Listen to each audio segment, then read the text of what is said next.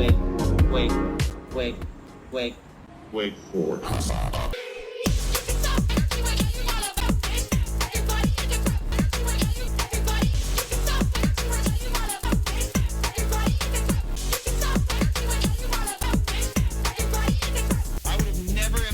This much of a fucking crowd at a college campus anywhere in solidarity with the Palestinians. This is what it's about, okay?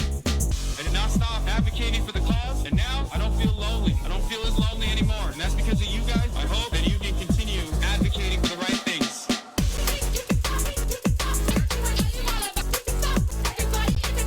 What's going on, everybody? I hope everyone's having a fantastic evening, fantastic afternoon, fantastic pre-noon, no matter where you are in the world. I'm Hasan Piker, and this is HasanAbi broadcast coming to you live from sunny California, Los Angeles, folks. We're live and alive, and I hope all the boys, girls, and MBs are having a fantastic one because today's a beautiful day. Today is a wonderful day. Today is a Tuesday, lads.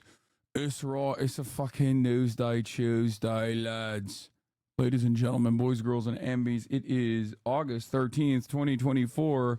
And I am a little late, just like a little bit, just a baby late, you know, not a lot, just a little late. And I apologize for that, but I'll tell you exactly why I am late in a brief moment, because this is the part of the broadcast where I tell you a little bit about my personal news, about what's going on in the world of HasanAbi Piker.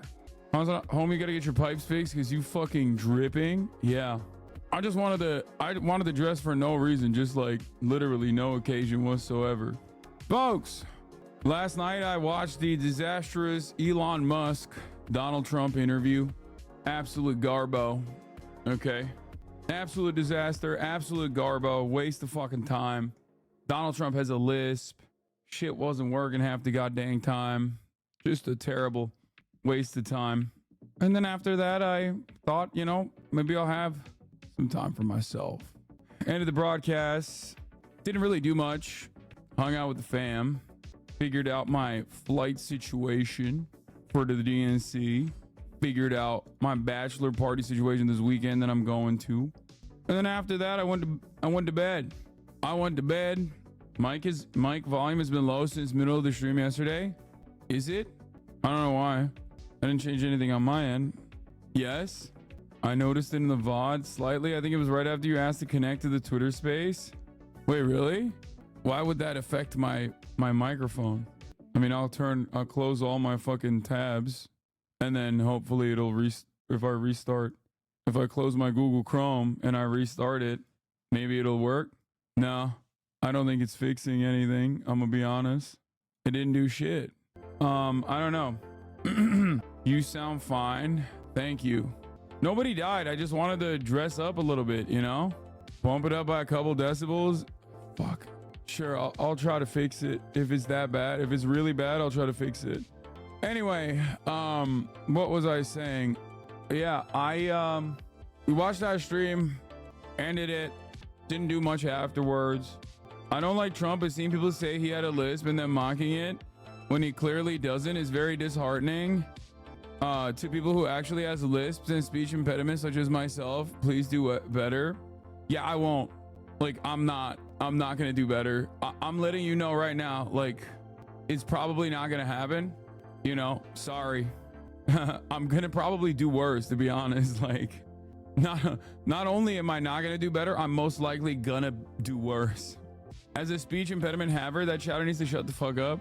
It's just like, I don't know, it's very me. Pay attention to me. You know what I'm saying? Yes, making fun of disabilities is hilarious. I mean, making fun of Trump having a lisp is pretty funny. Yeah, like, objectively. Whose funeral are you going to? He isn't making fun of lisps, just that Trump didn't have one, and then he did, and that's funny. Yeah. Can we be nicer to the ableist, racist, homophobic, transphobic, fascist piece of garbage? It's not... Oh, thank you, 34MKD50 with the 50 big ones, by the way. No, it's not even that. It's like, it's the classic... excuse me, like, your fat shaming won't be heard by Donald Trump, but it'll be heard by your fat friend or whatever. And it's like, bro, come on. Like, please. Why is your mic lower than usual? I don't fucking know. And it's hella annoying. Oh my God. I hate this shit. You know what? Let's start with that. Let's start by fixing this fucking thing. Let's start by fixing my goddamn mic. Okay. All right. Let's crank it up a little bit. 71. Is that better? 72. I think this is better, right? 72 dBs. Is it peaking? Okay, how about now? How about now? Is it peaking now? Okay. It's distorting. You're pulling the wrong lever, Kronk. I'm on 28th birthday today. Yeah, it is like that. You're crushing your audio a little bit now. This makes no dang sense, man. Why? Why is it like this? 70. Yeah, everything else is the same. It was totally fine. I think it's fine now. I think I'm gonna keep it at this level. You're actually coming your audio right now.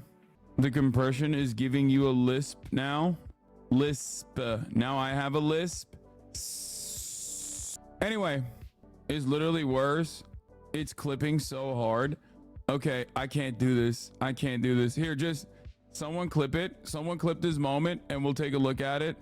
And it's the last time I'm gonna look at it. And it's the last time I'm going to touch it. Cause like, I do feel like half the chat is just fucking with me because they love doing that. Audio frogs love taking over the stream. Audio frogs love taking over the stream and just like completely controlling it. Like this is, I would say audio frogs is like favorite, most exciting, fun thing to do is basically just sitting around and just complaining about the audio. They would do that for 8.5 hours. If left to their own devices, the audio frogs would literally sit here and be like, this is my favorite video game. Anyway, it's literally worse. It's clipping so hard. Wait, what? No, it wasn't. Y'all are fucking annoying, dude. Y'all are annoying as fuck. It was not even clipping. What the fuck? The audio is still low, dude. What the hell? Okay, I can't do this. I can't do this. Here, just someone clip it. Someone clip this moment and we'll take a look at it. That's crazy. There's like a minor distortion. Oh my God. There is literally a minor distortion. Bro, I swear to God, you guys need to Tyler one mic. You literally need Tyler one mic. You need me to, I need to go to like, I have made you all far too spoiled. I have spoiled you silly. Okay. I have spoiled you fucking silly. You silly billies. You're gooning to this. You're gooning to this because this is the only thing that gives you excitement on the broadcast. It's like consistent back and forth. We're not doing this right now. I have fucking coddled you. Look at the comments. You see this on your flight, what immediately goes on in your mind? I would respect this religion and mind my business. Wow, that's sick. Do you even need to pray when you're traveling? This is quite literally when you're traveling.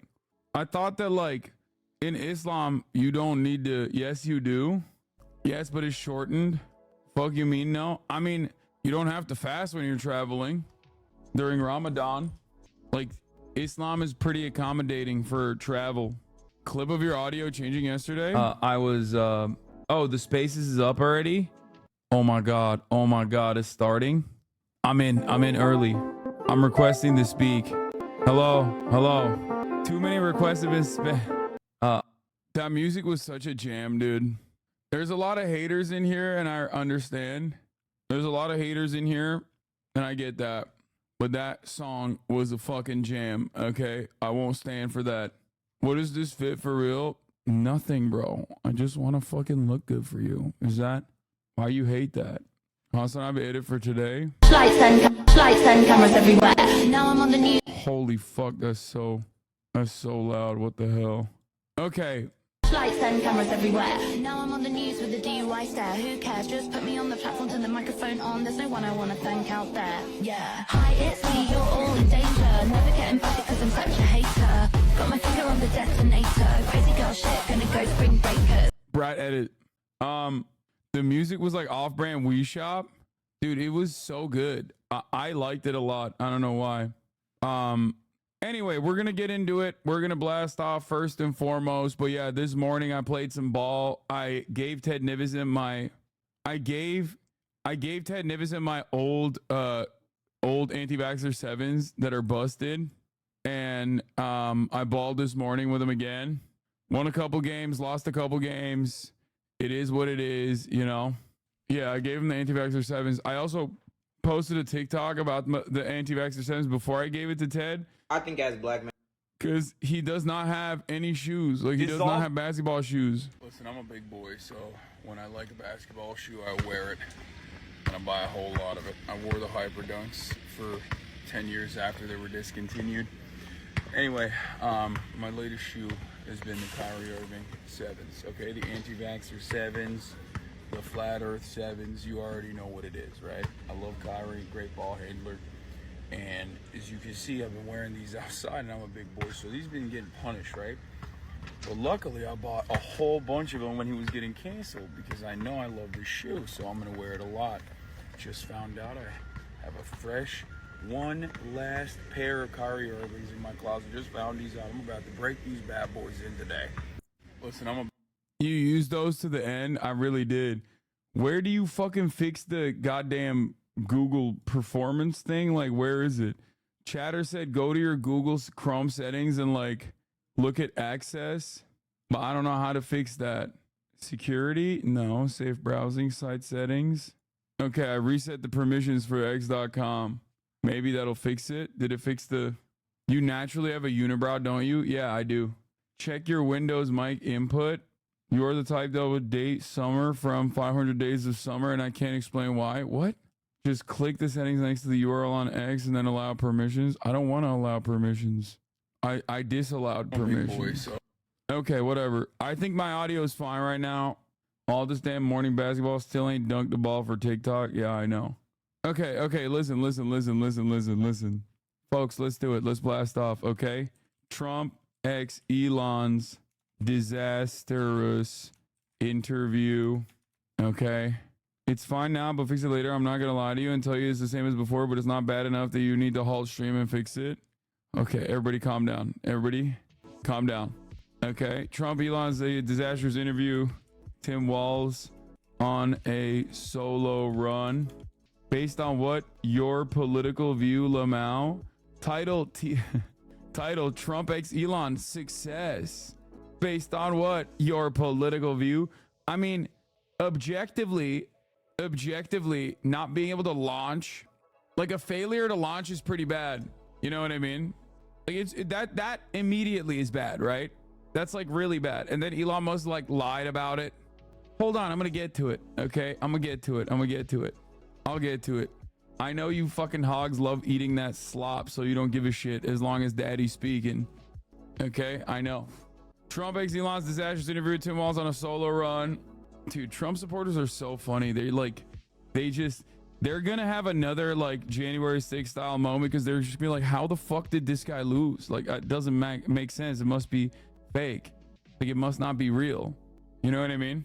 Like, they just don't get it. They literally don't understand it at all. They're just like, what the fuck? Excuse me. Like, that's my goat. Why are other people not in agreement with me that my goat is the goat? You know? That's basically what it is. Like, half this shit happens because they just don't understand. They're in this like echo chamber. Like, at least as a Bernie lover, as a Bernie or buster myself, like, I understood that, you know, he still lost, right? Like, I got that. It sucks, but it's the truth. Then why is your goat the goat? Tell me. Bernie? Why is Bernie Sanders my goat? I think you and myself and every other American deserves healthcare unconditionally. I think this is the richest nation on the planet, and we have the capacity to take care of others. We have the capacity to take better care of one another. I think that American corporations just basically rob this country blind, and Bernie Sanders has been a consistent champion of human rights for his entire 800-year career in politics. You don't have a track record like that for Donald Trump. Anyway, Trump x Elon's disastrous interview 2 months on a solo run. DNC next week. Harris keeps putting numbers on the board against Trump. JD Vance is a loser and more. Get in now. Twitch.tv/HasanAbi. UAW is suing Trump and Elon. Good. I'm also trying to meet up with Chairman Fain, General Secretary, Defender of the Proletariat, Chairman Fain, Sean Fain, at the DNC. I have initiated talks with the UAW. I even had to send an email, which is crazy. Every time I do that, every time I send an email, I'm like, dude, I am so lucky. I'm the most fortunate person on the planet that I just like never have to do this stuff. Queso collab when? Bro, whenever he wants. I will go soda for soda with the big boy, okay? Fain is a class traitor for endorsing Genocide Joe. Yeah, you're right, man. Like, Sean Fain is definitely a class traitor. Look, if you got smoke for Sean Fain, who's like trying to set up a general strike for 2028, I don't know who you think is like a good guy in American politics. Like, what are we doing here? Elon says the space got 1 billion. Yeah, dude, I'm gonna be honest with you. That's not how this works at all. Okay? Like, they can say whatever the fuck they want. It's like Kick, bro. They don't have advertisers. So they can just like straight up lie about their numbers all day. Favorite cut of steak? Ribeye. Easy. Medium rare. Even though Twitter counts views as like the same as Facebook, where you just like scroll past it and it's like considered a view, I still think it's fake. Like, I still don't believe it. It was a conversation. It was quite enjoyable, I might add. Bro, I'm sorry. Like, I'm a fucking loser, dog. I love politics, and I have a community full of fucking losers, but you will not catch me openly saying on the timeline that I quite enjoyed like two fucking politics people having a conversation. Okay? My entire job is to try to make that shit entertaining because it's boring as fuck. Okay? Like, how are people voluntarily being like, yeah, I thought it was quite enjoyable to listen to fucking two billionaire assholes just drone on and on about how fucking Guatemalan migrants are not productive workers and how they're all fucking doing rapes and crimes and they need to be purged in this country by force, and how we have to deregulate industries because that's the only way forward. It's like they quite literally are just talking about how they are robbing you blind, and you're sitting there with your mouth agape going, oh, this is great. Like, you're fucking so stupid. I'm sorry. You say shit like this, you're a dumbass, dude. You are literally the dumbest motherfucker. I'm sorry. Be a little bit more woke, man. Open up your fucking eyes a little bit. Shit pisses me off. We're all listening to a billionaire asshole right now. It's not hard. I know you say that as a joke, but like, I think people are so fucking stupid that they think I am like Elon Musk. Like, there are, I mean, by the way that some of my haters fucking behave, like, they do legitimately think like there is not much difference between me and Elon Musk in terms of like wealth and prosperity. One day I'll be a billionaire and come back to this Twitch chat and show you all. I just need more shifts at my local hotel, man. Yeah. Stop saying a sexual predator is asexual. Oh my God. We're not doing this fucking like pet peeve shit today. Okay. Like, just because I say Trump is ace doesn't mean all ace people are like Trump. Please, like, holy shit. You're not going to stop me from saying that. You literally work for Jeffy B. How could you be more wealthy than him or Elon Musk? Yeah.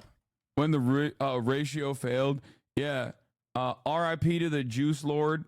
I saw this. I don't know why he wanted to ratio me. Maybe because he's Canadian. He just like saw a patriotic American and he thought like, oh, well, I'm Canadian.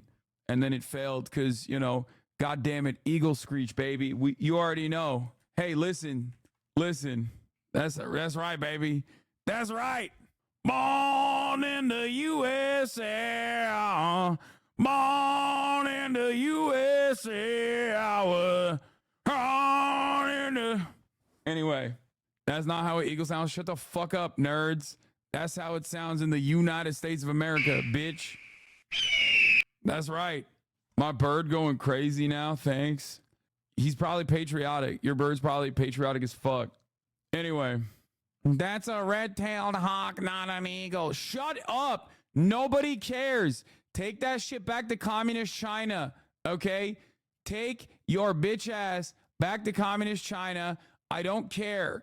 That's what an eagle sounds to me, bitch. That's what an eagle sounds like to me. Okay? Get your bird watching ass out of here.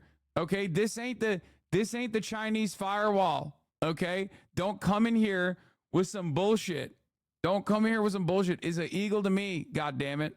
There was a time I actually thought Elon was cool, but what the fuck happened to him? Why is bro power tripping and straight up being an Islamophobe? Elon was never cool, man. He was always a fucking rich asshole, okay? He was never cool.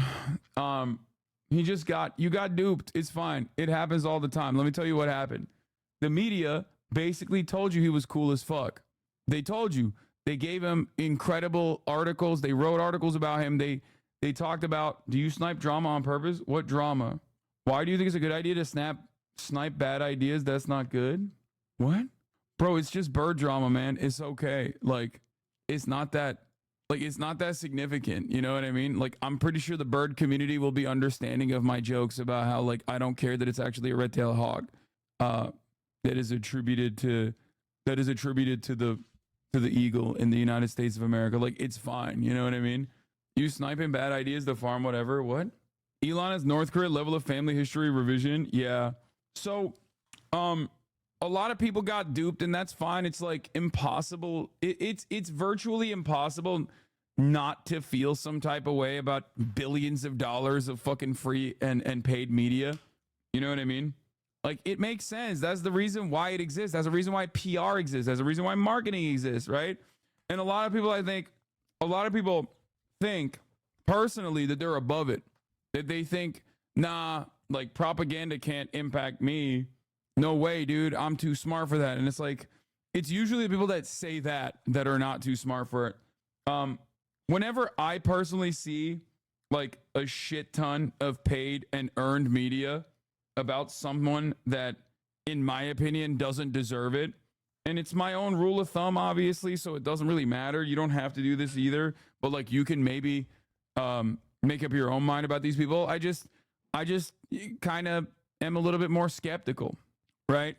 That's it. And Elon was one of those guys. Elon was always one of those guys. What do you think about the Noah Lyles and Anthony Edwards situation? Anthony Edwards is incredible. Noah Lyles is such an annoying nerd. He is like the most annoying type of nerd. And like, I get it. He's fast, but like, he just chirps so much, bro. I don't know why. Like, he's exactly the type of dude who I should love. He is zesty as hell. He like paints his fingernails. Like, he is not like, he loves nerdy shit. Okay. And he's so, I don't know. I don't know how to describe it. He's just like, he acts like he's got a chip on his shoulder all the time. You are also that type of nerd? No, I think I mean, when I'm streaming, yes. When I'm doing political commentary, yes. But I usually also do my very best not to be like that in other moments.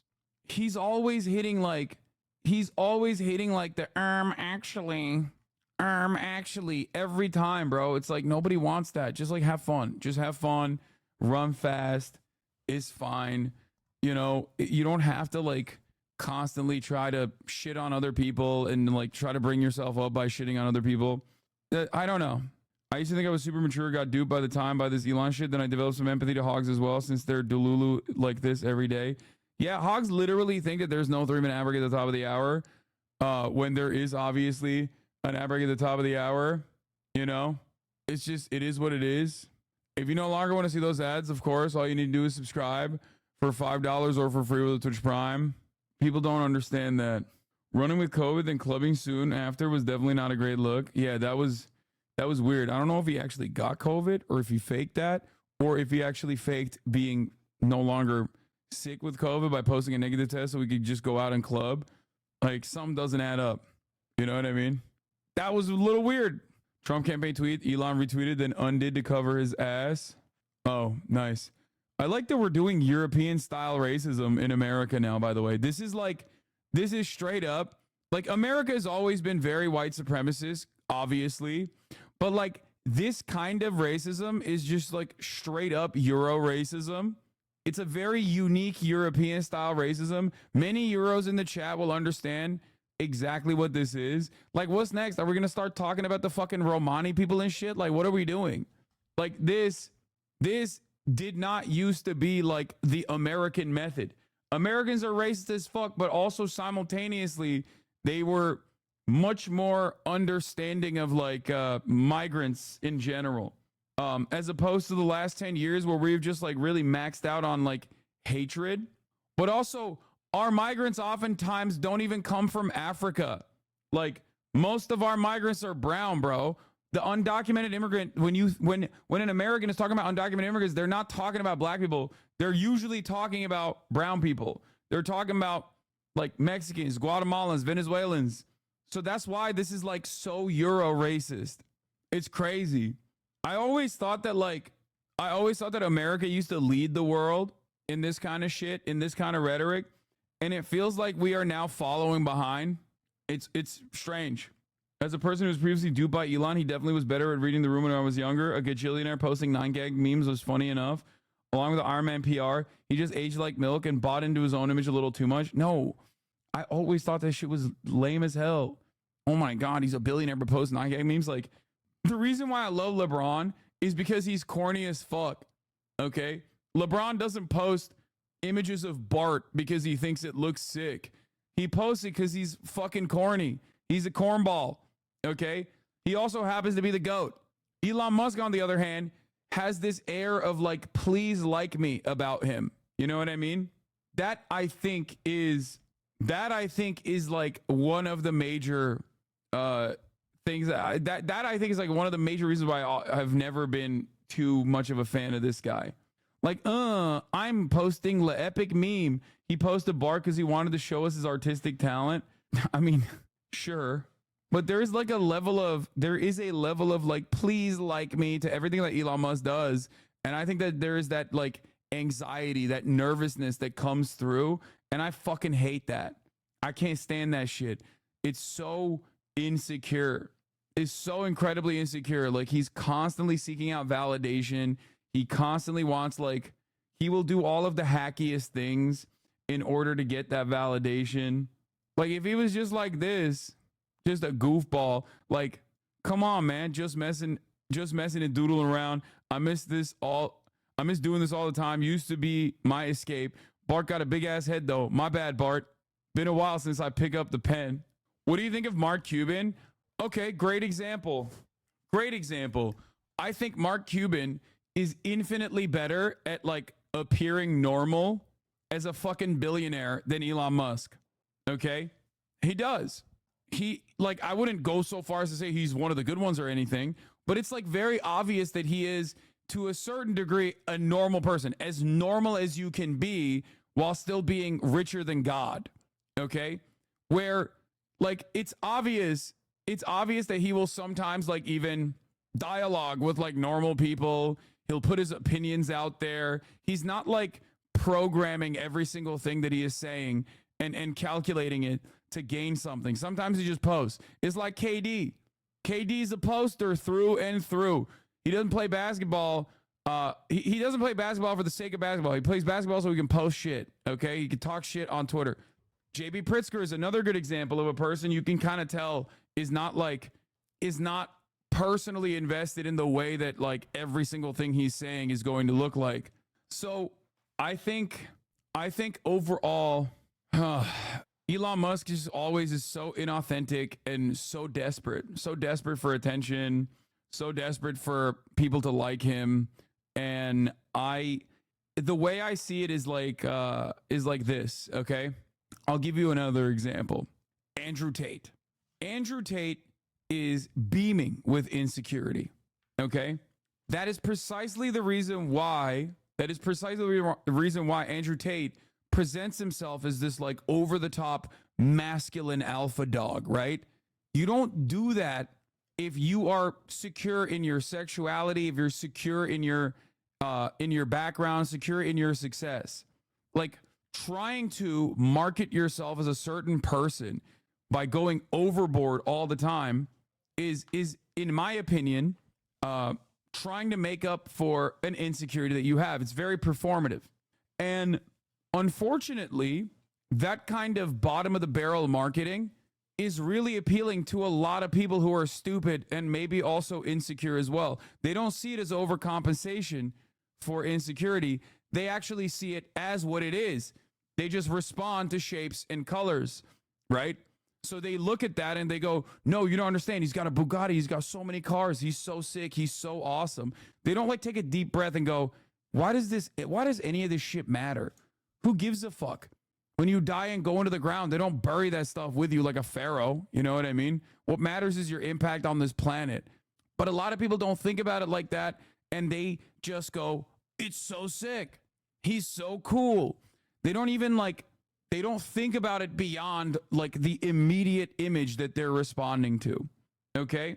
So unfortunately, there's a lot of guys like that out there. And that's why there's a lot of people who like respond positively to Elon Musk posting like a fucking 9gag meme from 2014. All right. That's what it is. There's a lot of other people out there who don't understand the thin-skinned narcissism that comes out of like that oozes out of every orifice of this person. And many of my haters will say, Hasan, you're fucking narcissistic and you're thin-skinned. The difference is I own it. You know what I mean? When I get emotional, I own it. When I get angry, I own it. I don't try to like appear a certain way. I do gay shit all the time because I don't give a fuck. You know what I mean? Why would I be insecure about my sexuality? I'm a 33-year-old man. Do you see what I'm saying? And a lot of people look at that and then they go, oh my God, this guy, he wore a dress. It's like, bro, you're so stupid. You know, you're so dumb to think that like wearing a dress somehow makes you less of a man. Like these are incredibly outdated ways of thinking that you've been locked into that only demonstrate how fragile your own personal understanding of masculinity is. Do you see what I'm saying? But like I said, there's a lot of kids online and there's a lot of kid-brained adults online. So they kind of run the show a little bit, not gonna lie. So yeah. Anyway, we got a fat ass playlist here. Okay, Tim WALZ is speaking live as the Harris campaign surges and Trump scrambles from MSNBC. We'll get to that. Harry Enten has three caution points for the Democrats from the polling data. We'll start off. Actually, you know what? Let's do the Elon Musk shit. I want to see how the media covered the Elon Musk stuff, and then we'll get back to that. Donald Trump returned to Twitter last night. It's now called X, for a long conversation with Elon Musk that was hampered by technical issues. Rachel Scott is tracking the race. Good morning, Rachel. Hey, George, good morning to you. This all got off to a very rocky start. That conversation was delayed by more than 40 minutes because of those tech issues. Elon Musk said he wanted to have this conversation so that the former president could appeal to independent voters, but Trump fell into a very familiar pattern of controversial statements, insults, and attacks. Overnight, Donald Trump's bot returned to the platform that once banished him for posting false claims about the election. The company saying at the time the account was permanently suspended due to the risk of further incitement of violence.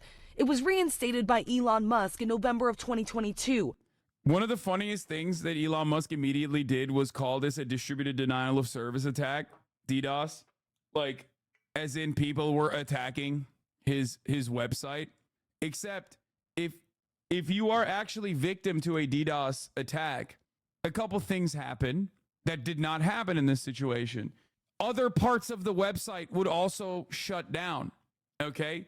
Other parts of the website were shut down. They didn't. The rest of the website, for, you know, for better or for worse, was still working. Okay? And not only that, but also you can track DDoS attacks. Like it's not untraceable. But Elon personally turned around and fucking went along with it. Then Verge and other outlets went and asked people on the engineering side at Twitter, and they were like, yeah, no, that didn't happen. He's likely lying about it. It depends on, you're just making stuff up on DDoS, bro. If you actually think that this Twitter space got DDoSed, you are exactly the type of person. You are the reason why Elon Musk is like the #1 figure that crypto scammers use to dupe people, which is ironic because that's precisely what they were doing yesterday as well. There were a million different YouTube links that was supposedly the Elon Musk Trump conversation. Some of them had 187,000 live concurrent viewers. Many of them are botted. Okay. But I do find it funny and rather strange that a lot of Elon's fan base are so primed into getting duped by cryptocurrency rug pulls. I wonder what that is about. Okay. Why are you cosplaying as an IT guy? You know nothing about DDoS attacks. I'm so confused as to why people are saying that I am wrong on this. Okay. I know a thing or two about it from, you know, being a Twitch streamer and having to deal with like an army of IT geeks who despise me and spend every waking moment trying to fuck with me online. It comes with the territory. It's one of those things that you kind of have to learn. Okay. And also DDoS attacks are like not exactly the most complicated thing. Like we sometimes end up doing a DDoS organically on a website that doesn't have servers that are ready for the additional traffic. Like I sometimes will click on a website and it will go down, especially if it's like an older website and the servers are not like, yeah, the hug of death. Like, and the servers are not primed for like 30,000 psychos clicking at the same exact time. Load balancers, baby. Yeah. Not only that, but I have had, lol, this is not a DDoS, it's just overloading. No, I know, but it's similar to how a distributed denial of service attack works. That's it. You're just the only difference is you're intentionally trying to overload a server and brick it. You can target a service. Whole Twitter doesn't have to go down. I think that's why they don't have to agree. They're not agreeing with it. The problem with Twitter and the problem with X spaces in general was that it just wasn't primed for it. That's it. And it's additionally ironic because he had done this already. He did this once. Well, not once, twice, but the second time it didn't matter because it didn't get that much traffic. But like he already did this with fucking Ron DeSantis and he bricked it. And then Donald Trump shit on him for it, which is why it's fucking hilarious that like he did not look back at it at all. He did not look back at it at all and be like, let's fix this so it never happens again. And he just went YOLO mode. Now, part of that is because Elon also eliminated a shit ton of the workforce. Okay. Not all the positions that he eliminated were like the queer Marxist brigade that is working on DEI or whatever. A big chunk of the people that he laid off and the only people that he kept on board were the H-1B visa workers that he could just basically fucking threaten with deportation. So they are way less likely to say no when he's like, you have to work overtime. Okay. He literally went in and was like, yeah, we're going to work on a skeleton budget, including people that work on, you know, the back end. If you don't have a cloud infrastructure team who can immediately free up more resources on the network, you're boned. 99% of chance that Twitter already laid off those people. That's what I'm saying. You DDoS Twitch, not a specific streamer. DDoS attacks an entire server hosting a website. No, that's not true. What are you talking about? If they can figure out what your IP address is at any point, they can target. No, if they figure out what your IP is, you're cooked. What are you talking about? Twitch streamers have had to literally move houses and shit if they can't get their ISPs to actually change their goddamn IP address. I can't believe we're having this fucking semantics argument. Anyway, let's continue. Let's just get back to the video. When Musk bought the company. Please listen to the experts on this one. It's an easy Google. Trump returning to the conversation Monday for a conversation with Musk. Technical issues delaying it from the start for more than 40 minutes. Musk blaming a so-called denial of service attack, a kind of cyber attack that floods a server with traffic to force it offline, saying the massive attack illustrates there's a lot of opposition to people just hearing what President Trump has to say, though he provided no evidence of such a cyber attack. All right, hello everyone. My apologies for the late start. Users getting messages like this saying details not available. Those who were able to get into the live stream welcomed by hold music, then silence. X saying more than 1 million people eventually signed on. I'm looking at the numbers. You got a lot of people listening. Musk said he wanted Trump to reach open-minded independent voters, kicking off the conversation by asking Trump about the attempt on his life. What was it like for you? Not pleasant. I have to be honest. I said there was blood. I had more blood. Bro, what's funny about this is that he didn't just want to talk about the assassination. He wanted to talk about DEI or deep state conspiracies. And Donald Trump was not about it at all. So he just kept egging him on and on and on. He just kept repeating it like, but you know, it's crazy that, you know, they shot you from that distance, right? I mean, it's like, why did they not have anyone there? Why did they not have anyone on that roof? What was going on? Two things were happening there that Elon Musk was not aware of. Number one, Donald Trump wants that to be a perfect shooter, okay? Because God saved his life. That's what he wants to like present it as. That's what he believes, okay? So he doesn't want this to be like a failure of all sorts or like a secret DEI initiative or whatever. So he's not going to sit there and be like, yeah, I can't believe like the deep state is after me in this regard, okay? And the other reason is that Donald Trump personally loves the Secret Service. He does. He thinks they saved his life because they did. So like when that's the reason why so many people kept talking about DEI, DEI, DEI, DEI, except Donald Trump has not said that at all. So far, he has only said how awesome the Secret Service is. If you notice, he always talks about how great they are, how wonderful they are, how sick they are. Okay? He's like one of the only people on the Republican side that hasn't been consistently shitting on the Secret Service. Because in his mind, he's like, they saved me. Okay? Push came to shove, and these motherfuckers saved my ass. I respect it. I love them. So he just didn't bite that at all. I didn't know I had that much blood. Over 2 hours, the former president drifted into bringing up false claims, insults, and controversial statements. Trump praising his relationships with authoritarian leaders, saying he got along well with North Korean leader Kim Jong-un and Russian President Vladimir Putin. And I got along with Kim Jong-un. We had dinner, we had everything, and he really liked me, and I got along with him. Trump also describing a conversation he had with Putin about invading Ukraine, claiming he told him not to invade. The former president laying out what he would do if reelected, insisting one of his first acts would be shutting down the Department of Education. That shit was kind of crazy, bro. He's like, he knew? What the fuck? He's like, yeah, Putin hit me up before invading Ukraine, and I was like, don't do it. I don't get it. Kind of odd. This is where I need an Elon Musk. I need somebody that has a lot of strength and courage and smarts. I want to close up Department of Education, move education back to the states, where states like Iowa, where states. Bro, this is like literally Project 2025, by the way, which is why it's like hilarious that Donald Trump's like, I don't know what Project 2025 is. It's nerd shit.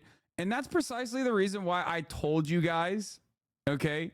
I told you guys time and time again that there is functionally no difference between like the Republican Party and the Heritage Foundation, because the Heritage Foundation is the think tank that writes the Republican policies, and Project 2025 is not specifically about like the upcoming Trump term, but a long-term commitment to abolishing the Department of Education, the EPA, all of these federal regulatory bodies. This is something that the Republican Party has been actively pushing towards. It's not new. It was Project 2024. It was Project 2023. It's also Project 2025. Okay. I know that a lot of people are primed towards Project 2025, and it's like a really great way to you know, focus people's resentment and focus people's frustration towards one thing. But it's not new. It has been this has been in the works for a very long time. It's never stopped. And that is precisely the reason why Donald Trump saying, I want to abolish the Department of Education while simultaneously saying Project 2025 is ridiculous. Okay. I had a tweet on this that was a hit tweet as well. It blew my mind that, and I'm shocked that the media is not covering it, but it blew my mind that this part of the conversation started with Trump and Elon praising Sweden, Norway, and even China's education systems. Like, they literally started off by being like, Sweden, Norway, even China, their education is so much better, and then turned around and was like, and that's why we need to abolish the Department of Education and bring it back to the states. It is nutty. Okay, completely nutty. It is nonsensical. The idea that Donald Trump does not endorse the Heritage Foundation is so stupid. The idea that Donald Trump does not endorse Project 2025 is so stupid. You gotta be a real fucking sucker if you don't, if you gotta be a real stupid sucker if you think that like this guy is not going to do all of those things. Okay? I noticed that the fake ass journalists didn't thank you for letting them listen to the interview. I know. It's messed up. You gotta have a stupid face. Stupid face, Biden. What does your mug say? My mug says, I just want to drink coffee and watch Bill Maher. Okay? That's what it says. I just want to drink coffee and watch Bill Maher. It's a meme. It's a meme mug that one of you motherfuckers sent me. Like Idaho. Not every state will do great. The Harris campaign highlighting that clip on social media and responding to the interview saying Trump's entire campaign is in service of people like Elon Musk and himself, self-obsessed rich guys who will sell out the middle class and who cannot run a live stream in the year of 2024. The Harris campaign also accusing Trump of slurring his words. The former president brushing off dire warnings about the impact of climate change, saying rising sea levels will lead to, quote, more oceanfront property. And he promised the largest deportation in history, attacking Vice President Kamala Harris on the administration's handling of the border, calling migrants non-productive people. Trump casting Harris. That was another one that it made me lose my fucking mind. Like, it's one of those things that is just like, you say that shit immediately. I'm like, you are such a fucking freak, dude. That was another thing that really, really frustrated me. Having two billionaire fail sons talking about how the Guatemalan dude trekking for thousands of miles to come to work here for pennies on the dollar is actually unproductive. Like, that is, I don't even know what to say to that. You are so delusional, dude. You are such a fucking delusional piece of shit. Like, what are you talking about, man?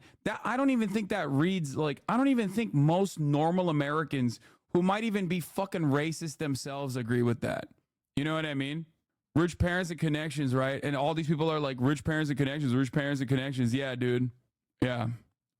Just like me and Donald Trump, me and Elon Musk, we're all in the same category.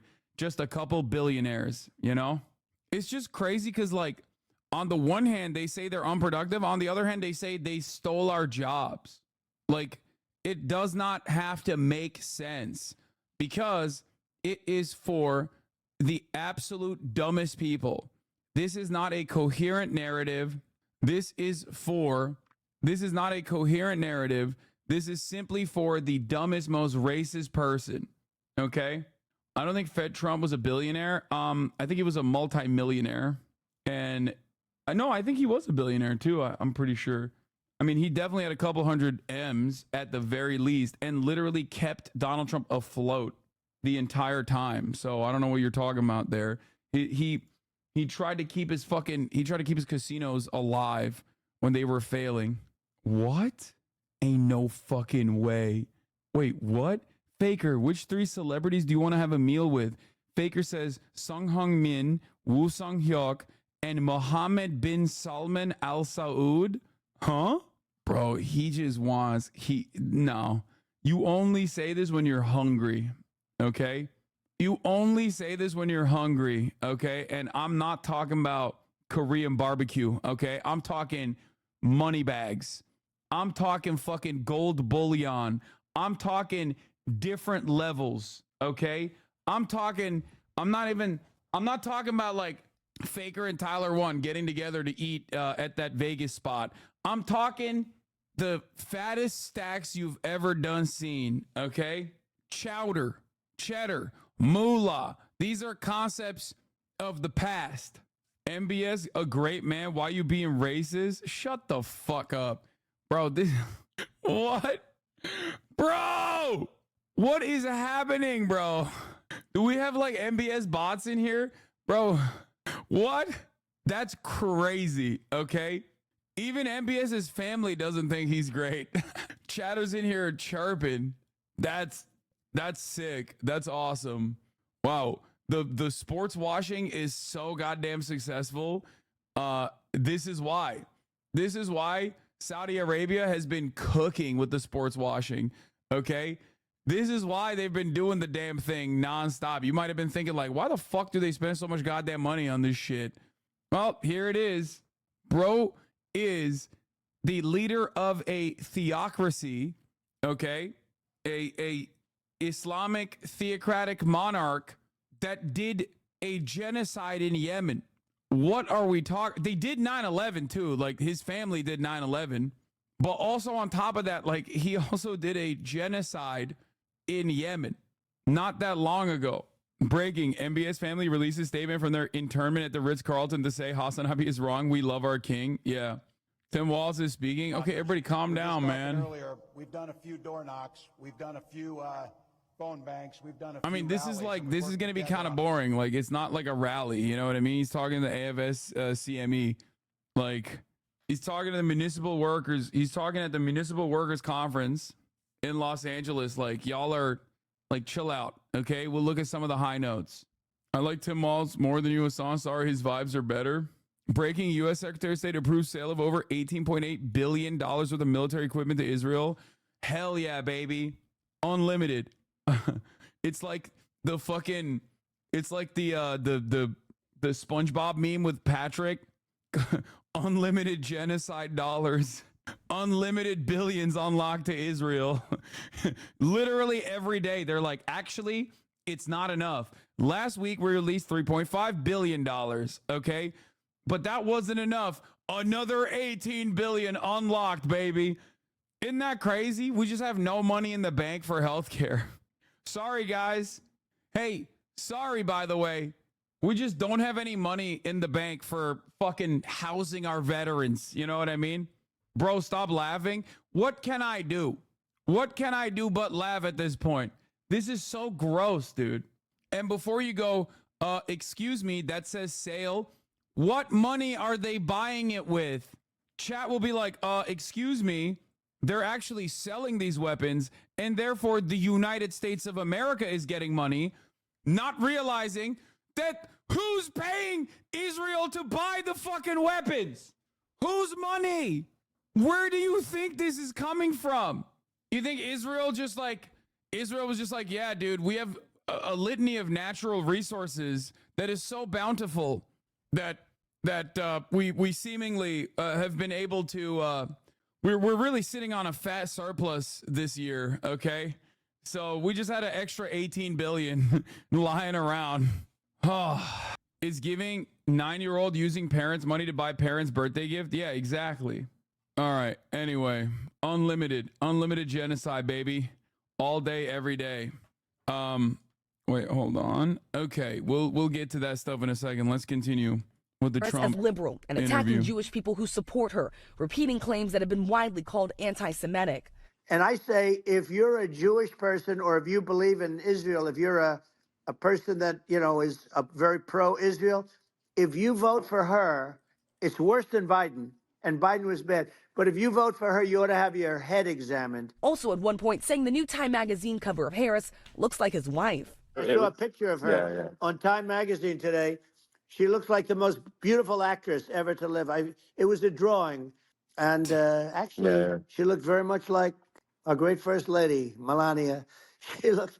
Bro, that shit was crazy. That shit was crazy. I don't know. I don't think people agreed with me on this, but like... I said when he was talking about that, he came across as SD more than horny. Like, it's like, she looks so pretty, so beautiful, just like Melania. And it wasn't like I personally think that wasn't like him being horny. That was more so him being zesty. Like, she's a pretty woman. Okay, like Queen respecting another queen. Yeah.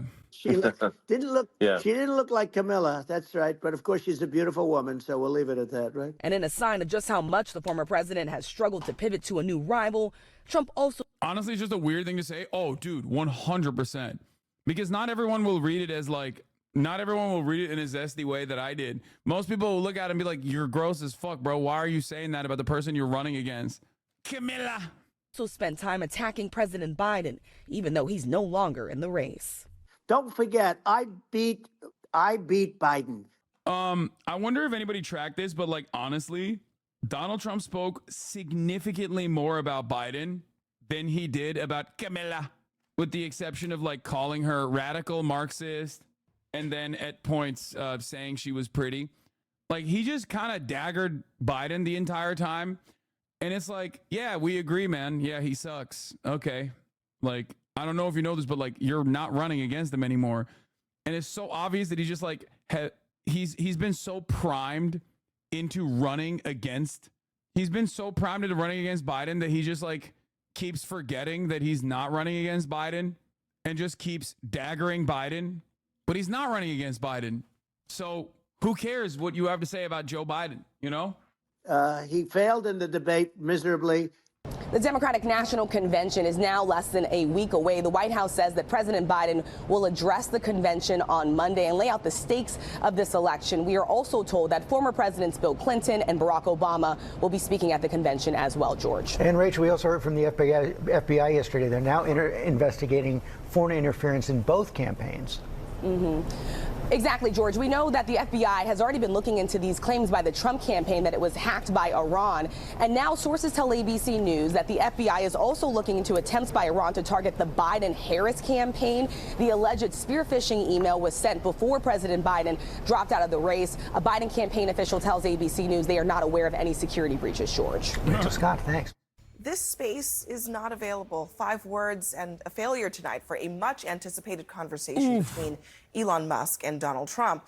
That X event that everyone was supposed to watch, well, it broke the internet, and not in the Beyonce kind of way. If you are trying to click over to watch that Trump-Musk talk, which I believe is still ongoing, for most of the time you couldn't do it for about 40 minutes. And when the interview finally did get underway, Trump went into his normal stump speech, including more Kamala Harris insults. This was, Tara, just maybe an allegory of what's been going on with the Trump campaign for some time. Yeah. 40 minutes on hold. They start off, it's meandering, and he's doing exactly what a lot of people are trying to tell him not to do, which is attacking Harris not on substance, but just because she exists. Yeah, I mean, this shouldn't be news. This is what Trump does. He does the complete opposite of what everyone else tells him to do. He's petulant and intransigent, and he thinks that he's his own best campaign manager, consultant, political communications guru, and there's a reason why he's now losing. There's a reason why Kamala Harris, the swing in the polls, that Kamala Harris has overtaken him in swing states. People are tired of this act. It's a Vegas lounge act now. He needs new material. And the insults are something that, particularly for moderates and moderate women who are an important constituency, if Trump thinks he's going to win this time around, they don't want to hear this. And so the people who have been running his campaign are very smart, veteran political operatives, and now they're facing the time, the honeymoon period of keeping a disciplined Trump together is over. This is Donald Trump unleashed. He's going to do what he wants to do, and it's not working for him. And the polls show why it isn't. I'm going to play a little bit of what he's been saying on this X stream. He talks about Harris and really seems to be still grappling with the fact that she's now the candidate and it's not Joe Biden anymore. They're doing it right now while this third-rate phony candidate. Don't forget, I beat Biden. He failed in the debate miserably. We cannot have a Democrat. We cannot have her. She's incompetent. She's as bad as Biden. Another part that was really funny on the interview was when he was talking about how he beat Biden. And he was like, right after the debate, they said on CNN that my performance was spectacular. And then they stopped talking about my performance and started talking about how bad Biden was. And one thing that I think Trump doesn't understand is that his performance was not spectacular at all. As a matter of fact, his performance was ass on that debate. It's just that Biden was so much worse that people didn't even pay attention to the insanity. Like, people did not pay attention to Donald Trump's, like, 10 million Guatemalans are doing rapes every moment in America type shit, type narratives, because everyone was, like, in utter shock, in a state of panic, that the fucking president was mentally decrepit. That's it. He got lucky in that situation, which is why I find it additionally odd that he keeps, like, I guess, doing a little bit of revisionist history there. Ain't nobody thought his performance was great. As a matter of fact, the Democrats kept chirping, and even the liberal commentators kept chirping about how, like, why is nobody paying attention to Trump's lies? He kept lying over and over again. And it's like, because nobody wanted to care. Nobody cared about that, because the other thing was like, the house is on fire, you know? It's like watching Grumpy Old Man or something. There's just, I don't mind attacking a person for their policies or their positions, but he's just sort of griping just because she exists, to your point. And I think we know why he's griping, because she exists. She's a black woman. And everything that I've seen in the course of his career, and I know that he has black women in his circle, and I know he's appointed Omarosa and all of that. I know all of that background. But I also know when he's confronted and being held accountable by black women, time and time again, he is shown to be someone who is uncomfortable in that situation. And I think he's complaining more because it's Kamala Harris, a black woman, than any other factor. There's nothing that he's saying about her, however, that wasn't actually said by Biden campaign personnel in leaks to the press for months and months before the hot swap unfolded. For literally about 3+ years, you had folks around President Biden who were leaking against, undermining, characterizing Kamala Harris as a disastrous, underprepared. How do you know this? Because of extensive reporting, and drawing on White House sources. How come former President Trump doesn't know this? If you've known for 3 years this woman was coming, and now she's here, and you're confused about what to do. I'm sorry, I wasn't sufficiently clear. What I'm saying is that what he is saying now, when he is diminishing her capacity and what have you, these were all things that were standard talking points coming from Democrats who were anxious about her weaknesses. So now, only over the last month or so has the narrative entirely changed. Bro, you can't claim foul. Like, you can't just like be upset that the media is responding to the momentum that Kamala Harris has been able to put together. He's not wrong in terms of like Kamala's weaknesses. These are things that I've also personally mentioned, right? But like, there is one aspect of this that these guys are just like very upset about, which is that people don't care. That's how much they don't mind the Democratic Party's platform, that like a generic Democrat leading the ticket is good for them. And that's how much they despise Joe Biden. Okay? Because you hate black women too? Yes. That's what it is. Like, they don't care. People don't care about it. A lot of people were just like, bro, I don't want Biden. He's so fucking old. People vote on vibes. Okay? People vote on vibes. And the vibes were atrocious with Brandon. Bro said that was a joke so fast you got them boys terrified. Yeah, good, because I hear that all the time. And I never want anybody to do that. There's the new Hasan Twitter complaint today. Yeah, unrelated, but do you know the story of Nicole McCabe, random Aussie who lived in Israel? Mossad stole her passport to use the cover ID for a spy. Then she was wanted for an assassination in Dubai as a result and had to get a new identity because Mossad was like, okay, whatever, deal with it. I did not know that, but that's not even remotely shocking. I thought you said Murad stole the password. No, Murad would never do that. His vibes are great. What are you talking about? Brandon's vibes? Brandon's vibes are not great. Okay?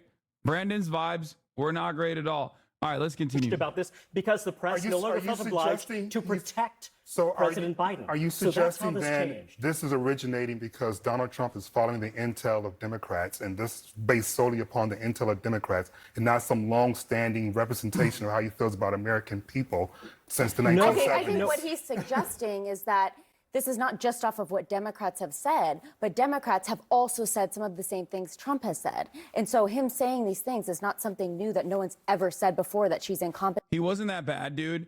Listen, brother, I get it. Okay, I get it. You desperately want to get back to two-parters at the top of the hour to serve a 3-minute ad break. But Biden was so bad that the $5 a month subscription fee under the Brandon regime turned into $6 a month, okay? That's how bad the brand inflation hit the economy, including Twitch. Okay? No more two-parters. You can't do that. I know your ass was trying to do that two-parter. Okay? 40-month subscriber. You think you can sneak that in there, dude? Come on, you know better. Take an hour off. Okay? I'm not even letting you go, oh, I wasn't trying to do a two-parter. I'm just giving you an hour off. No more two-parters. Okay? Yesterday, I got absolutely cooked. Multiple times. Danny Pergrammy, thank you for the 5 gifted subs. Okay? I got cooked yesterday multiple times. You can do it. I believe in you. You gave me a whole ass day, the injustice. I felt bad because he, you know, I pre-watched the 2-parter and I didn't even let him do the 2-parter. That's why I only gave him an hour off. El Ego? It's not. You've been slipping lately? No, you catch me slipping when I'm feeling good. Like, I'm going to get got. Okay? But that 2-parters are I want you to be better. I just want you to be better. That's what it is. I want the base to get better. Danny Programming, thank you for the 5. Get the subs. Just during an ad break now, by the way. And you can point to the policies. You can look at so many policies throughout this administration that she has to own that will hurt during swing states. The idea, just to be clear, I mean, I understand that maybe there were some Democrats privately who were nervous about Harris, but I don't know that you have Democrats calling her phony, incompetent, a third-rate candidate. That's what I was about to say. That is well I must have missed where Democrats called her a bum. I must have missed where they questioned her ethnicity. I must have missed when Democrats called her low IQ and stupid. Yeah, they didn't do any of that. But the Democrats were obviously worried about Kamala Harris's weaknesses. As a matter of fact, I would say that is the reason why Joe Biden chose her. Shrimps for Bernie, thank you for the 5. Get the subs. That's part of the reason why Joe Biden picked her as the VP, because he did not want a VP that could like outshine him. Okay, but having said that, currently the momentum behind Kamala Harris is very real. And of course the media is going to cover it because it's happening. It's a real thing that's happening. Of course the media is going to fucking talk about this unique, historic change up in a fucking ticket 80 days out of a goddamn election, and what the consequences have been, both positive and negative, mostly positive for the Democrats. Like, you can't just sit there and be like, it's no fair. Why don't you talk about Kamala Harris's weaknesses? Like, what do you mean? That's not the story. That could become the story if she fails. Like I said, this momentum is very real. And you can either lean into it and keep putting out daggers. Okay. DNC is a big, the DNC is going to be a big deal to continue this momentum. Okay. Or you just, you fuck it up. You fuck it up big time, and you do the old school Democratic Party instincts, and you don't lean on like a Waltzian momentum with progressive policies, showing America that these progressive policies are not radical at all, that these guys are fucking weirdo losers who keep complaining about like actually good, solid progressive policies. And that's it. New Florida poll. Trump, Republican 52, Harris at 44, Kennedy at 3. That's actually kind of surprising. The RFK only has 3% in Florida. I would have expected him to have much higher in Florida. I would have thought that would be his state, you know? Like, it's kind of shocking. So, but having said that, let's continue. And all of the litany of awful insults that Donald Trump has levied against Kamala Harris since she's been in the race. But did you miss when she couldn't even get a couple percentage points in 2020 to make it to the first primary? This isn't the first time Donald She wasn't Trump wildly popular. It doesn't matter. She's the vice president of the United States, and she's beating Donald Trump right now. So, but what also we are all not, that matters is what what also happens we're on forgetting November 5th. is that Donald Trump's history. Oh, so polls don't matter any longer. This is the everybody does this copium. It's mind numbing to me. Okay. The Trump team was literally posterizing all the polls when they were cooking Biden. But the moment that this switch up happens and the polls reflect that reality and the momentum shifts in the other direction, they're like, oh, polls don't matter. And it's the same as like the Biden dead enders in the liberal media space that kept saying polls don't matter. Polls don't matter. That Biden is losing. Polls don't matter. It's so funny. It's just like, bro, look at the fucking polls. Look at why people are responding in the way that they're responding. Sometimes it is going to be a genuine crisis that you can't actually message out of. Okay?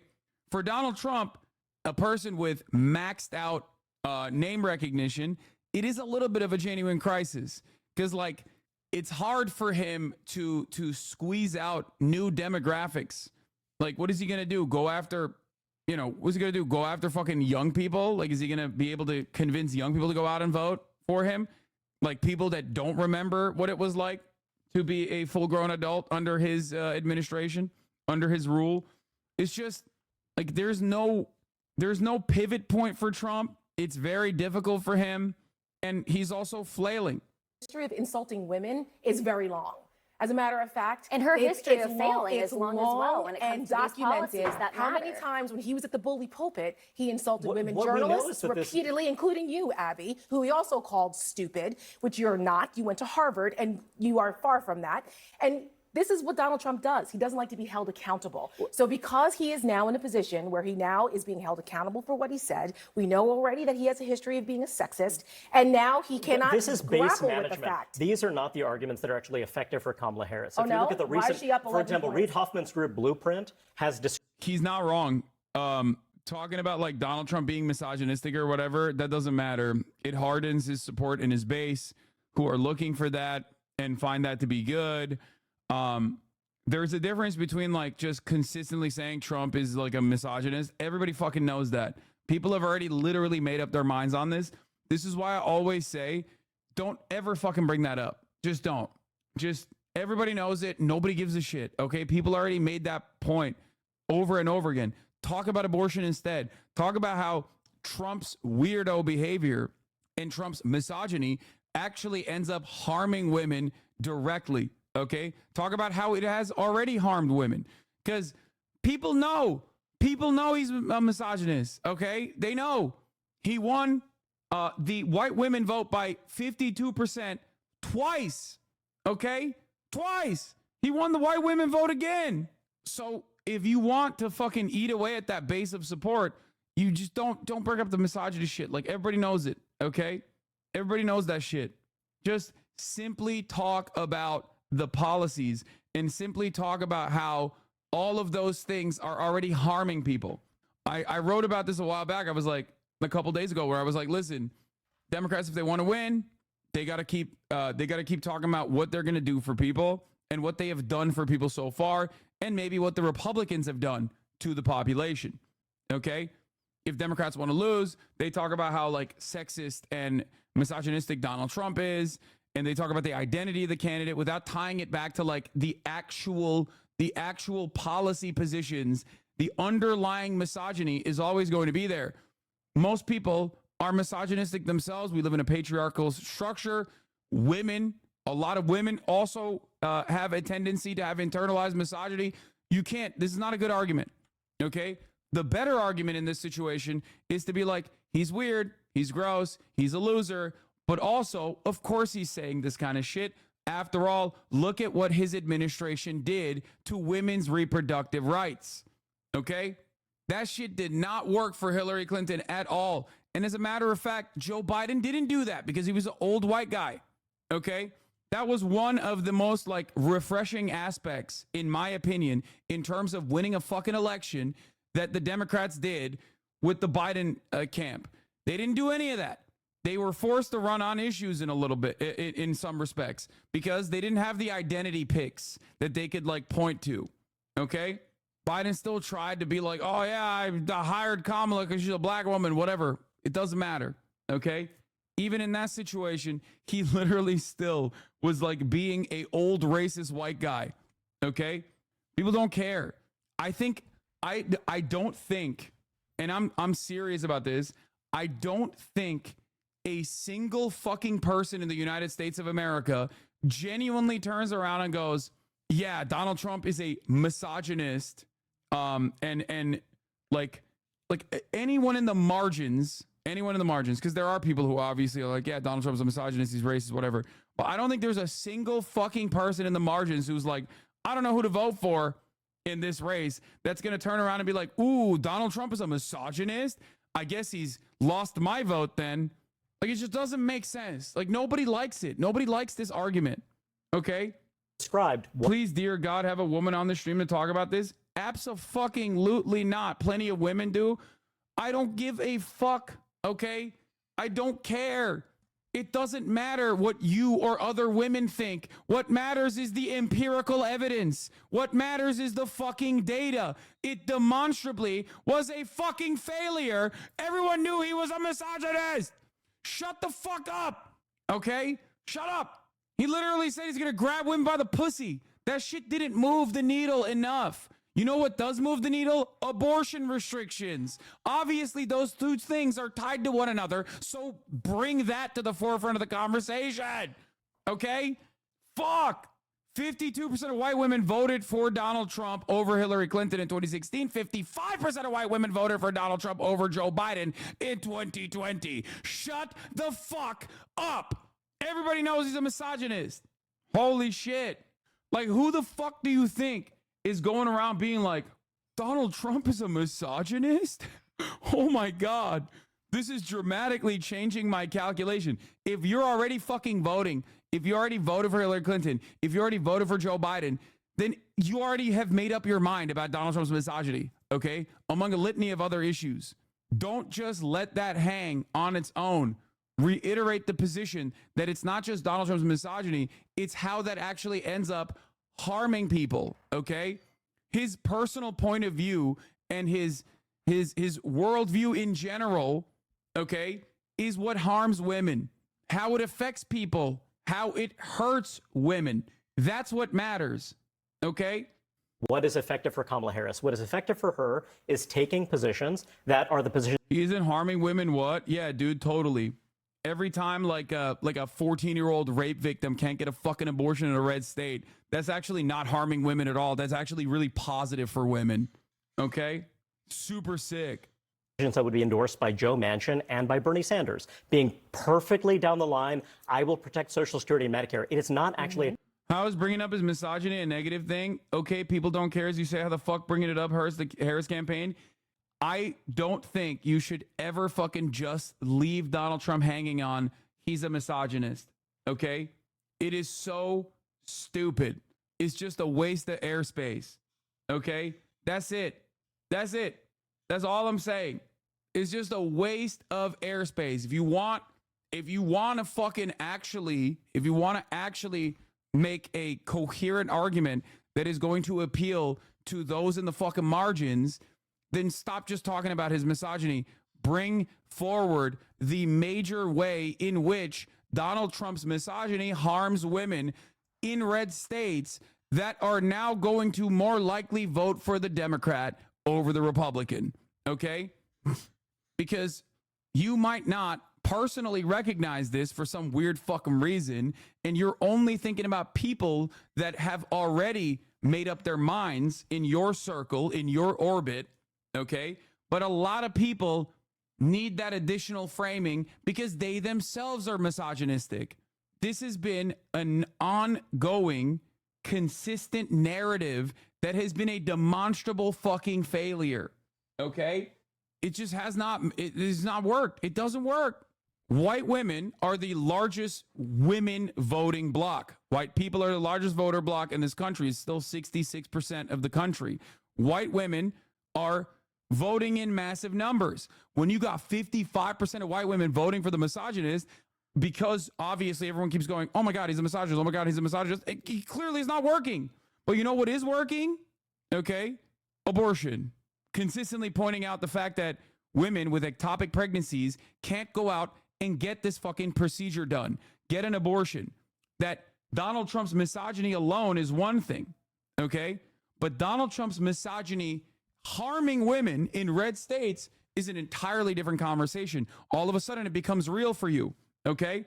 Attacking Trump. What you guys are doing right now is, helpful base facts. management right now, but it actually isn't something that moves the needle. What you see is actually this kind of base management doesn't actually have much of a. Why does pointing out his misogyny not work, but pointing out his blatant racism does? You say women can be internally misogynistic, but it's obvious that people can also be internally racist because there's levels to it. One, I think that misogyny, like patriarchal attitudes, is a higher order. There's like permissible misogyny that is running rampant throughout American society in general. Part of that is because 50% of the population is women, whereas 50% of the population isn't black or Latino. Okay? So it's a 50-50 split. So it is like way more pervasive and therefore way more permissible to just be like, regular misogynistic. Whereas when you go above a certain point of racism, it tends to gross people out. Just like when you go above a certain point of misogyny, it grosses people out. Like the difference between Donald Trump saying a litany of different things like Kamala Harris is a pretty woman. Like, that doesn't hit that fucking marker. But J.D. Vance talking about women having to breed does, right? You've all of a sudden cast aside like the normal existing misogyny that every normal person could potentially experience or feel on a daily fucking basis. And you've now cast aside dog whistles. You are just completely daggering. You're lasering in on the main point of contention.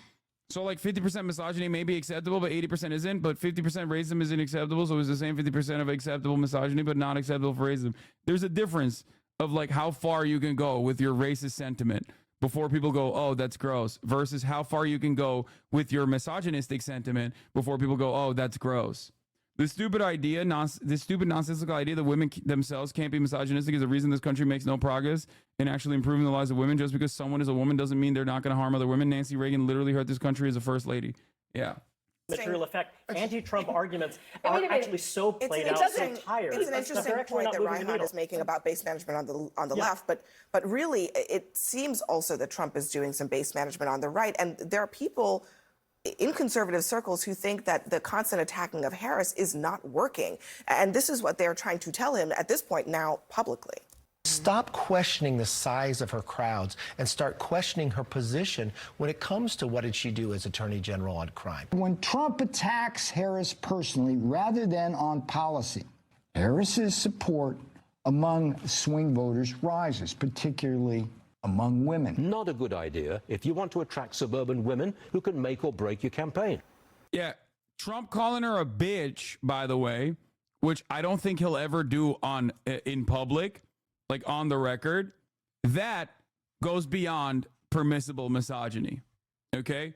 That will probably piss off people. That would be like, that would go beyond like the normal order of misogynistic shit that you say. It's just like, it's too mask off. It grosses people out. I mean, Madison, that's pretty straightforward. I mean, these are people who otherwise would be giving Trump advice. They think that he is on the wrong track here. Well, and I talked about this on your show on Friday about the fact that many Republicans across the country are concerned about the missed opportunities that we continue to see, not just from President Trump, but from other Republicans that are out there on the stump for the president and for some of the down ballot races as well, that they just simply aren't talking about these policies that are going to swing voters in states like Pennsylvania, Michigan, Wisconsin, Georgia. We need to be hearing more about those policies. Like I mentioned, some of the policies that people don't feel the vice president is strong on.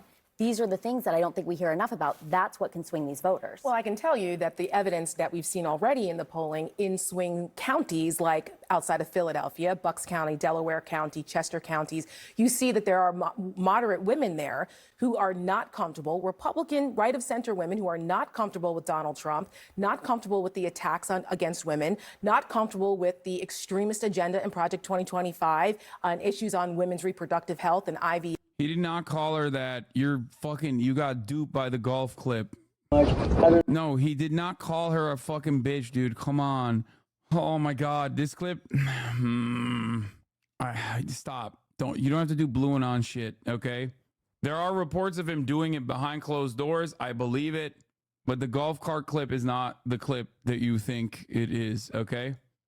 And no-fault divorce and voting rights, all of these things, these attacks on women that are really extreme, they're not comfortable with that. And we're seeing that, and we just saw it today in the New York Times Siena poll, that these places are shifting. Women in these places, in these suburban counties that Donald Trump needs to win, they are not comfortable with that. He very clearly just said, bad, they got to stop playing that clip. It's Hill Dog territory. Yeah, I mean, it doesn't really matter. I don't think the media has picked that up. It's just like a couple fucking libs libbing up on the Kamala-mentum. All right, Trump calling out Kamala Harris and the Democrats in that wide-ranging interview with Elon Musk. Ty Pyro has the highlights. Good morning to all four of you, former President Trump and Elon Musk, delving into a roughly 2-hour-long conversation. More than 1 million people joining to listen in to the two men who spent a lot of time discussing inflation. Watch. The thing that they really is making them angry is what Kamala and Biden have allowed to happen to the economy. It's a disaster with inflation. The inflation, it doesn't matter what you make. The inflation is eating you alive. Trump slamming Harris for not doing an extended interview for more than... It is pretty funny, though. Like, that he's just lisping. I feel like people not on like liberal media, mainstream media or whatever, but people on like social media will most likely fucking hyper focus on that a little bit. He just, I don't know. I thought it was funny. In 3 weeks. You think Biden could do this interview? Do you think it's not the compression? I thought it was the compression. I think it's because he was like talking down. No, I thought it was the compression too, chat. I thought it was audio issues. It's not. You want to know what? You want to know how I know it wasn't? Because there's video of him talking. Someone filmed him talking without. Here, look. both? Biden actually did something that was impossible. Biden actually did something that's impossible. Bro, come on. That ain't no compression, dog. Biden actually did something that was impossible. Biden. It's his dentures, bro. It's because I don't think he doesn't normally speak like this. You know what I mean? He normally doesn't like speak with his head tilted down so much. So you don't actually ever hear him fucking sound like that. Biden actually did something impossible. Biden actually did something that was impossible. Both sides hate him. You know, both sides. Yeah. That was a hard thing to do. Unification. Oh, it's so good. Biden actually did something impossible. Biden actually did something that was impossible. Motherfucker kept the Invisalign in, dude. It's both awesome. Sides. Is that funny? Yes. Yes. Chatters. Yes. Okay. To the Trump supporters. To the Trump supporters who are like, how dare you make fun of him? It's not funny. Nah, it is, dude. It's funny, dude. Sorry. I love how quickly Republicans will become like bloggers. Like they turn into like article heads. They turn into article writers. It's like, why it's quite problematic to make fun of Trump's list. Why it's quite problematic and ableist to make fun of Trump's list. A think piece. What the fuck? This is funny. Don't make fun of him. We need to talk. No, we don't.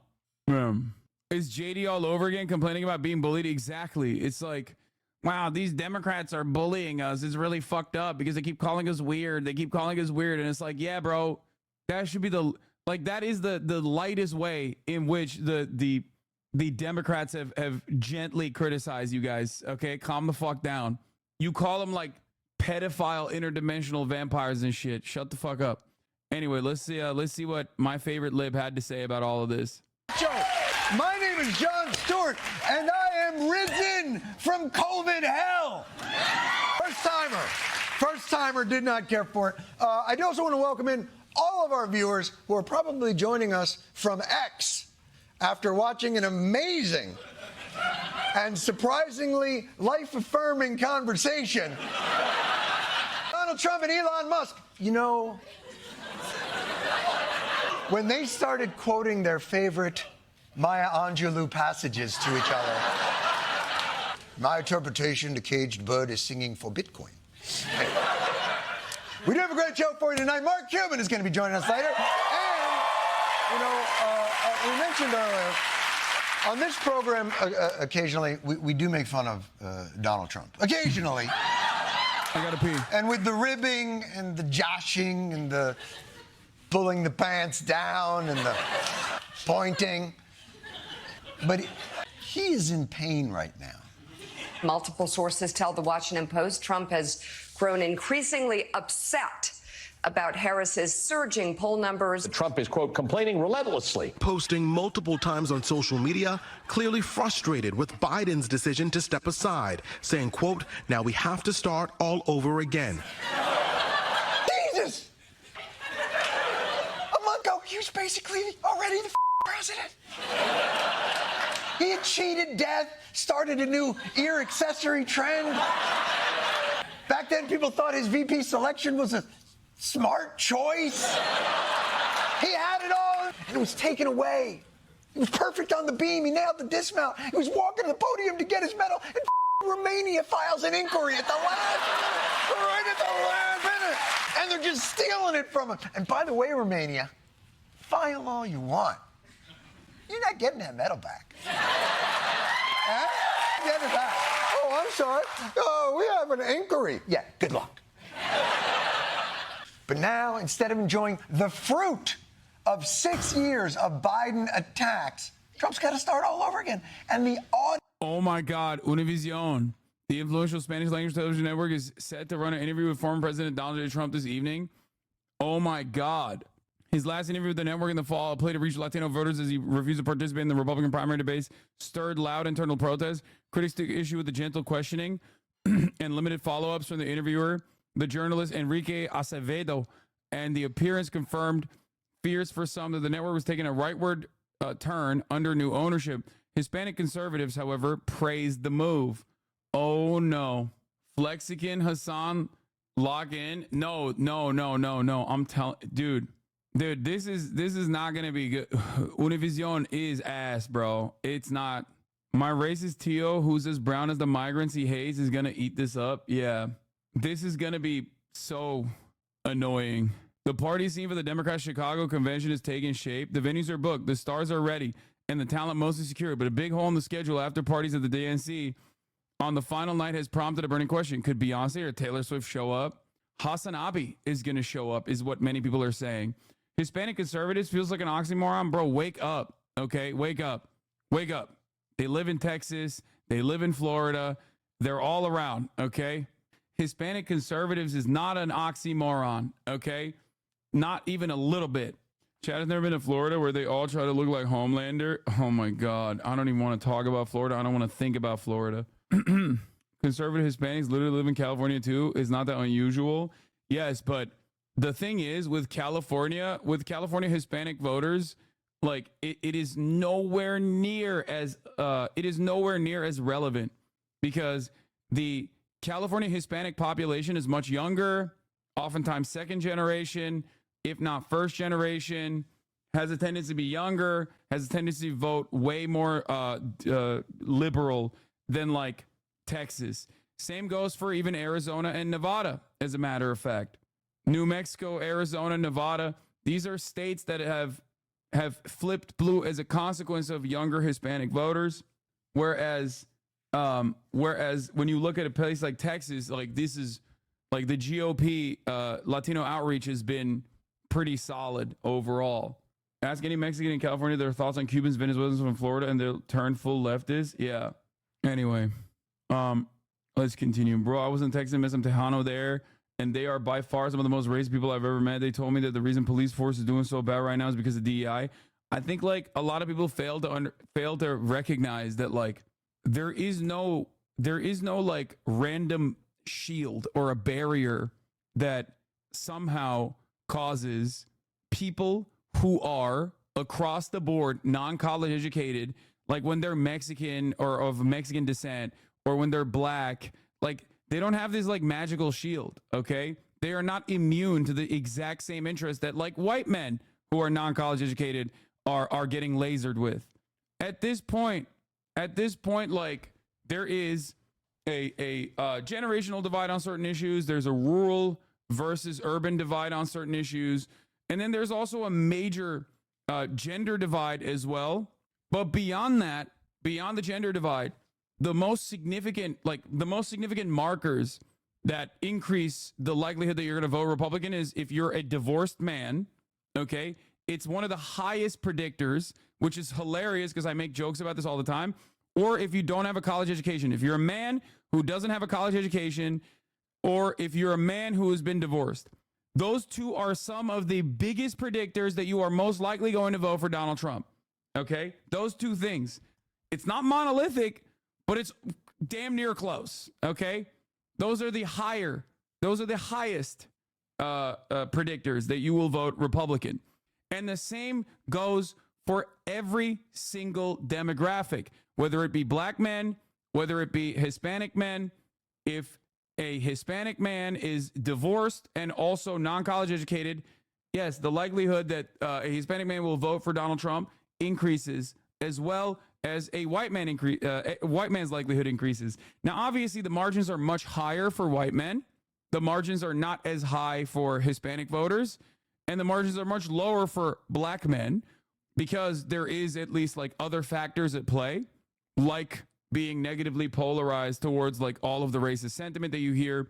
But for Hispanic voters, when you think about it, 64%, I believe, of Hispanic voters consider themselves to be white, according to census data, according to Pew Center research. Like, they vote along the white voting bloc in general. Yes, the other factors are racism. Exactly. I'm not college educated. I went to a trade school. I would say about 80% of the student body was Trumper. Yeah. I think a lot of this comes from, unironically, diversity, dude. Straight up. If you are forced into a diverse environment, you basically learn through experience not to be fucking insane. That's it. College is a diverse learning environment. It makes people, it basically urbanizes the population. Okay?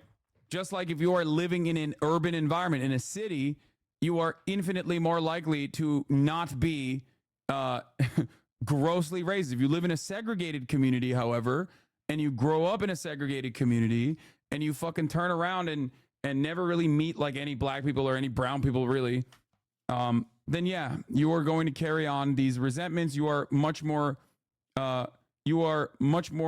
easily and much readily accepting of weird right-wing narratives on other people. Calm like a Tom, thank you for the 10 gifted subs. This is true, and then you meet a New York City Republican and they're the most radically racist person you've ever met, lol. Yeah, that is an entirely different story. I have do you ever say something that is intelligent? No, I'm a dummy. That is a phenomena that I have observed and have talked about quite a bit. Right-wingers in deep blue enclaves are like the super racist. They are of a different variety. It's just like they are some of the scariest motherfuckers you've ever seen in your life. What? I'm sorry for the dumb question, but I remember you saying that you don't really believe in a generational voting sway, but you mentioned younger Latinos in California swaying the vote. So I'm wondering, where is the line in your opinion? No, I'm saying that a lot of the Hispanic vote is young in general.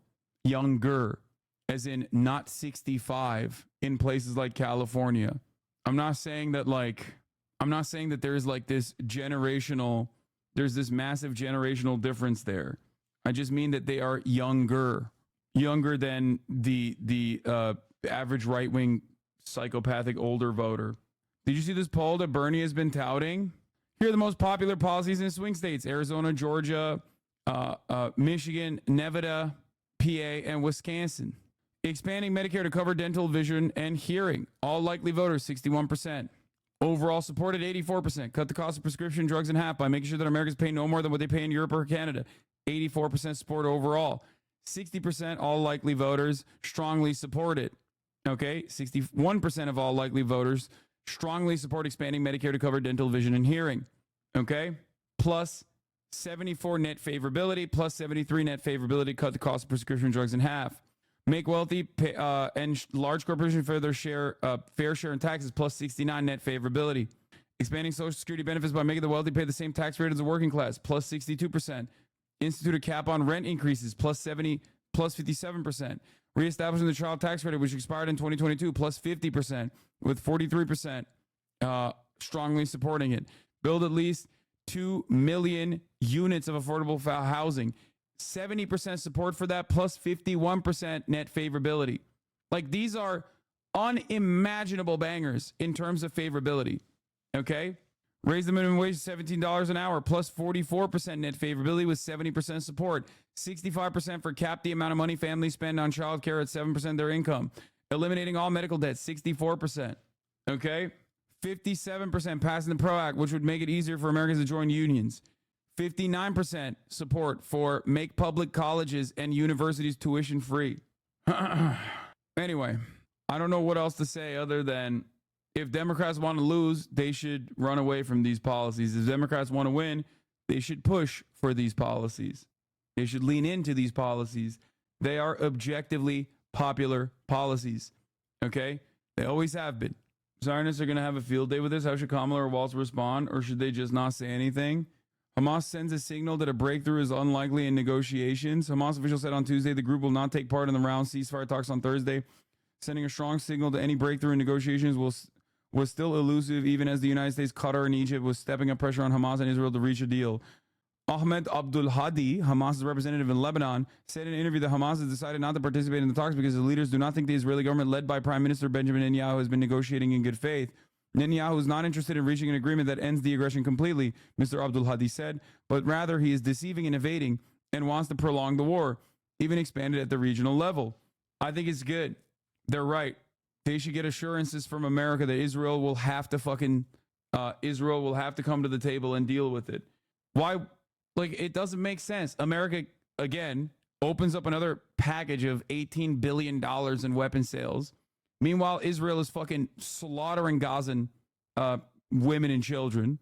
Okay? They killed the fucking principal negotiator. And they are claiming that they want to still keep this on the same exact holding pattern. Mr. Netanyahu's office has denied that he added new conditions, said the prime minister has instead sought to clarify ambiguities in Israel's previous proposals. I'm leaning conservative, but I agree with those policies. Could I be more progressive than I thought I was?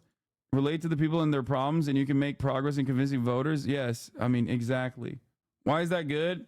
To win the optics in the West? No, they're not winning the optics in the West, brother. What are you talking about?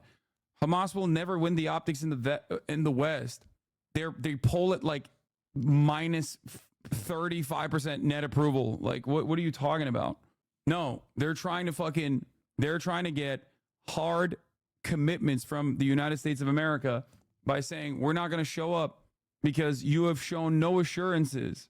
You have shown no assurances whatsoever that you will change course on Israel. It's not like they don't have access to the internet. They see the fucking weapons packages. They see the rounds of ammunition going to Israel. If Biden keeps saying, oh yeah, dude, we're going to fucking, yeah, look, Hamas's reasons for fighting Israel are not valid at all. Somewhat valid, completely valid at 6%. Israel's reason for fighting Hamas, completely valid at 35%. The way Hamas carried out the October 7 attacks, 66% completely unacceptable, 2% somewhat acceptable, 2% completely acceptable. The way Israel's carrying out as a response to October 7 attacks, on the other hand, 20% completely unacceptable, 14% somewhat unacceptable, 17% somewhat acceptable, and 21% completely acceptable. Like, what Western support are they going to get? Not trolling. Navy is committed to get rid of PFAS and Navy uniforms. They also recently arrested their physical aptitude test failures, which they call PFA. Please don't ban. I like your content. Why would I ban you? My White House has been watching black creators on TikTok stand with business to these Palestine people. Spin the block. This is from March. Dude, it doesn't matter. I doubt that the numbers have changed all that dramatically since March. Okay? I don't think you guys understand. Like, people recognize what Israel is doing is like unconscionable. Okay? Certainly. But when you ask them directly about Hamas, they're super primed into being like, no, dog, they're fucking terrorists. What do you mean? Okay? Why do you think they pumped the October 7 stuff still to this day, nonstop? If they come to the table, it won't give the U.S. more ammo. Bro, they have come to the table, and the United States still said it's actually Hamas that is sullying the deal. What changed? Do you understand what I'm saying? Like, do you guys see what I'm talking about here? Like, this is their deal. This is their proposal since February. And the entire fucking time, the American government has just kept repeating over and over again that it is actually Hamas that has fucked up the talks. It is actually Hamas that has fucked up the talks.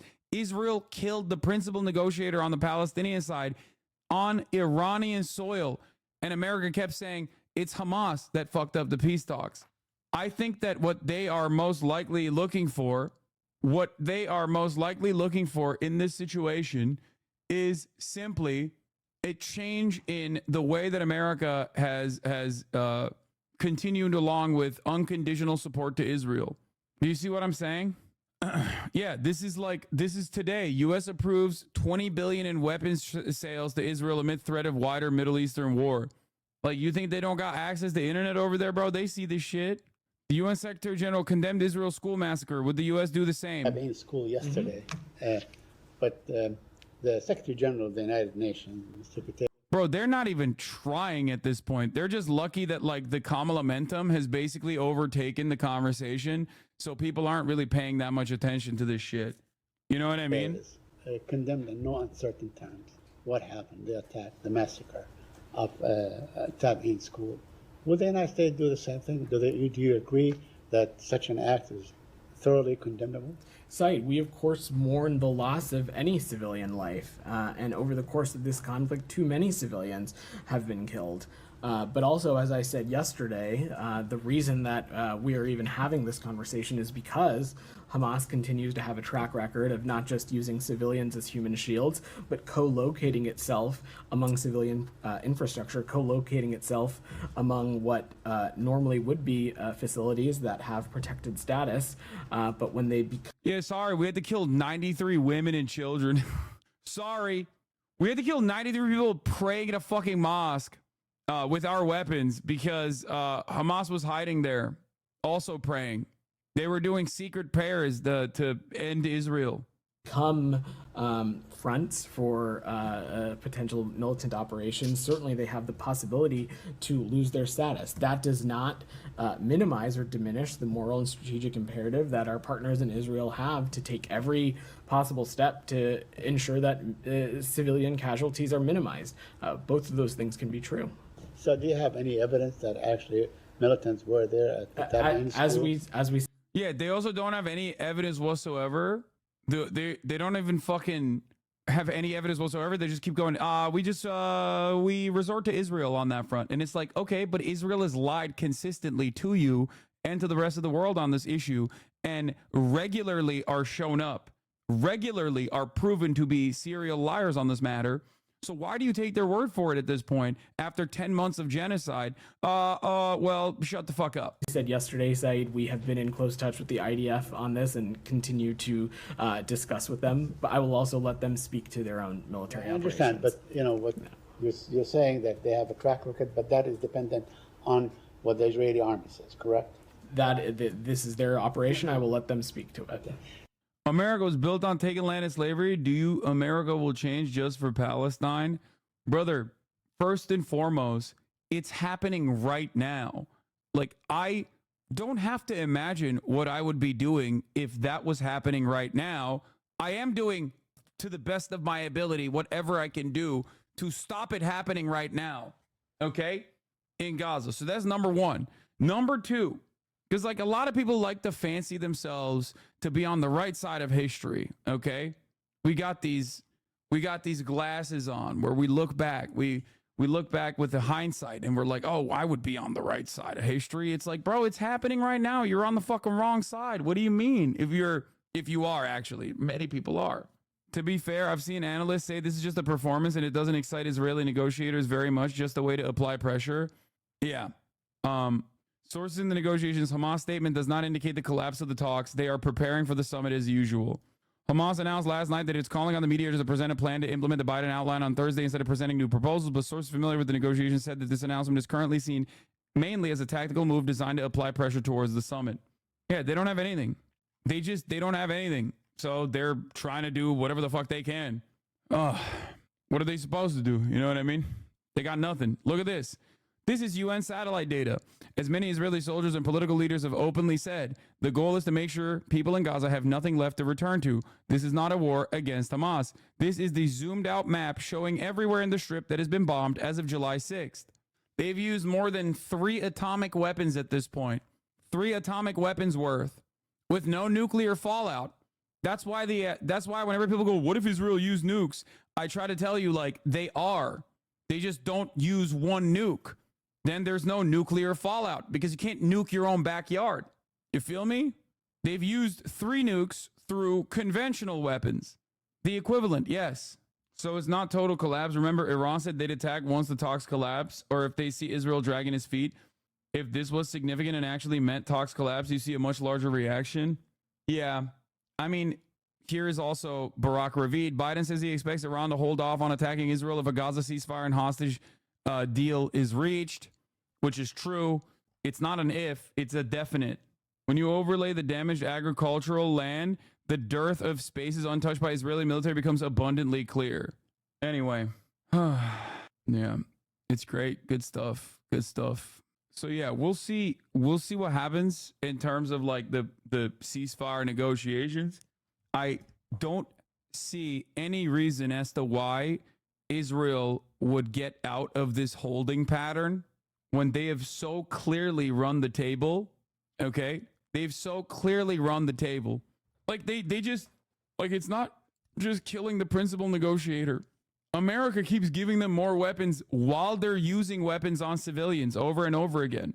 They are hearing what America is saying. They are learning the lessons that America is instilling, which is that no matter how hard they go, no matter how hard Israel goes, it still doesn't fucking matter. America will not actually demand they dial it back. That's it. Not my intention to be callous, but I think there would be more of a buy-in in the U.S. if the anti-war argument was framed from the point of cost like you often hit on. Yeah, no, I do hit that on purpose because I hit that on purpose because I know that Americans are selfish and don't really care about like the dead children. Bro, they barely care about dead white children in Ukraine. Like, are you kidding me? Think about Ukraine. That's a European city. Those are white people that are being slaughtered. And if you ask the average American, like, we've given Ukraine, hundreds of billions of dollars to defend itself against Russia, okay? Like, even they've soured on that. Okay?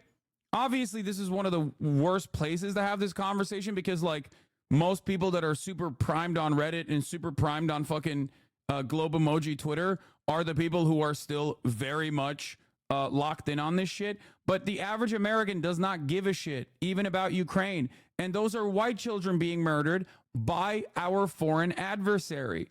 Okay? Those are white people being killed. Those are white cities that are being destroyed. That's why so many European and American journalists would say, this doesn't normally happen. A war on the European continent, this does not happen. It's like even with that analysis, they were feverish and they were very invested. They were very invested in that for, I don't know, a couple months, maybe a year. Okay?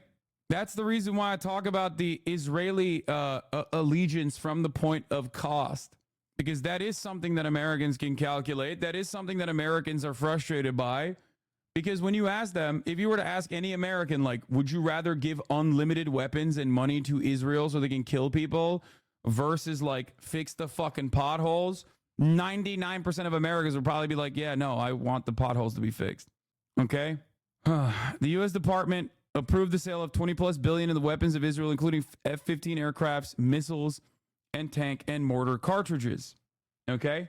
In the past 5 days since America did that, the IDF shot an American citizen in the leg and then also stopped the fucking ambulance from going to the hospital, as they always do. Not a peep from American media on this, by the way. The U.S. says it will continue funding the unit that killed Palestinian American.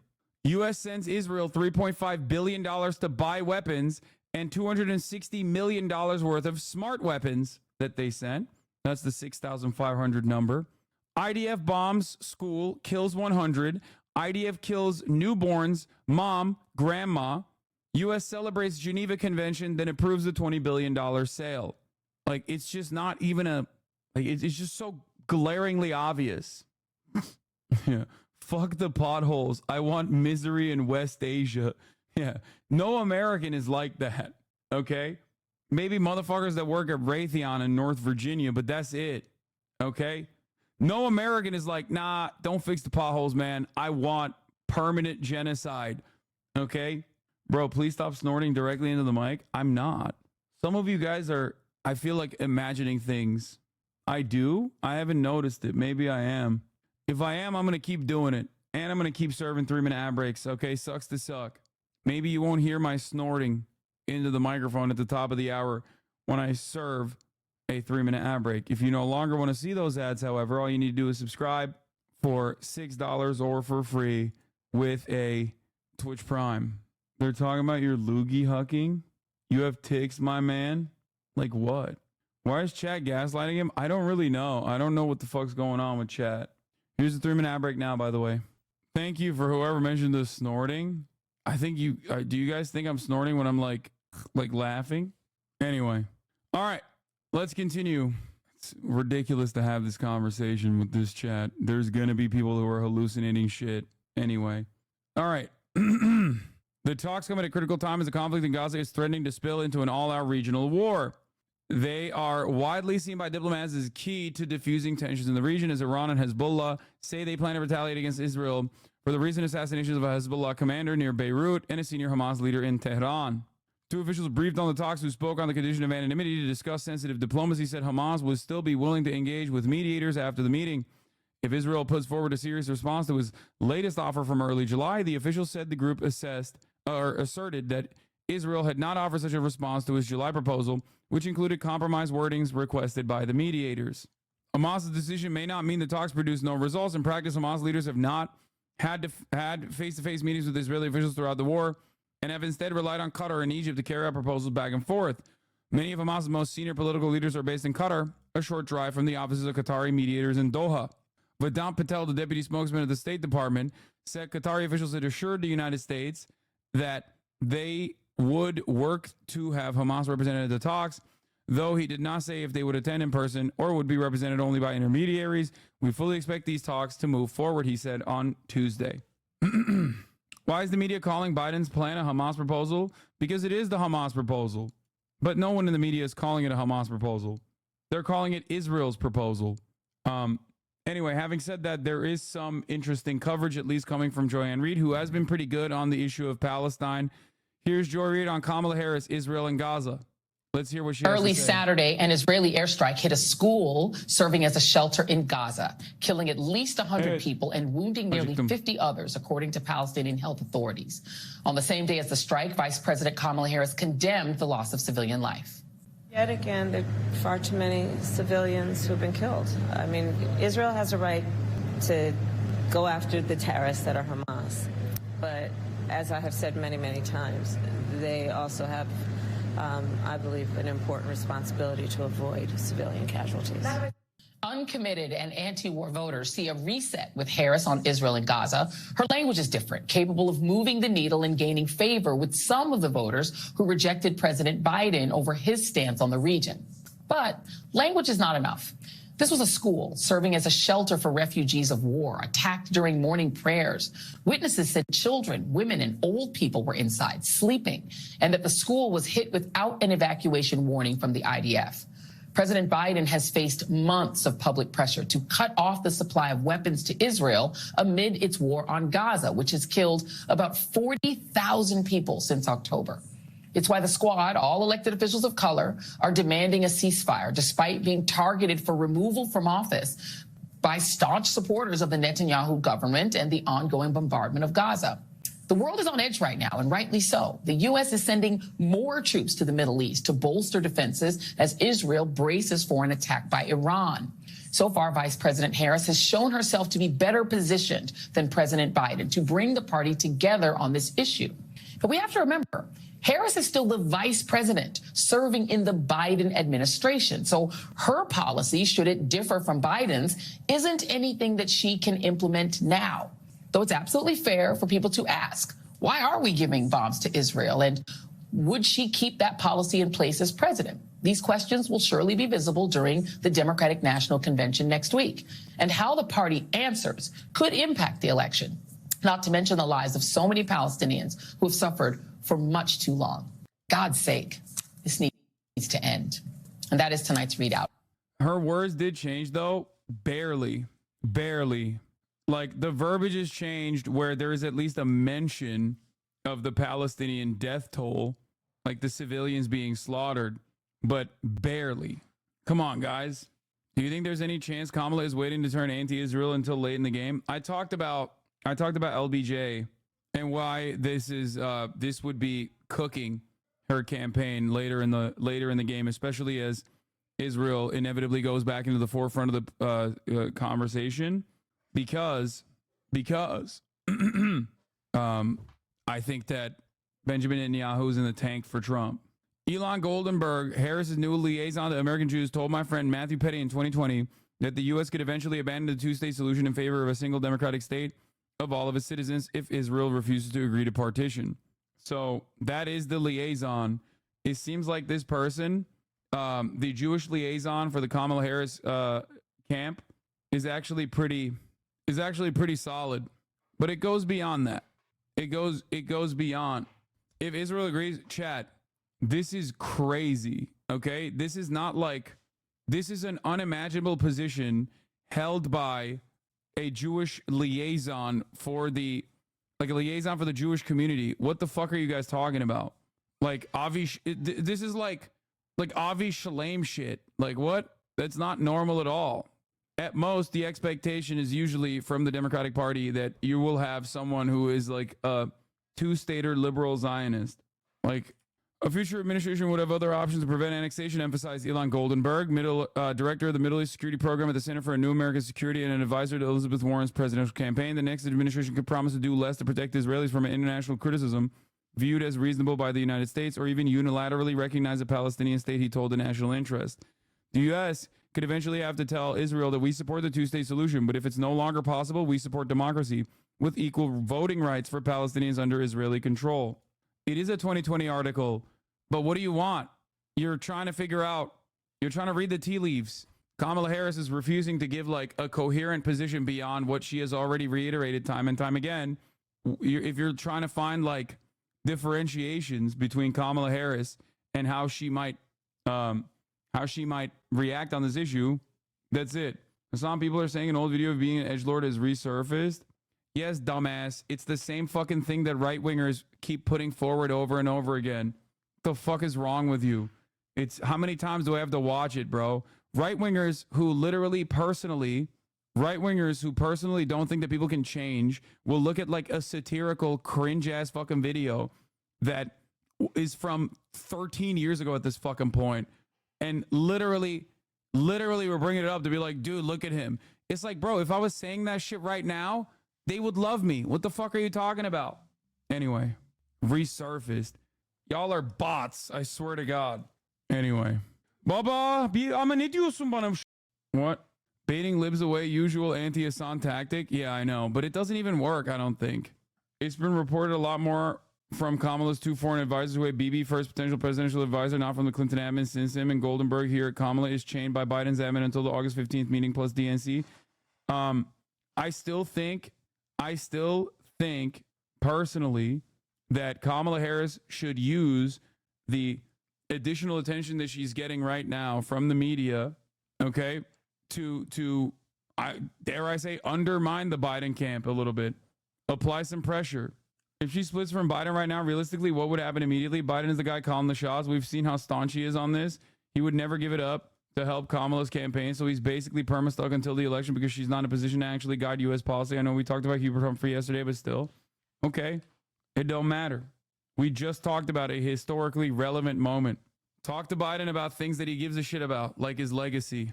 Okay? Remind him that he cares about that stuff and that Americans want to remember him as an elder statesman who did the right thing at the right time. Kamala Harris picks sanctions on Israeli snitch Elon Goldenberg as Jewish liaison. Dude. Okay, I know Bernie Sanders on Theo Vaughn. Okay, calm down, brother. Calm down, brothers. Calm down. Okay, we'll do that as well. If she does promise a ceasefire deal, would that do any real damage to her campaign at this point? That's what most Americans want. No, it doesn't. It's just a gimme. It's literally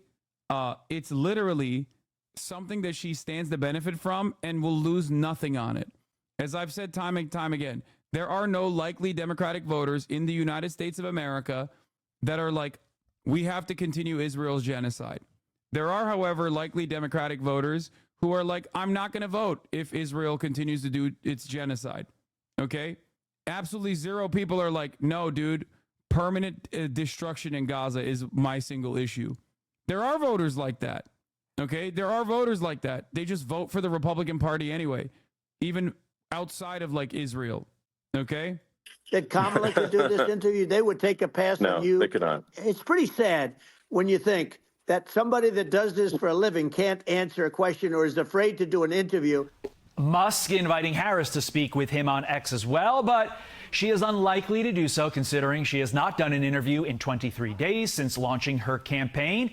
But does it really matter? Harris did just get a glowing Time magazine cover without even being interviewed. It's a different tune from the press with previous headlines like this from the Washington Post. Remember, this was just months ago when the press was saying this, quote, "For the country's sake, Vice President Harris should step aside." Or New York Magazine making, quote, the case for Biden to drop Kamala Harris. And the New York Times saying, quote, Kamala Harris is trying to define her vice presidency. Even her allies are tired of waiting. Guys, much different than that Time Magazine cover and article. How do you get She'll lose donors in the media? I'm not so certain on that either. She might lose some donors, but she stands to benefit a lot. This was pretty clearly allies of Biden. Lamau. Profile piece without a profile. Right, she wouldn't give into an interview. She would not do an interview. Unreal. Good question. Thank you, Todd. Thank you. You know, let's not be surprised. She didn't even pose for the picture. No. They didn't even talk to her. They talked to Pete Buttigieg. They talked to somebody from CNN and a gun control advocate instead of talking to her. But don't be surprised that they gave her. I'm always reminded of this 2003 Olmer quote, more and more Palestinians are uninterested in a negotiated two-state solution because they want to change the essence of the conflict from an Algerian paradigm to a South African one, from a struggle against occupation in their parlance to a struggle for a one-man, one vote. That is, of course, a much cleaner struggle, a much more popular struggle, and ultimately a much more powerful one. For us, it would mean the end of the Jewish state. That's where I'm at. That's where I've been at. That's what I've been talking about, because that's what it is. You cannot Algeria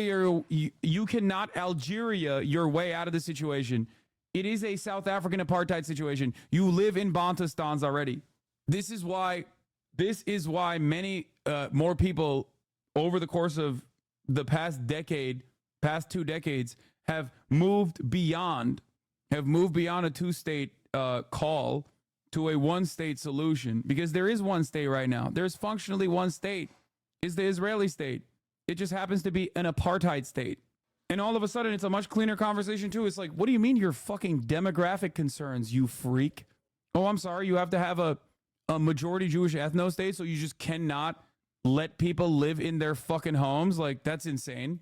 The cover of Time Magazine. Remember, we're not surprised. Remember, before Obama, he was given a Nobel Peace Prize. Yeah. Before he did anything for peace. For not being George Bush. Yeah. And but so at least, she's running because she's not Joe Biden. They keep making this comparison, but at least Obama, agree with him or not, at least he had that it factor. He had rallies where people loved him. He started as a state senator, worked his way up. There was a message behind him. You used to see everyone with the T-shirts and everything. And I don't see this big movement of Kamala, yet she gets to be on the cover with no interviews. At least Obama did interviews. He did. Right. So she's got 80-plus days. She says, I'm going to talk to my people about doing an interview in August. Can you imagine that? J.D. Vance did how many interviews on Sunday? Donald Trump's been interviewed yesterday with Elon Musk. Yeah, but for her... Okay, come on. That's not an interview. That was a glaze, dude. That was a glaze sesh. Get the fuck out of here. It's still working. I mean, she's not declining in the polls. She's gone up a little bit. She's kind of plateaued. And this is even an off week, because it's not until next week with the DNC they're going to roll out. Just imagine how Hollywood is going to present through videos and stuff like that, and speakers and everything else, what is going on with Kamala Harris. It's going to be don't be surprised, usually you get a bump after your convention. But yeah, no doubt about it. It was tough for Trump to get a bump because he had nobody to go against. Yeah. A bump against who? He left. He bumped him right out. By the way, this is my analogy, and I think it might be brilliant. Okay. It's like trying to win American Idol without singing, just by going on stage and looking. And they're like, oh, that's the winner. Wait a second. They haven't started singing yet. So we have no idea what she stands for, what she's going to do. But she looks the part. She looks great walking on stage. There, look at my guy. My coach is so happy. He's got like this way of clapping, which is so interesting. Let's expand on that. Your candidate that's on American Idol that hasn't sung. I think it's perfectly valid these guys are cynically demanding that Kamala Harris do interviews, but no, she should. It's a solid line of attack. It's a solid line of attack against Kamala Harris, and I think it's valid for Kamala Harris to do interviews. Like, it's a fair argument that they're making. Yet did have some songs. They were not hits. Right. They were so bad. Right. Yeah. That's exactly what her record is. Right. And then when she does sing, it sounds exactly like Trump. Right.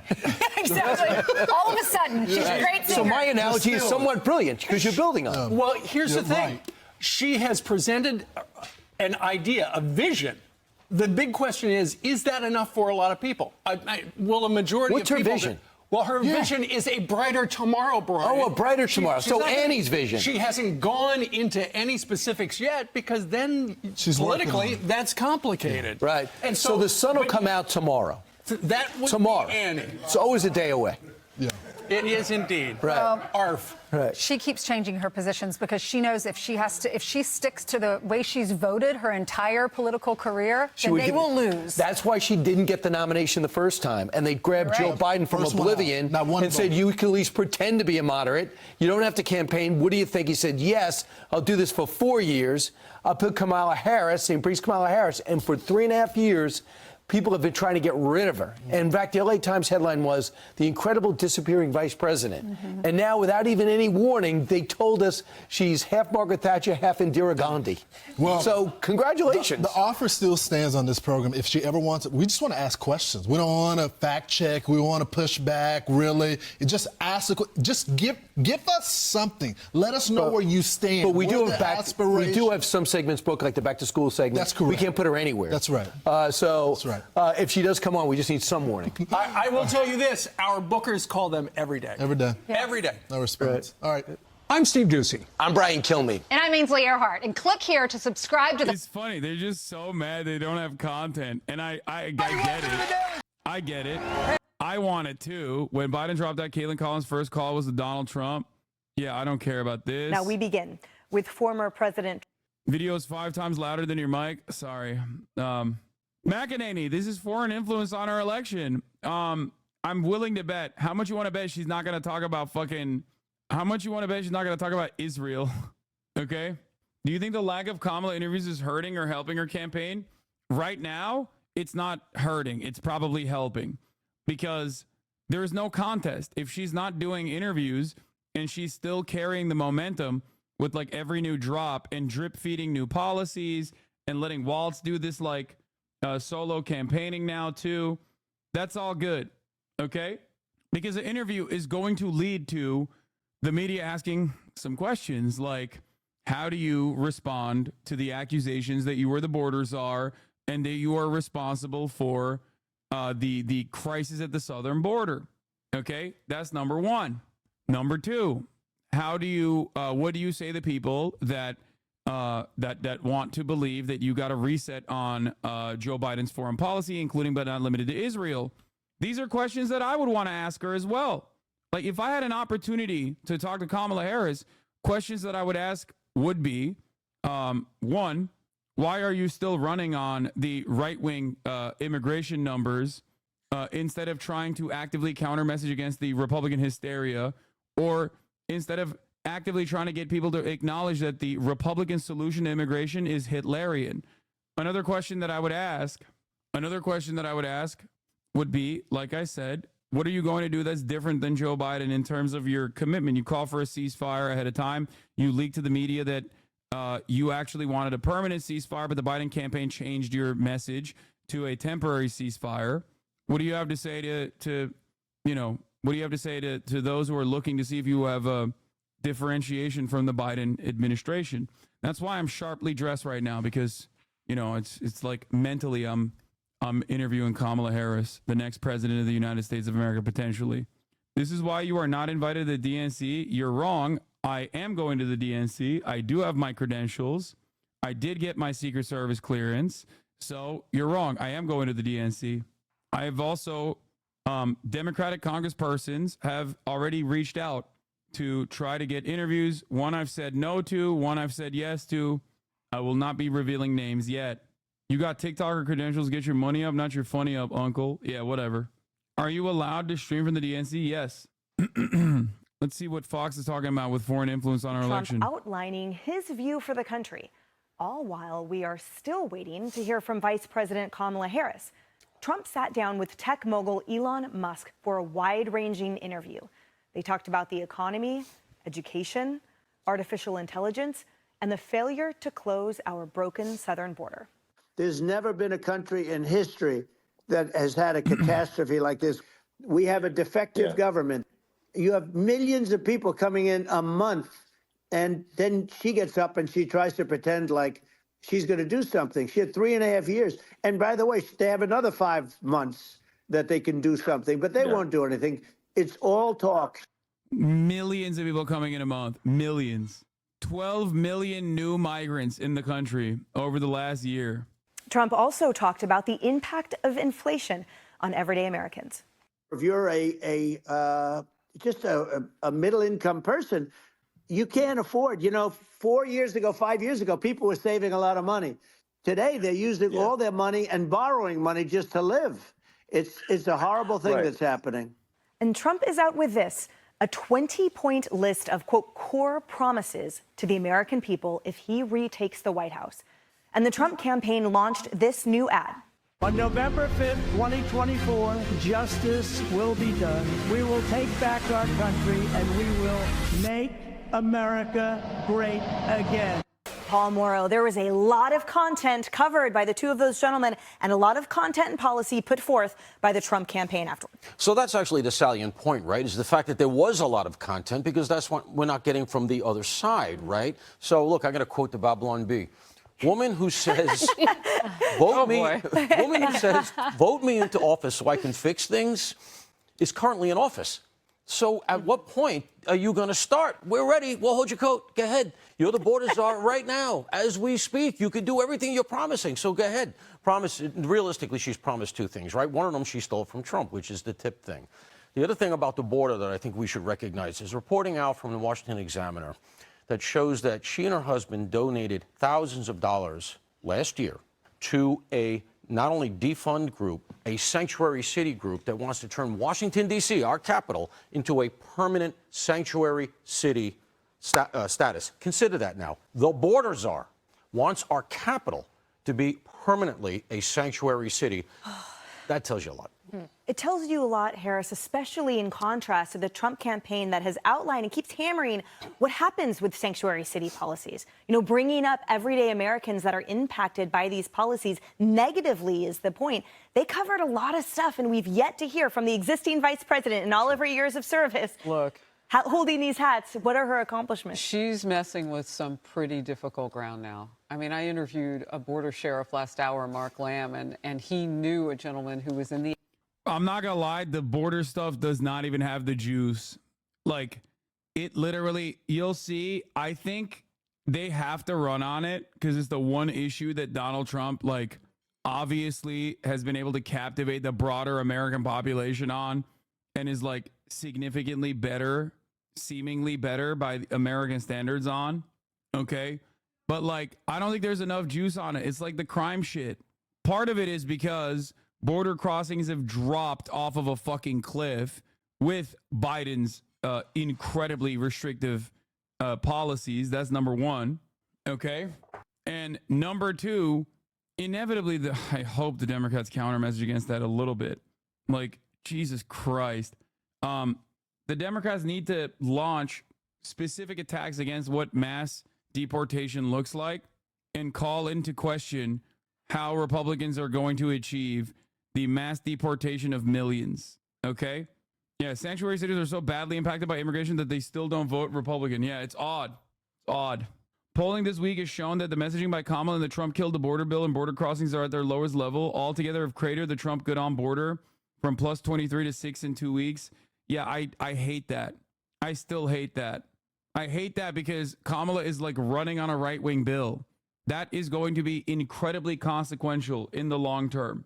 It's already incredibly consequential. Look no further than the right-wing race riots that occurred all around the UK, where the Labour government also fucking leaned into restrictive immigration policies and blamed migrants as well.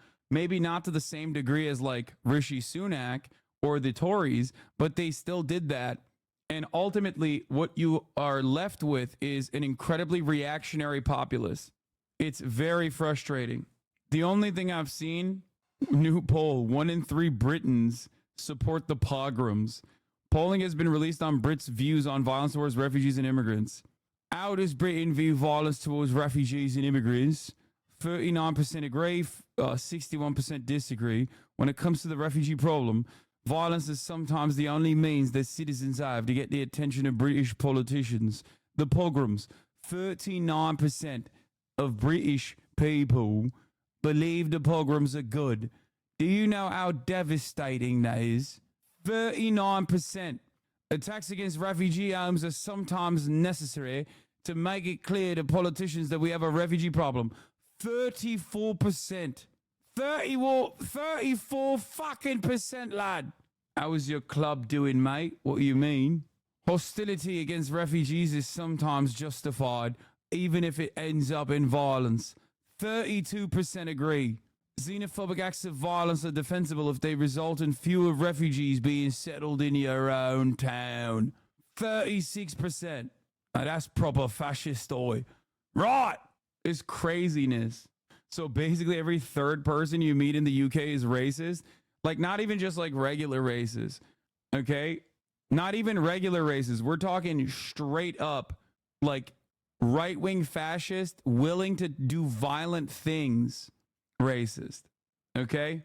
Anyway, let's look at the Harry Enton polling data shows caution points for the Democrats. I've been interested in seeing this. Viral moments to big crowds at rallies. The surge in enthusiasm for Kamala Harris's presidential campaign has translated to higher polling numbers. But our senior data reporter, Harry Enton, is here to remind us it is still way too soon to count the other candidate, Donald Trump, out.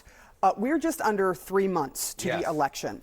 How much does enthusiasm predict what's going to happen at the polls? Yeah, right, exactly. I mean, the thing that we put out those poll numbers yesterday, you know, New York Times, Siena College, we covered them.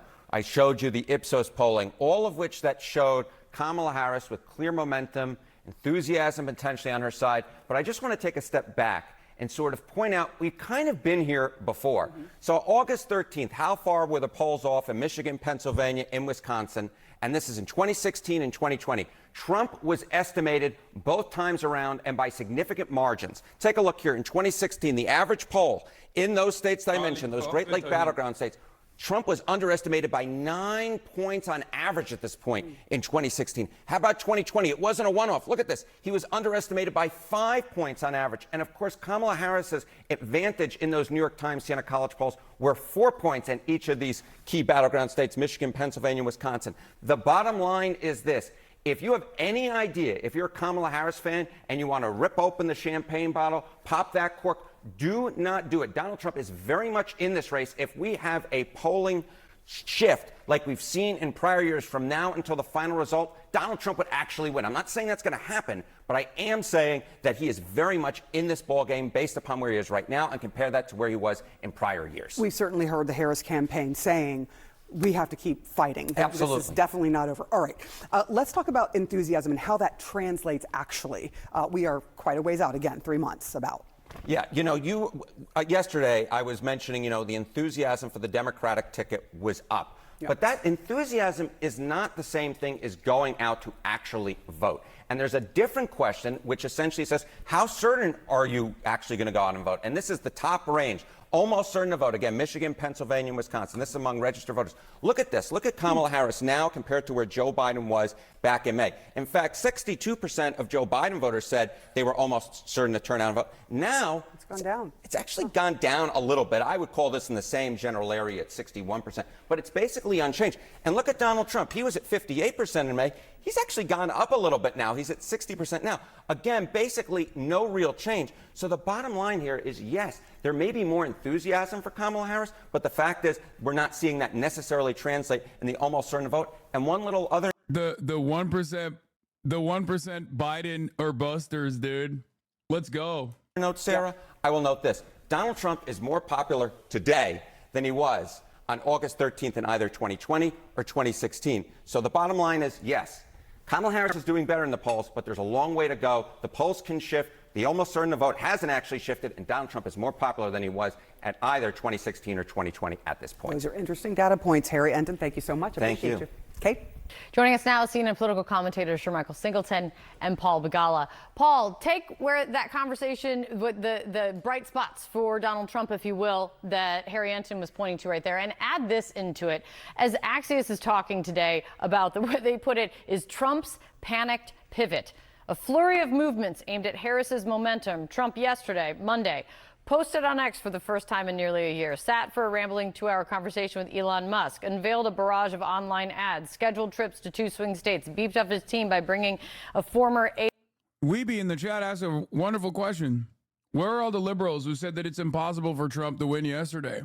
Aide, bringing on a former aide who led a pro-Trump super PAC. You see that and you think what?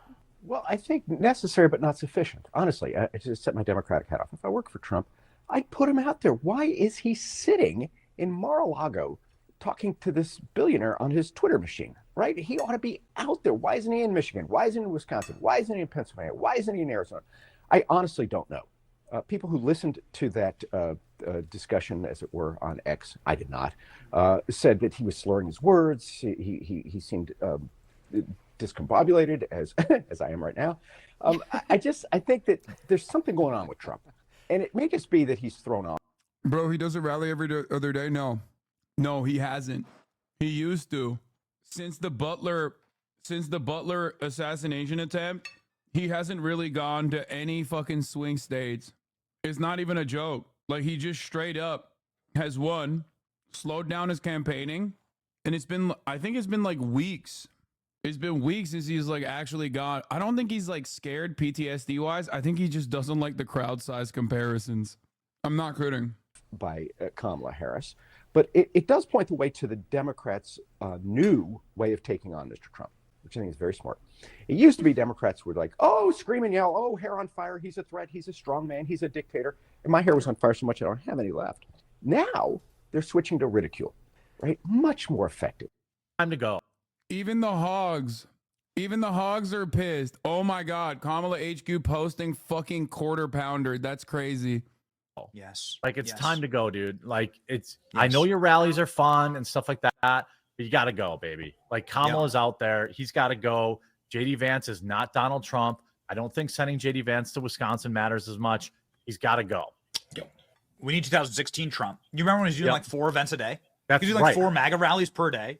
Yeah, he was doing, he was doing one at like 2 PM. Then he was going to another state and he's doing he has to do that. Like, he has to get, now it's time. He played enough golf. It's go time. He did that in 2020 as well. People forget.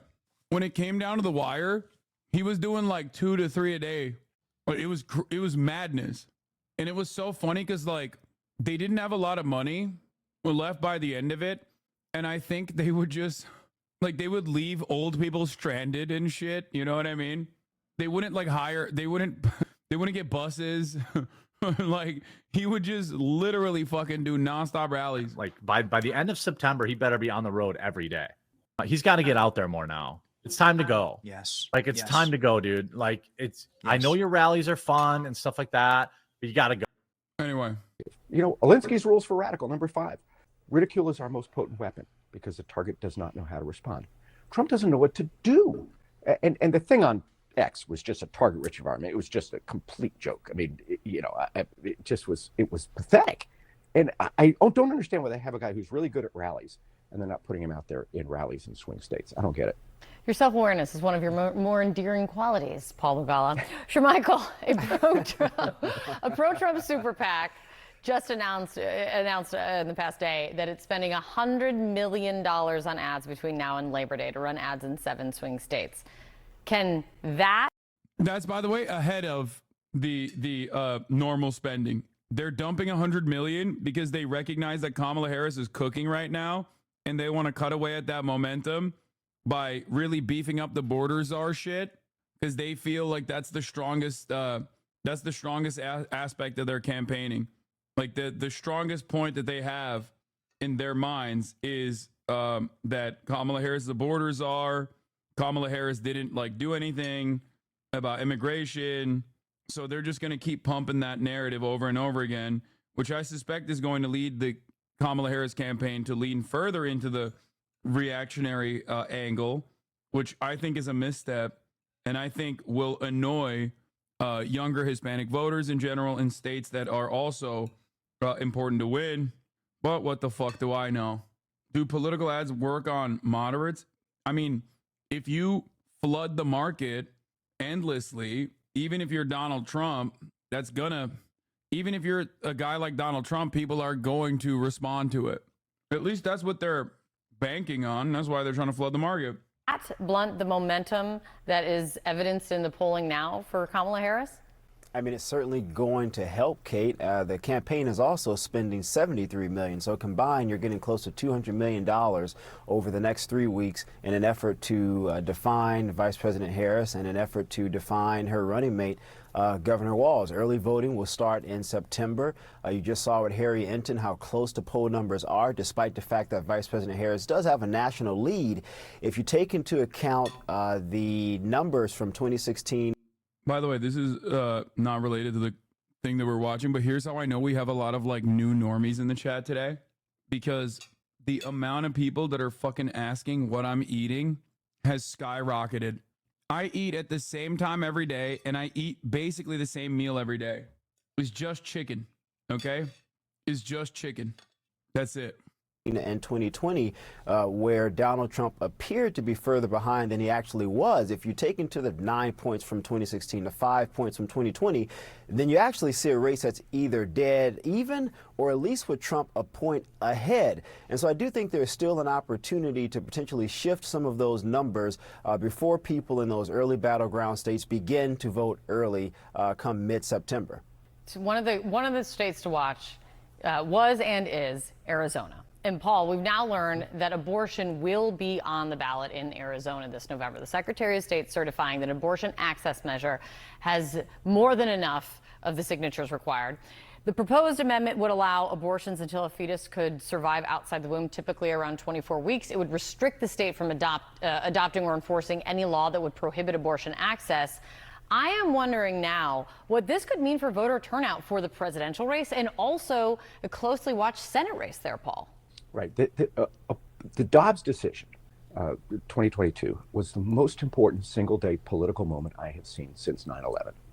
It changed everything in politics, and it will for years to come. This has not aged well, right? The gay rights decision that Obergefell, that aged very well. The day it came out, a lot of people didn't like it. Over time, everybody accepted it. People are not accepting Dobbs, especially the women of America. And by the way, there are many guys who like women and who also want to restore Roe versus Wade.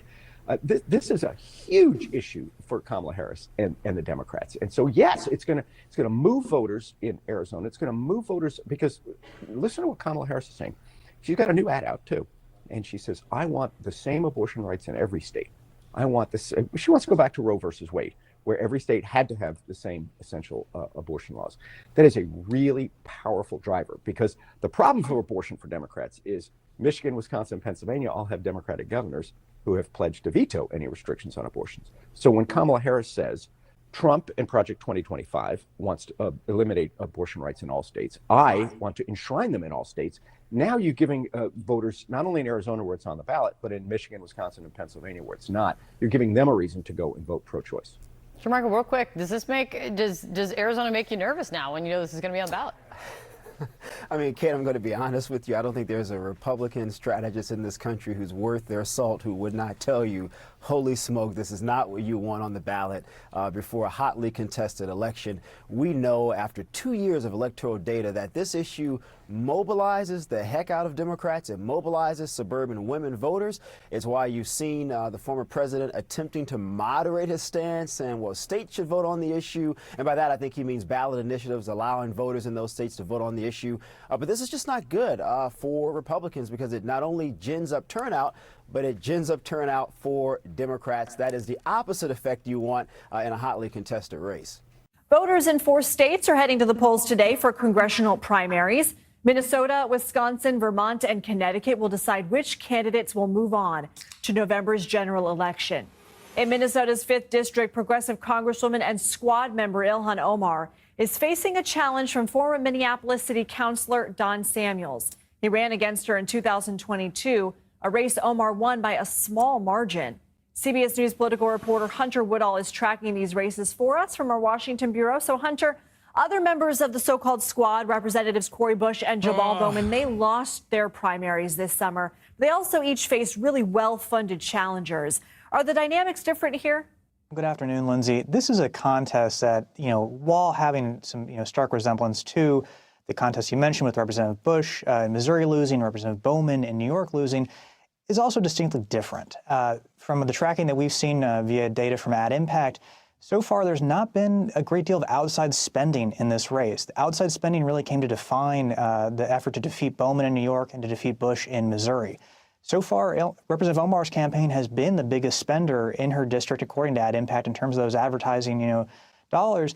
And that's a big factor here because, Don Samuels, who, like you mentioned, narrowly lost to Representative Omar in 2022 by a little bit under 2,500 votes, doesn't have that kind of momentum that we've seen from other challenges to squad members this cycle. And come time of the polls closing, that could be significant. The other challengers to the squad members did not have fucking momentum. They just had money.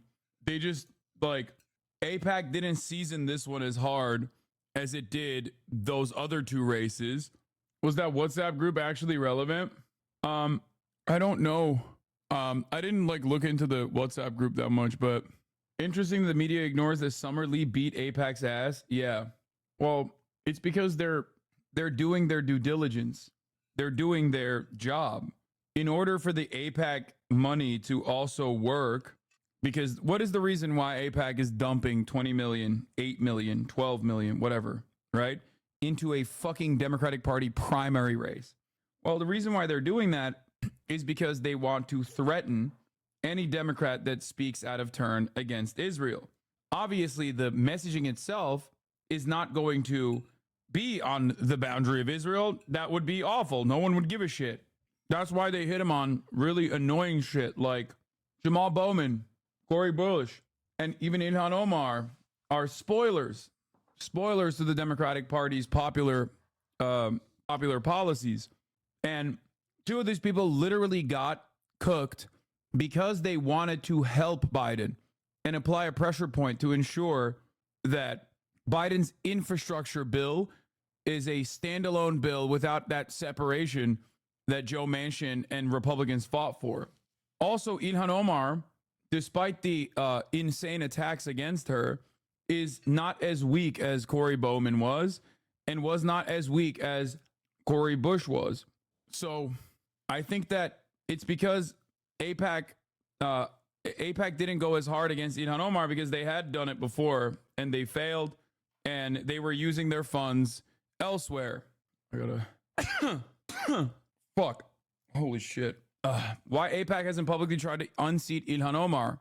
Yeah, Omar, like Representatives Rashida Tlaib and Alexandria Ocasio-Cortez, remain popular with the constituents and does not carry the electoral vulnerabilities that empowered AIPAC to help unseat Bowman in New York and Bush in Missouri. That's it. They have more, Ilhan Omar has more of a track record, for example, in her state. So that's one of the reasons why they didn't hit that. What? Trump 2024 all the way? The reaction to the assassination attempt tells me everything I need to know about the left. The right are the peaceful ones now. Bro, are you okay? Are you trying to do a 3-minute ad break? They're quoting another chatter. Oh, everything that was removed from Build Back Better. Yeah, in a dizzying array of policy negotiations, welfare programs were pawned between caucuses, different versions of the American Rescue Plan, the Inflation Reduction Act, and the Reconciliation Bill, ultimately losing $1.7 trillion worth of climate, health, and anti-poverty programs. On climate, the House-passed version of Build Back Better had $560 billion. The Inflation Reduction Act, the enacted version, had $369 billion. Child care and universal pre-K cut out. Paid family medical leave cut out. Child tax credit cut out. Affordable housing cut out. Medicaid, home and community care cut out. What is this? Oh, this guy is literally, I was 100% a lefty. They betrayed me. MAGA is better. The left is violent. End of discussion. Wait, how come when a registered Republican tries to assassinate the president, it's still the left's fault somehow? Like, right-wingers are so violent that they just literally end up killing themselves, apparently. And this guy's still like, I hate how fucking violent the left is. The only violence you ever experience is at the top of the hour when there's a 3-minute ad break. Okay? That's the closest you will ever achieve. That's the closest you'll ever get to experiencing some form of economic violence, which you can defend yourself against by subscribing for $6 or for free with a Twitch Prime by connecting your Amazon Prime account to your Twitch account, where you get 1 free Prime subscription a month. Defend yourself against that. Or you can get gifted a sub. Here's a 3-minute ad break now. Significant. You are also tracking some other primaries, one in Wisconsin, a Senate primary. Why is that critical? Wisconsin is a presidential battleground state. It is a critical state to both the Trump campaign and the Harris campaign. It's home to 10 electoral votes. In Wisconsin, there's also a U.S. Senate seat held by Democratic Senator Tammy Baldwin. Republicans are rallying around candidate Eric Hovde in this GOP primary today, hoping that he becomes a Senate nominee. He has to overcome some lesser-known challengers first, but this is significant because Democrats have a very, very narrow majority in the U.S. Senate. If Tammy Baldwin loses this Senate seat in the fall, essentially Democrats have a very, very difficult path to retaining that majority. And especially, too, for both the Trump campaign and the Harris campaign, that Senate race could loom large, and who ends up winning the presidential race in the state. Let's go back to Minnesota. Former NBA player and Republican Royce White is seeking Minnesota's Senate nomination to take on Amy Klobuchar. He's denied the results of the 2020 election. He's largely considered an underdog in this race, right? The race by Royce White here is one of the more notable things that's been happening. It's kind of flown under the radar. Royce White is somebody who lost. That's one thing that I saw Ed Incrementum also talk about, which is how many Republicans are pushing untested, non-politician people into these seats. A congressional primary in 2022. And he came back. He's running for this U.S. Senate seat in Minnesota, and he actually got the Minnesota GOP's endorsement at their state convention weeks and weeks ago.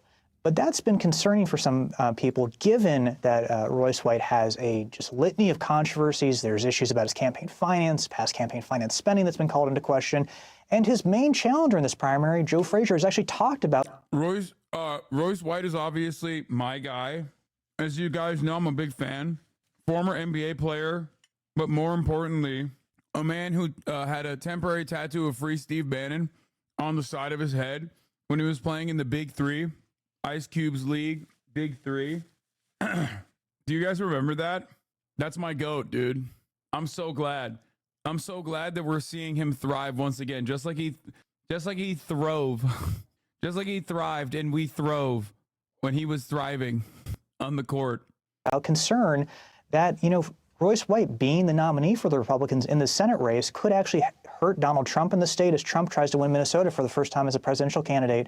No Republican has won it in a presidential race since 1972. Okay, Hunter Woodall, thank you. All right, Trump calling out Kamala Harris and the Democrats in that wide-ranging interview with Elon Musk.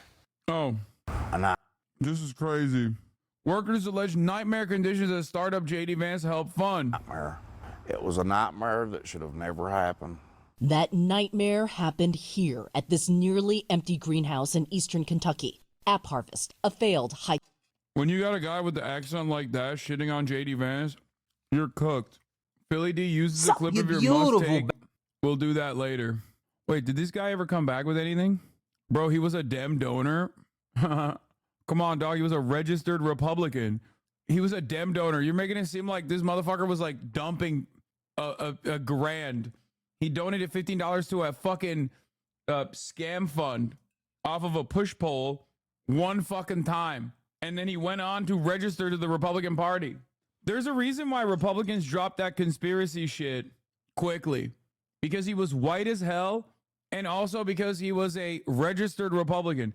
Notice how nobody ever talks about how the shooter anymore. Everybody only talks about how Trump survived and thrived and throve. Yeah, that's because everybody was like, yeah, this motherfucker is a Republican. How the hell did this happen?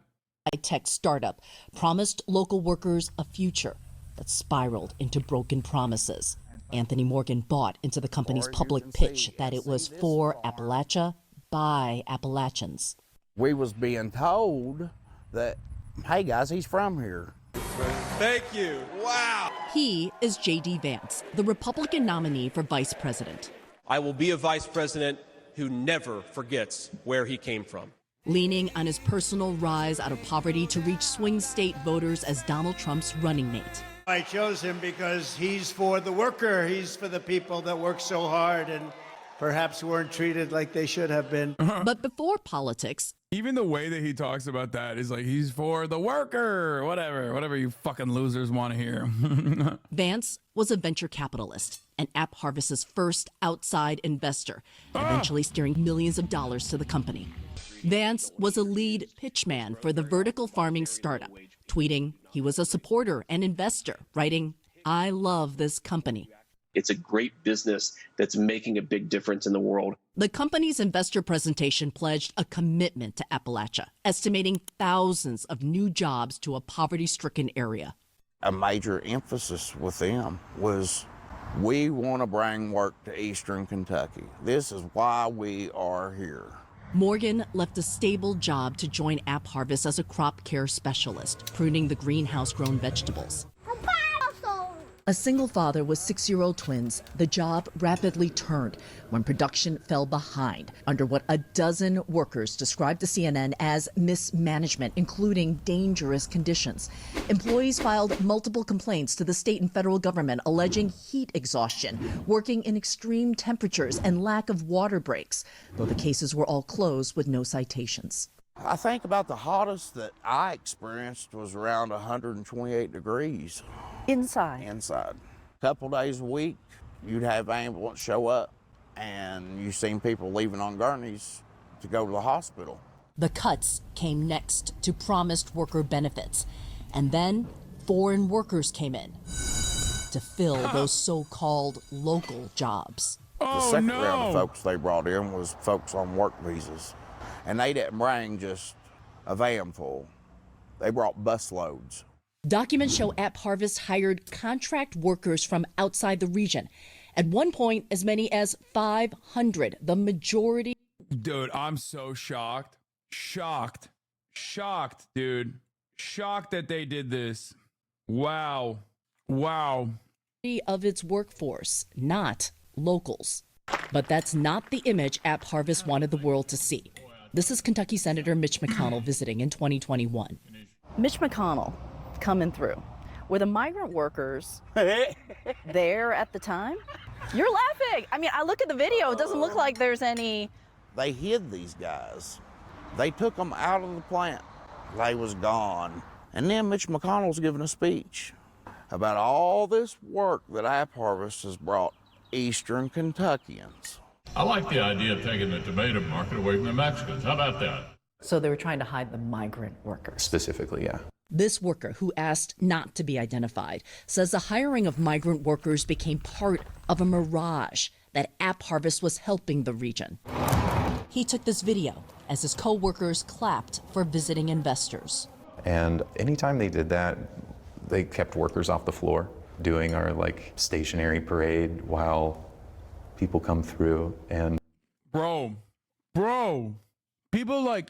Bro, people do that and they'll be like, oh, look, this is China. North Korea, brother. It's like, nope, turns out it's fucking Kentucky, okay? And yeah, it was awkward having to stand there and just be a prop. A prop for what? You know, look at all of these poor folks we're employing. The worker says it's impossible to forget about his time at AppHarvest as J.D. Vance ascends to national politics. He's gotten away with a lot of money and fame for pretending to be one of us. OHIO. He's just another grifter, just another carpetbagger, another tourist who wants to tell us what we are. Vance left the board in April 2021 to run for the Senate. Shortly after, shareholders filed suit claiming they were misled. By 2023, AppHarvest had filed for bankruptcy a little more than 2 years after its public launch. But the workers in this failed startup say they are the real people in the Vance story. Do you blame J.D. Vance for any of this? I blame all of the original investors at AppHarvest. You can't have a guy with an accent like that talk shit about the fucking Republican VP, bro. That's poison right there, okay? We know what JD Vance is now, but he's never going to face any prosecution for his evil shit, no justice. Oh my God. Won't you push a BS narrative that migrants are stealing jobs? Yeah, except here's the thing, okay? They're exploiting the Kentuckians, and then they're hyper-exploiting the migrants. The reason why I always say the solution is not to further prosecute migrants and try to deport migrants from this country. The solution is to document them and also improve everyone's work conditions. Because it's not like before the migrants came in, these guys were doing great. Did you fail to hear that side of the story? They were literally murking the Kentuckians left and right. There was fucking ambulances outside all the time.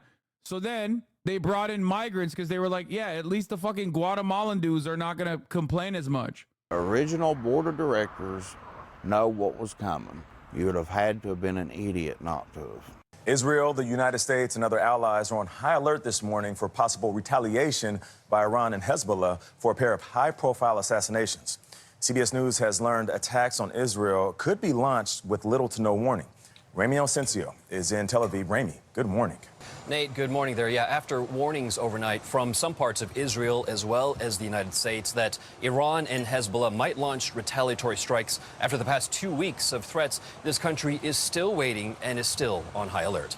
Speeding faster to the Mideast to defend Israel, a U.S. aircraft carrier with its F-35 warplanes and a submarine armed with guided Tomahawk cruise missiles, joining 2 new fighter squadrons that arrived last week.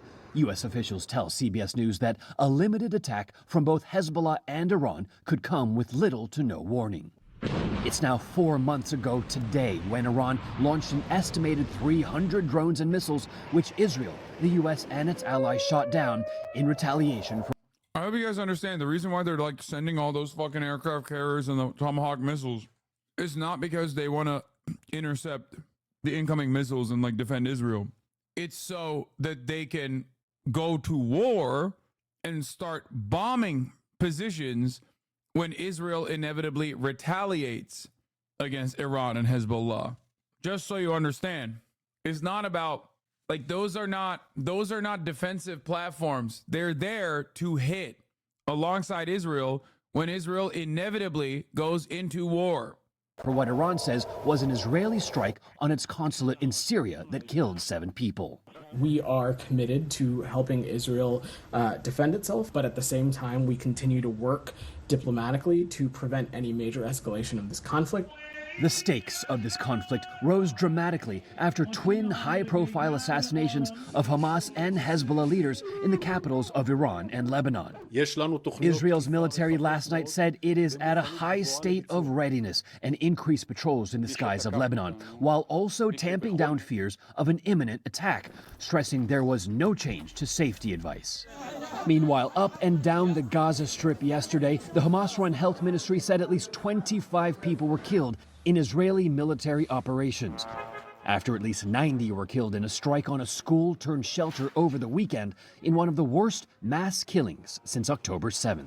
And the number of dead is now nearing 40,000 people, with 2 days until those hoped-for ceasefire talks with Hamas in Egypt. Israel has confirmed it is attending. Hamas said it already agreed to terms in a proposal from July. And Tony, if Iran and Hezbollah do attack Israel, that could all be derailed. It sure could be. Ramy Inocencio for us in Tel Aviv. Ramy, thank you very much. Well, more than 2,000 Israeli settlers and ultra-nationalists have entered the Al-Aqsa Mosque compound in occupied East Jerusalem. Israeli police prevented the settlers from entering the mosque itself. Many were seen performing Jewish religious rituals. Israel's... The real freaks are out, boys. The real fucking freaks. The Spitter Brigade. The inbred hillbilly Nazi scumbags. National Security Minister Itamar Ben-Gvir and another minister were among the group. And in the occupied West Bank, Israeli settlers stormed the village of Tuwane. They responded to calls on social media to raid Palestinian villages near Hebron. These settlers arrived on buses under the protection of Israeli forces. Snipers provided additional cover from rooftops. Zain Basravi is joining us from Amman in Jordan because the Israeli government has banned Al Jazeera from reporting in Israel. And of course, Zain, as Jordan being the custodian of the holy site, the Al-Aqsa Mosque, have authorities there been saying anything about that incursion?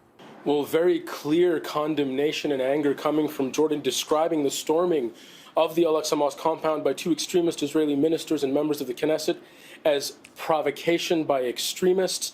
They said that the imposition of restrictions on the entry of Muslim worshippers to Al-Aqsa, meanwhile continuing to enter the compound in this way, is a flagrant violation of international law and historical and legal. From Channel 11, mediators expect Hamas to be at the summit in one form or another, despite their declarations, as reported in the New York Times. Yeah, I think they're just banking on the Qatari emissaries to be considered like envoys for Hamas. That's it.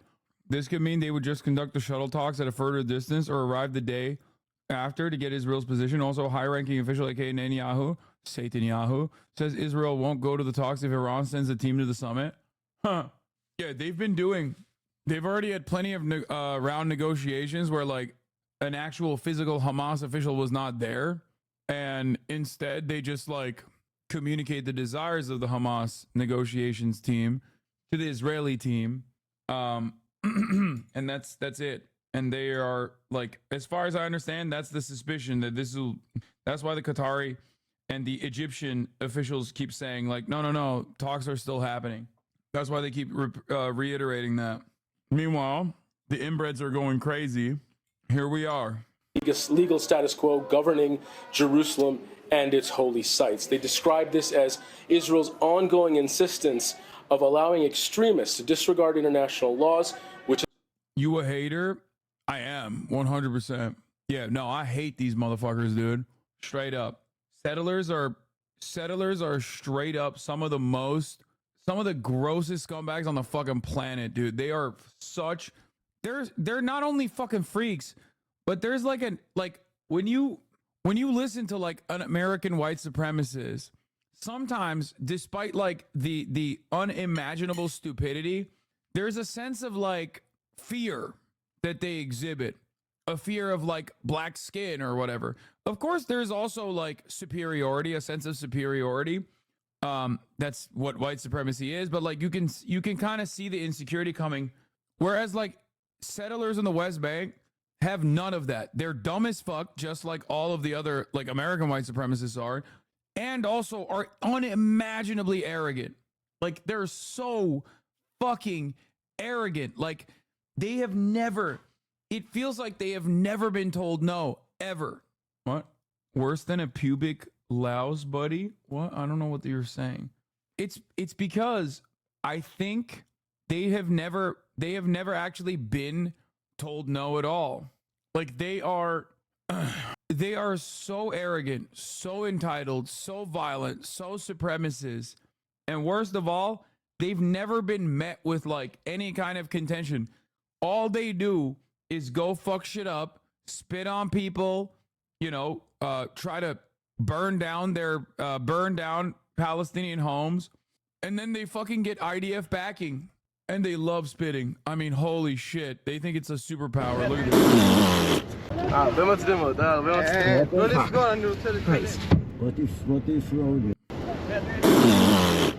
Harrods recognizes that settlers are unhinged too. Yeah, in the absence of a government that wants to deal with this menace, law enforcement and the courts must treat settler violence with the utmost severity. Good luck. Debate me? Hamas is objectively less evil than Israel. Disagree? Yeah, debate me. Likewise, debate me, you lowlife. Free Palestine from Hamas. Hamas is evil. He registered as a Republican to vote against Trump in the primaries. Bro, I think you're too lost in the sauce to have like a productive conversation over. Blinken issues a very strong statement against Israeli ultranationalist Minister of National Security Ben-Gvir after his visit to Temple Mount. We will look to the government of Israel to prevent similar incidents in the future. Yeah, that's not a strong statement, brother. No, this is literally the same as we are asking Israel to investigate itself and find no wrongdoing, as they have done time and time again. What is this? Times of Israel report IDF using Gazans to check areas that may be booby-trapped before troops enter. Yeah, also not shocking. Photos of JD Vance in dress and wig at Yale Law School verified as real spokesperson that JD put on a bad wig in a party in college. Not exactly scandalous. Let's cut the shit. If Iran Hezbollah launches a massive attack on the Israeli military, they 100% had it coming. They have a right to defend themselves, and they've been hit first by Israel like 40 times. This is a common sense thing to say, but it's heresy in the United States of America. No, he's 100% right. Like, it's ridiculous. It is so ridiculous that like these other countries can have their sovereignty be violated so grossly by Israel on a daily fucking basis. And if they ever dare retaliate, as is allowed under international law, then they are the worst villains of the story always. Israel gets to do whatever the fuck it wants. It's completely ridiculous. It is completely ridiculous. It's completely unacceptable. Okay? Anyway, where is here, apparently I made it to another Philip DeFranco conversation with Donald Trump for about 2 hours. Another Philip DeFranco thumb bump. Hours live on X, which is something that one side called a fantastic call, showing Donald Trump's side when he's not being adversarial. Though at the same time, you had other people saying it was 2 hours of the dumbest bitches you know, saying exactly. And the reality of the situation, it's up to you. It's like we always say on the show, perception is reality. And as far as what actually happened in the conversation, it started with Donald Trump telling the story of the assassination attempt on his life at the Pennsylvania rally on July 13th. Then, after a lot of guiding from Elon Musk, they spent a lot of time talking about immigration. These are rough people. These are people that are in jail for murder and all sorts of things, and they're releasing them into our country. Though there, you had people noting that there's a mountain of research that's shown that there is no link between immigration and higher levels of crime. Which on that note, that was just one of the false claims that he made during the call, with him continuing with false claims about immigration, but also global warming and sea levels, inflation, the It's weird that Philip DeFranco acts like he's a liberal, but then he's like very clearly bearing arms, dude. What is this? Legitimacy of the 2020 election, taxes, My man's looking the list goes on. yacked. But then beyond that, Donald Trump shared that one of the first things that he would do was close up the Department of Education, which, hey, wouldn't you know it, is also a policy outlined in Project 2025. You also had Musk pitching a role for himself in a potential future Trump administration, with Musk calling for a government commission to ensure the taxpayer money is spent effectively and saying, And I'd be happy to help We have this already. out on such a commission. I'd love if it were formed. Well, you're the greatest cutter. I mean, I look at what you do. You walk in and you just say, you want to quit? They go on strike. I won't mention the name of the company, but they go on strike and you say, that's okay. You're all gone. You're all gone. Which then UAW has filed a federal labor charge against Donald Trump and Elon Musk for attempting to intimidate and threaten workers, baby. Let's go. And they have every right to do so, by the way. It is within their right to do so. You can't say that. You can't say that as a fucking business owner. funny enough, led to the United Auto Workers Union filing an unfair labor practice charge against Trump and Musk, arguing that they illegally intimidated workers with those statements. But then really, I mean, beyond that, there's obviously more we could talk about here, but Trump really didn't say anything that unexpected. It was kind of like if you've ever actually watched a full Trump rally, he just kind of goes on and on. It was just that Elon Musk was also there. Just yeah, nervous, laughing, stammering away. Though also, I will say, there's been a lot of conversation about other aspects of this call. I mean, one thing that got a lot of people asking questions was the fact that Donald Trump sometimes sounded like he had a lisp or was slurring in his speech. He hasn't done an interview since this whole scam started. And what I'm going to do, one of the first acts, and this is where I need an Elon Musk. I need somebody that has a lot of strength and courage and smarts. I want to close up Department of Education. And you had the BBC recording more than 20,000 posts with the term slurring during the conversation. The with that, you had Trump's spokesperson telling people that it must just be their hearing. Though I will say, I don't think that he was necessarily slurring or had a lisp. I think it's very possible that it was an audio glitch or a compression issue. Because no, I saw the original video. He was slurring. That's what I thought too at first. Are clips of Donald Trump speaking in the room, not through X audio, and he sounds fine there. Also, though, speaking of glitches, the other big thing was the fact that the whole conversation was delayed by more than 40 minutes due to technical difficulties. And there, about 18 minutes in, you had Musk claiming that the event was under a massive DDoS or denial of service attack, which is basically when someone floods a website with traffic in order to overwhelm it and knock it offline. But I will say, as of recording, it is still not clear that this was an actual attack at all. Right? I mean, the site has had issues in the past, and that's not counting when they did that live stream event for Ron DeSantis. But then, is that why you ignored my chat earlier when I mentioned the lawsuit? So you could use it as a surprise? Am I a joke to you? Yes, because sometimes I have a fucking flow in the story that I'm going, that I want to abide by. Okay. I know it always seems like this is free flow conversation and communication, but sometimes you have to understand, stop fucking spoiling the juice. Okay. You come in here and you're very excited and you're like, Hasan, I really need you to see this story. Okay. I really need you to see this story. And I know the story already. I've already thought about the story. I know exactly where I'm going to fucking bam, land that story. Okay? I love you all, but don't fucking spoil the story sometimes. Okay? Anyway. And with all that said, on the other side of this, you had the Harris campaign commenting on everything, the bromance, the technical issues, the actual content of the interview, writing in a statement. Donald Trump's extremism and dangerous project. Yeah, that's a good question. Why didn't he call Elon a nasty person for delaying the interview in the same way that he called the black women that were holding the panel at the National Association of Black Journalists? Why is it? It's just odd. I don't know. He had all the smoke for the National Association of Black Journalists. Weird. 2025 agenda is a feature, not a $45 million a month. Yeah, I think that could have something to do with glitch it. of his campaign, which was on full display for those unlucky enough to listen in tonight during whatever that was on X.com. And going on to say, Trump's entire campaign is in service of people like Elon Musk and himself, self-obsessed rich guys who will sell out the middle class and who cannot run a live stream in the year 2024. And then as far as, other reactions we've seen, you again had some people saying it is good to see Trump in this light, right? A number of conservatives saying, hey, it's good to have something that they can point their moderate friends to of, hey, this is what Donald Trump's doing when he's not fighting somebody. But then also at the same time, you had political commentators like Hasan saying it was actually not in Trump's favor to take such a softball interview. I think one thing that people fail to consider is that Trump actually performs really well in adversarial interviews because he gets like bitchy. And when it's a glaze sesh, and I've listened to so many Trump glaze sessions with Sean Hannity where he sucks them, like he gives him that good suck, it's very boring. It comes across as like a very boring, low energy back and forth. But with all that said, the last thing I'll touch on is Trump's return to X. There it is. I have officially made it back again to the Philip DeFranco show with another banger clip where I talk about how Sean Hannity gives Donald Trump that good suck. Professional political commentator, by the way. This is where y'all get your news from? This is funny. Hold on. An insane situation. Jordan Cooper, 26-year-old American, previously served in the IDF, then went back to the U.S. on October 7. He flew to Israel to take part in the genocide, then served for another 200 days. His mom came to visit him and got him a halva snack. Apparently, he was allergic. He ate it and died. My condolences. Halva mas. Oh my, it's crazy. It's like, dude, did you guys see that fucking one clip? I'm laughing at an unrelated thing. Did you guys see that one clip where the dude is just like smoking a bogue in the middle of a fucking combat zone where they're conducting a genocide? And he's just like smoking a bogue in a fucking wide open window and he just gets domed immediately. Like, what are you doing? Like, it doesn't make any fucking sense.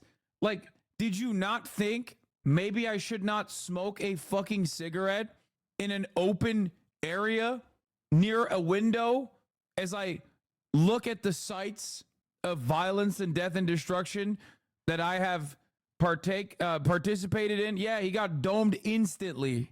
Not this guy. It's the other guy. He got domed by one of those fucking bathtub sniper rifles too. You see it in the fucking video. Dudes are so goddamn used to just like killing children and shit and having unlimited air support that they just like personally think they could just like rip a bogue.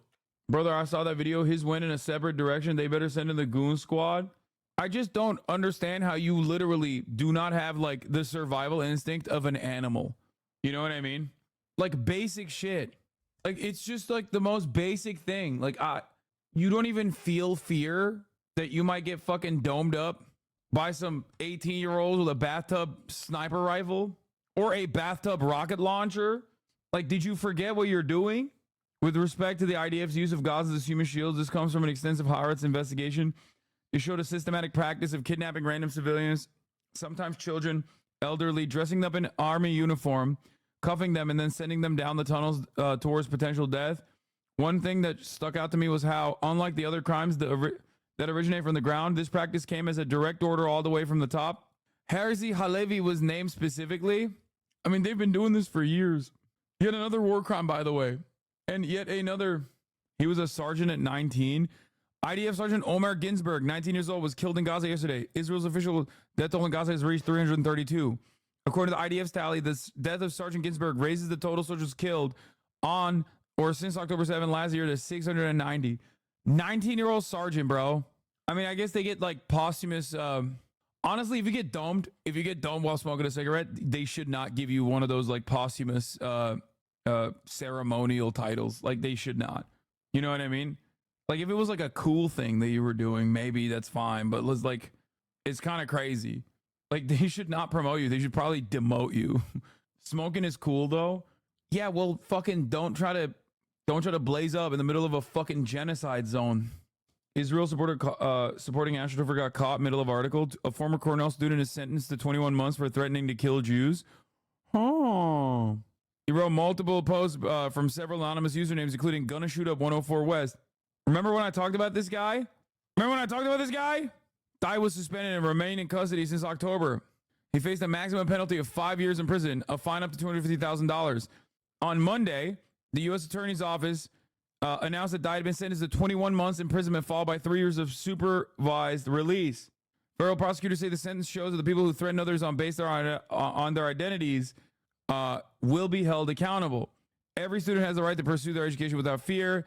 Dai's lawyers calls for his actions a Is it another earthquake? What the fuck's going on? It feels like a baby earthquake.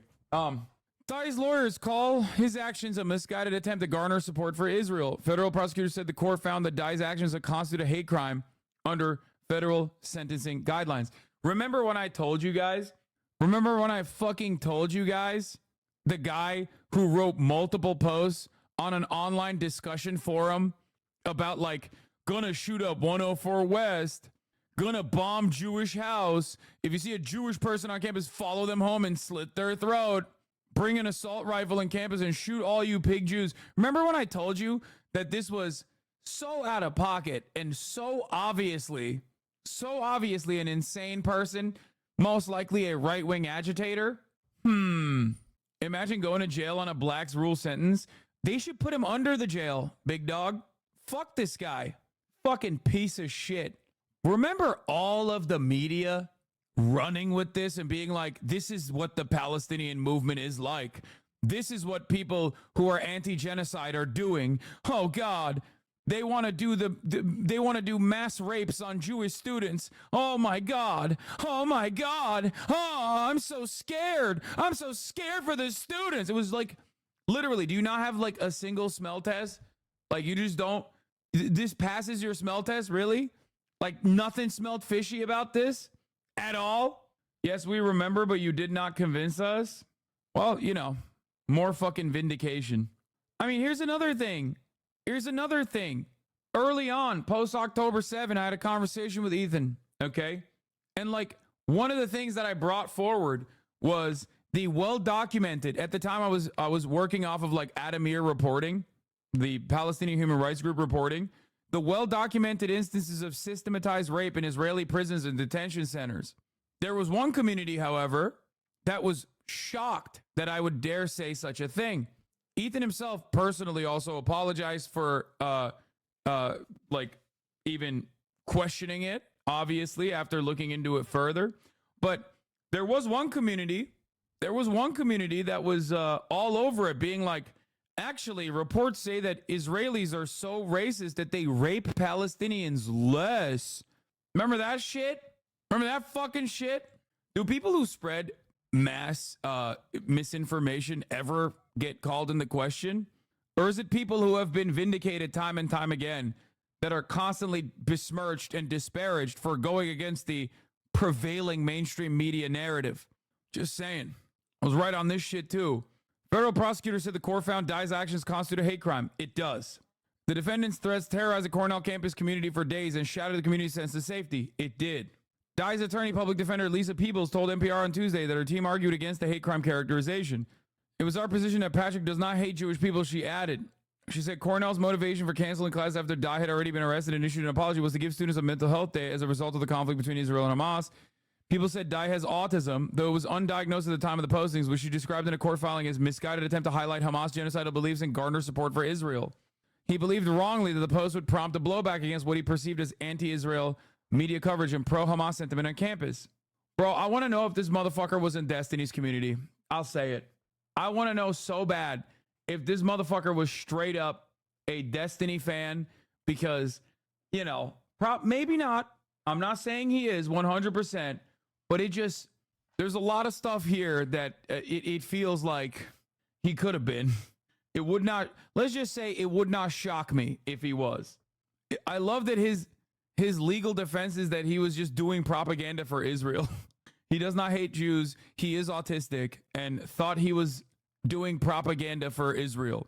Federal prosecutors countered their sentencing memorandum that the degree of disruption to the university rose to the level of substantial. Yeah, of course. He literally said he was going to literally like bring an assault rifle to campus and kill Jews. Of course, that was like an insane hate crime. Like it is a terroristic threat and a hate crime altogether.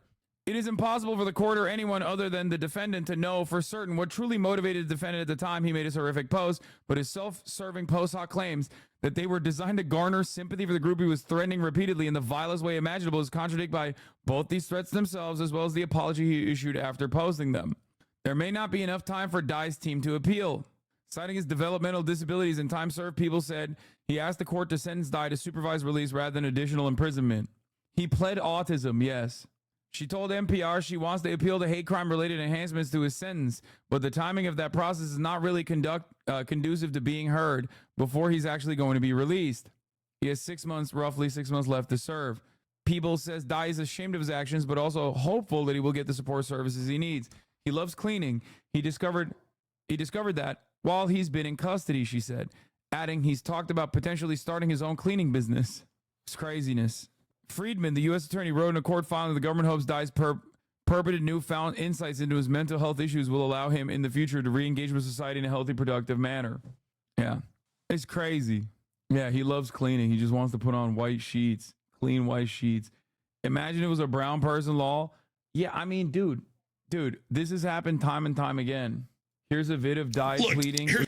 Here's a vid of Dye pleading guilty. Look, here's the thing. Fine. Listen, I'm going to be honest with you.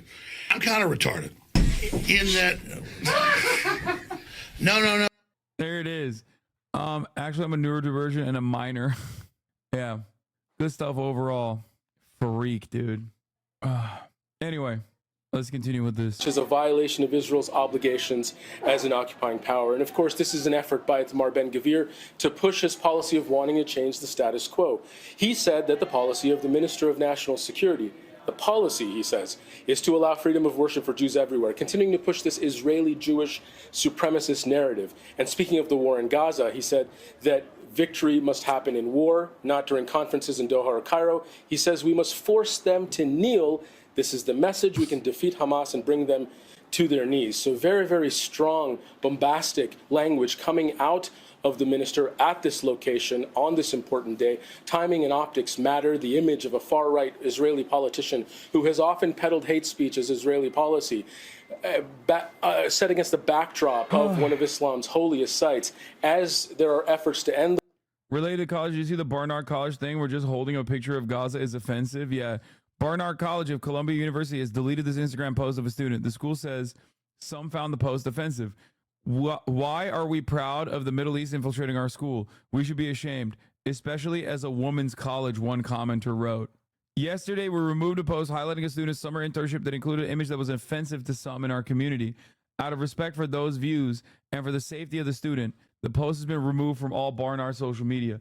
I don't think a lot of people understand, like we are insane, bro. Like, our institutions are genuinely insane with this stuff. This is the most disgraceful, cynical deployment of identity politics I've ever seen in my entire fucking life. Like, it is so, and I don't think people understand, like, this will negatively polarize people towards Israel. That's number one. But beyond that, this also, in my opinion, absolutely creates anti-Semitic narratives. Like, it so totally, in a ceaseless capacity, like, solidifies the anti-Semitic shit that people are saying all the goddamn time.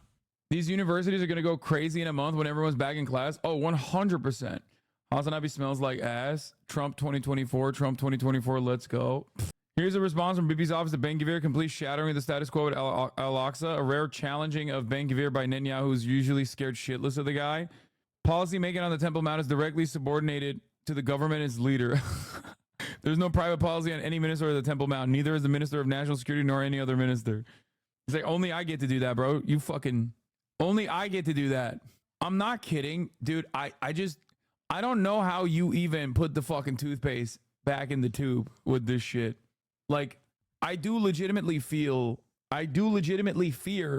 that there is just like an unimaginable wave of increased anti-Semitic conspiracies just that will dominate American political discourse, just straight up. And like, obviously, people that are cynically deploying anti-Semitism as a defense mechanism will then turn around and use that real anti-Semitism growing to do further insane shit. Maybe you should push back on them more often. Yeah, famously, I don't do that. I always let it slide. I always let that shit slide, as you know. Like always. As a matter of fact, I famously am not actually literally discussing that right now in this moment. Like, how fucking stupid are you, dude? Really? Like, you think you could come in here and say some fucking bullshit like this? 24-month subscriber? Suck my fucking dick, okay? What do you mean, okay? I'm very stupid? You are very stupid. Weirdo. Fucking loser. Get the fuck out of here. Take a week off, dumbass. Coming in here to be like, maybe you should fight back against this more. Nothing grosser than a dumb fuck coming in here, long-term community subscriber coming in here to be like, it seems to me like you're not fighting back against anti-Semitism hard enough, Sweaty. Like, the underlying premise there is that I don't do that. I do that every day, dumb fuck. It's such a gross fucking thing to say. Anyway, I do it every fucking day. I have to fight all the ultra-Zionists who tie Israel's unimaginable cruelty and bloodshed to Judaism. And then I have to fucking fight all these stupid fascist pieces of shit that also use Israel's genocide as a mechanism to instill anti-Semitic sentiment. It was probably October 7th. Lever just kept the sub up, though. Probably. Just being honest. Sheesh, if you call me a weirdo, I'd be so sad. Just being honest. I like Hasan. It would actually ruin my day. Yeah, man. I mean, like, you need to understand. Like, if you come in here and say some shit, say some shit like that is so fucking unimaginably hurtful, even in like a weak moment, like, how do you think that makes me feel? You know what I mean? Especially if you're a long-term community subscriber, like, you come in here and you're like, yeah, dude, why don't you fight against anti-Semitism harder then? Is like an insane fucking thing to say to me.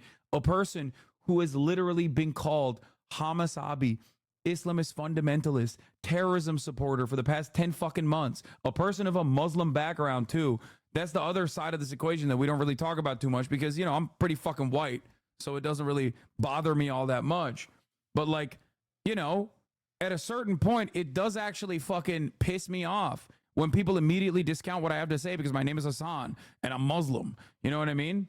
It is one of the very few instances where, like, that kind of bigotry actually is very successful. It very successfully led a bunch of fucking griped up teenagers who could have been more responsive if my name was Hank and I was a fucking Christian dude from Kentucky, to like leave this community in fucking droves and start running around and being like, no, he's an Islamist fundamentalist and he loves when like Iran kills gay people. He just defends Islam all the time.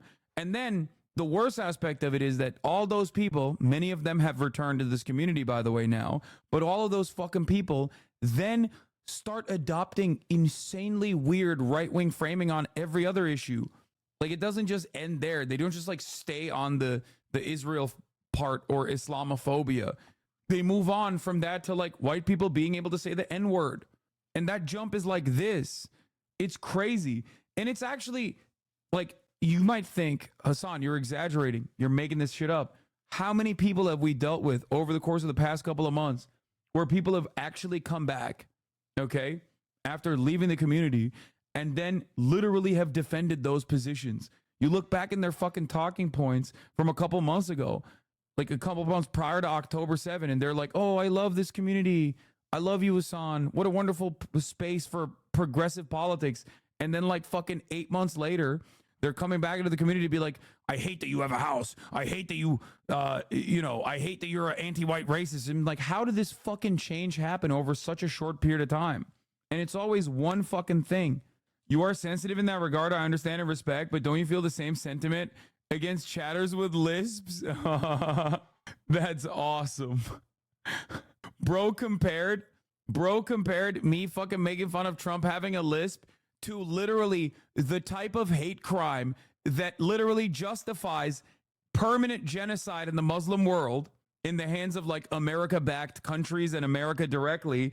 And also the domestic version of that fascism that has led to like a 7-year-old being stabbed in the fucking chest 20 times by their fucking landlord after October 7, or a random college student getting shot and being permanently handicapped because they were for the crime of fucking wearing a keffiyeh. That is an insane comparison, but thank you. Yes, you're right. You are missing something here. You're missing a massive fucking difference here. Okay? Not even giving them a chance to explain is wild. I already unbanned them. Shut the fuck up. So they can actually explain themselves. What? I ban as a hack? What? I don't get it. I agree with most things, and one thing we disagree on is not going to make me veer right. It's weird. Yeah, it's not because it's one thing. People don't just like disagree on one thing. They disagree on it vehemently, and then they seek out a community that like will feed them talking points to feel safe and secure in their disagreement. But then they don't realize that that community doesn't just have that issue as a standalone disagreement. They have a million other issues as well. And ultimately, all of those other resentments that person will carry on as well. We're going to look at Theo Vaughn talking to Bernie in a second. You know, when I was at my worst a couple of years ago, I watched just one of your streams one day and was very resentful and hateful. I understand how some people can change drastically, to be honest. Yeah. A lot of people also see me as like a vector of hate towards all things leftist. They'll masquerade it as like me being hypocritical, when in fact there is no hypocrisy there, not even like perceived hypocrisy there. But ultimately, it's a really good way to like unload into an incredibly accessible figurehead that without actually addressing any of the arguments, you know. See, Hasan, I love you and appreciate your hard work, but your biggest mistake is that you think Western nations will be better on these issues. They will not. They will keep being racist, keep bombing the living shit out of us. 1 million dead Iraqis and motherfuckers will haven't learned shit. What, even try, man? What am I supposed to do, bro? I have a profound amount of privilege. I'm an American. I'm a white passing American dude who has a massive fucking platform. Of course I'm going to use that to try to change the minds of as many people as I possibly can instead of fucking giving up. And also, things have changed. Things literally have changed. If you think about Israel-Palestine, things have changed dramatically in terms of the Western world and the way that like our generation sees this issue. It has changed so much. Back then, there was 1 minute of ads, okay? There was 1 minute ad at the top of the hour. Now there's 3. And if you no longer want to see those ads, all you need to do is subscribe. That hasn't changed. Well, actually, that's changed too. Under the Biden administration, the way to avoid the ads went from $5 a month in the form of a subscription to Russian officials to $6 a month in the form of a subscription. One thing that hasn't changed, however, is the Twitch Prime. Twitch Prime is still very much free. Twitch Prime is very much free still. Okay. A couple years ago, I was falling down the alt-right pipeline. I discovered your channel through a fan, and it opened me up to a lot of different viewpoints. I have been officially radicalized. I am trans now. Me 5 years ago would pass away if they saw me. I was a semi-right-winger until I started watching you during the George Floyd protests. Since then, I consistently watch your content on YouTube and streams when I can. Thank you for making education so accessible. I've learned more from you than I did homeschool. Bite inflation. I think the bigger problem is the parasocial element of Twitch streaming. They feel this attachment to you. Once you've crossed them, they seek revenge, or maybe I'm just autistic. No, I think that definitely plays a role for sure. But they don't, but like that also goes in the other direction where they feel like I've crossed them. So they look for another sense of community that also feels wronged. Do you feel me? Do you see me? Do you understand what I'm saying? So then they become parasocial and invested in another community. And then before they realize it, like their entire worldview starts aligning with said community, and they start going against like all these other things that they formerly believed. Yeah, it's really fucked up. This is sweet, but I still can't get why Zoomers like Kira and their community hate you with no understanding of anything. Come on, man. I've made enemies of fucking every top content creator that is like ostensibly even remotely right-wing or a troll or has said anything fucking bigoted or sells gambling to children. Like, of course, Twitter, especially, which is like insanely right-wing now, is going to have embedded hostility towards someone like myself, because there's a lot more right-wingers on the platform, and they love when someone goes, yo, fuck this guy. But yeah, I've made a lot of fucking enemies over the course of many, many years. It is what it is. Fuck that impression farming Twitter account. Who gives a shit? He doesn't have a community. He just slings as much fucking bot farmed same old fucking Twitter bullshit all over again every time he can. Are urging more residents southwest of Kursk to evacuate the area as Ukrainian troops push forward into Russia. A Ukrainian military chief says this was insane. Oh, is this what I think it is? Dude, right. I mean, this is insane, bro. This is insane. Apparently, I got fucking Aiden bots up my ass. What is this? I won an Aiden Updates fan is not a bot. I was 22 making fun of your hairline. Now I'm 26 knowing karma is real. Yeah. Get fucked. That was fake. The guy retweeted you. It was a troll. Bro, they're fighting over if it's a bot troll or troll with a bot. I think it's a bot and a troll at the same time. Because completely unrelated to me, that account was literally fucking posting about like hello from India and shit like that. It was probably a bot that then the owner took it over again so they could fucking post normal shit. Your hairline isn't even bad. Thank you. It was posting lasagna and cookie recipes and then being like, haha, we trolled you. My hairline is not bad any longer. I fixed it with medicine. All right, we're going to talk about Ukraine. Ukrainian troops moving towards Russia as incursion advances. they are gaining more ground more than a week into what was their surprise attack on President Vladimir Putin and his... Yeah, real ones will always remember you did nearly 8 hours of straight coverage every day on the genocide, despite views dropping and endless chirping by denialists who conveniently stopped talking about it once the death count hit a certain number. I'm sure that alone made a big impact on a lot of people. Yeah, but I could have given up. I could have stopped talking about it. You know what I mean? I saw it.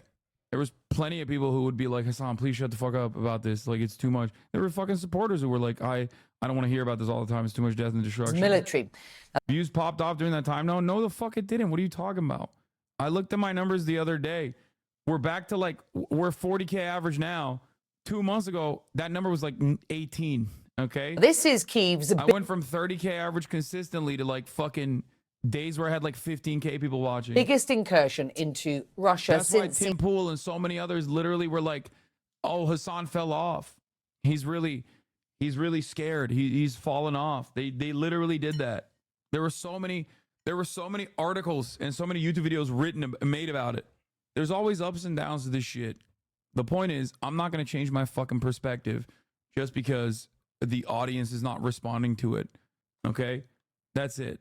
And a big part of that is because I still have loyal supporters. I still have a community.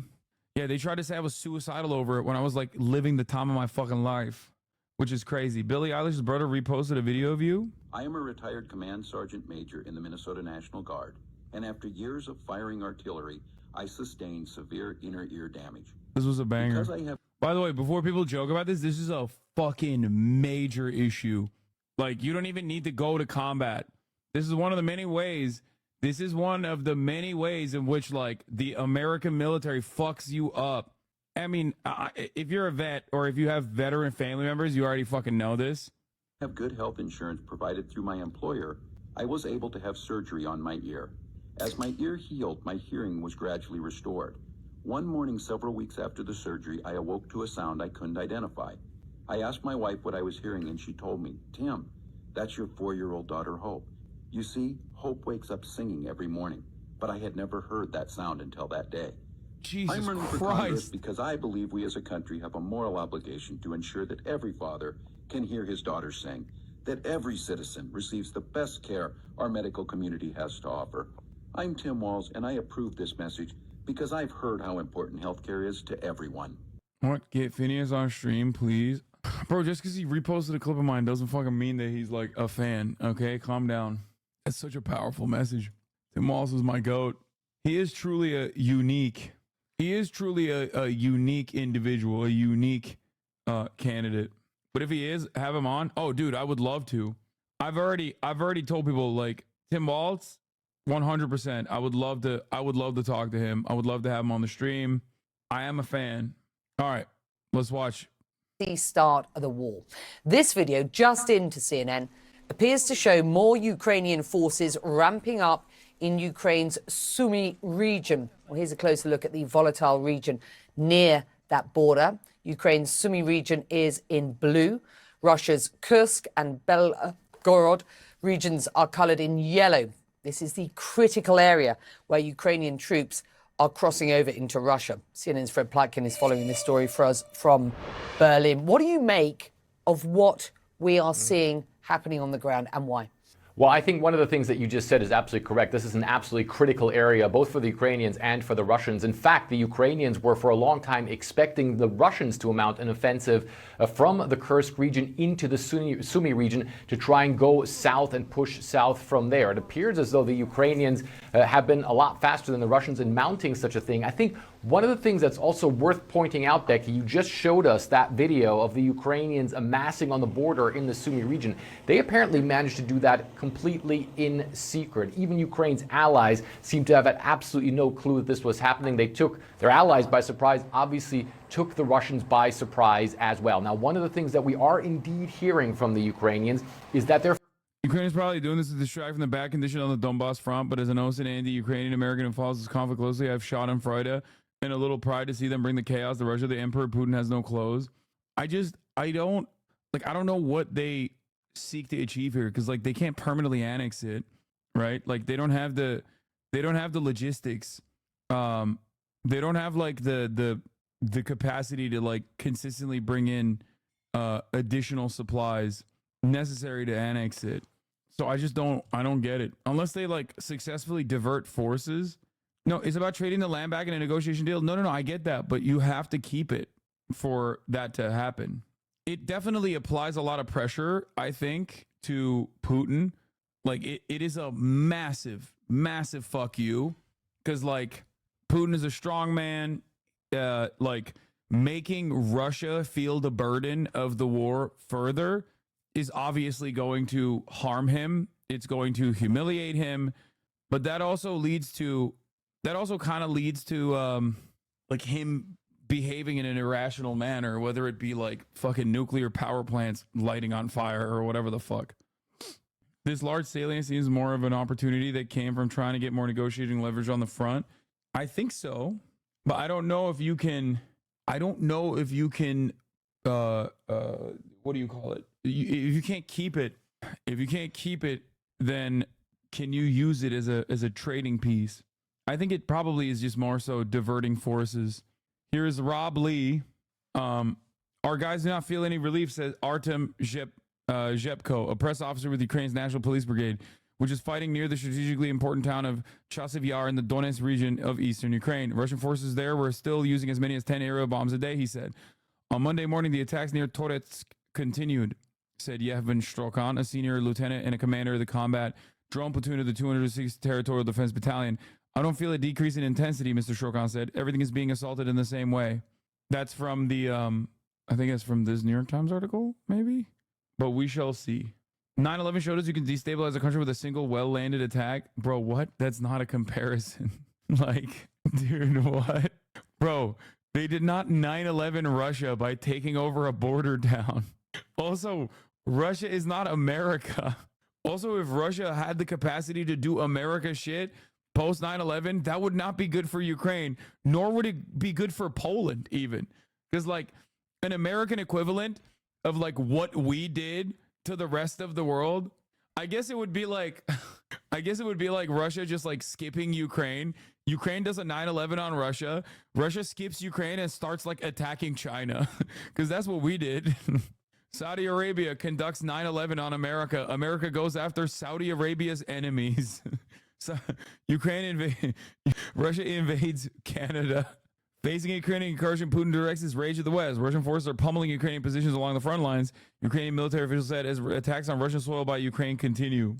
I feel like Russia will ignore Kursk incursion until there's a breakthrough at Chasiv Yar, because Chasiv Yar is a strategically important position due to its elevation. If Russia takes that, it completely fucks up the defensive lines for Ukraine.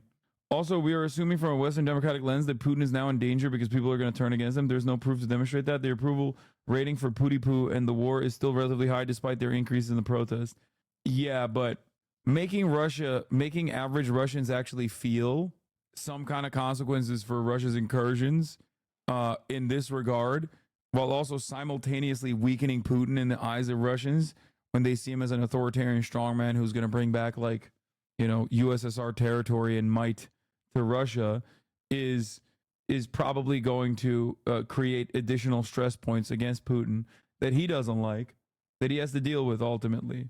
Like I said, though, I don't know how long they can keep this incursion going. You know what I mean?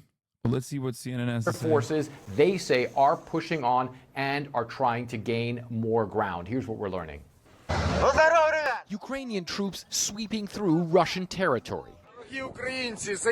Dear Ukrainians, this soldier starts and then says his forces went into a Russian supermarket, but that Ukrainian stores have a better selection. Videos released of several areas inside Russia showing Ukraine soldiers taking down Russian flags and raising Ukraine's. And while the Kremlin claims its forces have held up Ukraine's advances in some areas, posting videos of bombed-out alleged Ukrainian vehicles, the numbers the Kremlin... Could it no longer reduce support for Ukraine in the West as they're no longer just defending their own land? I don't think people give a shit about that much. I think the only thing that people care about in terms of Ukraine is like how it affects their fucking gas prices. Like, defense contractors care about offloading their shitty weapons that they haven't been using, that have just been, you know, collecting dust in their warehouses, and then making a pretty penny off of it. And that's the reason why they want to continue it. American State Department officials are interested in, you know, hurting Russia as much as possible, undermining a foreign adversary's military prowess to the best of their ability without using a single fucking active duty service member, like putting them in harm's way. And the average citizen just simply cares about like gas prices and how expensive it is to like heat their homes. So like once winter comes around, that's when like pressure mounts. It's not like a lot of this. The thing is these guys that are selling like chips and shit, Turkey directly selling it to Russia, or Western allies directly selling not to Russia but to Kazakhstan and then selling to Russia. And everybody utilizing India as a mediator for oil and gas has only raised the prices of certain things, but ultimately has not like changed trade all that dramatically. You know what I mean? Does admit are staggering. Almost 30 villages under Ukrainian control, more than 120,000 Russian civilians evacuated in the... I hate when you say it like that because it's like you're implying we shouldn't do it. I mean, there is a way to do it, and the best way to have conducted it was to either, and I don't know, I'm not like a military expert at all, but it seems like one of the best things you could have done was immediately fucking beef up Ukrainian defenses, or come to some sort of detente, some sort of conclusion with Vladimir Putin when he was doing military exercises on the border, if you took his threat seriously. I certainly didn't, very famously. And reinforced the Minsk protocols a third time. Okay. But if that wasn't going to happen, then do weapons transfers. And then when Ukraine actually had the upper hand, the leverage after the failed supposed special military operation, failure, before Russia blitzkrieged all the way over to the Dnieper River, in the territories that it pummeled into the ground and then now has permanently annexed, you could have had a ceasefire negotiation that Zelensky has actually put forward that I thought was a decent ceasefire proposal that would push certain aspects of the conversation down a couple years. That was the best point of leverage that Ukraine had. Since then, they've lost a lot of that leverage, and Russia just took over 20% of Ukrainian territory and just sat on it and mined the fuck out of it and have hardened their positions ever since. And they just keep trying to take over additional higher land every now and then that is serving as a defensive position against the front lines that Russia has pushed inside of Ukrainian territory. You know what I mean? Kursk region alone, and more under evacuation orders in Belgorod region to the south. Russian President Vladimir Putin irate, vowing to respond while ripping into Ukraine and its Western allies. It appears that the enemy, with the help of its Western masters, is fulfilling their will, and the West is fighting us with the hands of the Ukrainians. So, it looks like the enemy is seeking to improve its negotiating position for the future. The enemy will certainly receive a worthy response, and all our objectives will undoubtedly be achieved. All this as Russia and Ukraine blame each other for what appears to be a major fire at the Zaporizhzhia nuclear plant in southern Ukraine, an area under Russian control. So far, no increased radiation levels have been detected. Kiev has published little information about its offensive into Russian territory, but Ukraine's president justifying the incursion. From the beginning of this summer and only from the Kursk region, our Sumy region suffered all. I mean, there is something very ironic and rather funny about, like, more war is not funny. It's obviously awful, but like, there is something a little ridiculous about Vladimir Putin being like, how could they do this to us? Like, come on, dude. Like, that's insane. That's an insane thing to ask. I mean, you got almost 2,000 strikes. Artillery, mortars, drones. We also monitor every missile strike, and each such strike deserves a fair response. It's just like, it also is so fucking Israel, dude. Holy shit. That conversation that Vladimir Putin had with Tucker Carlson, a conversation more like a glacier, will live in my mind permanently, because I after that, my understanding of the equation changed so dramatically, where like I saw it with my own two fucking eyes, that he just was like, why can't I be your Israel? Like, America, I would love to be your Israel. Why won't you let me be your Israel? Like, he literally said, we're a capitalist nation too. We're not socialist anymore. We're not communist anymore. We're a fucking capitalist nation. Why can't we be your Israel, please? And it seems Ukraine's response is not over yet, even as Moscow scrambles to prevent further loss of territory.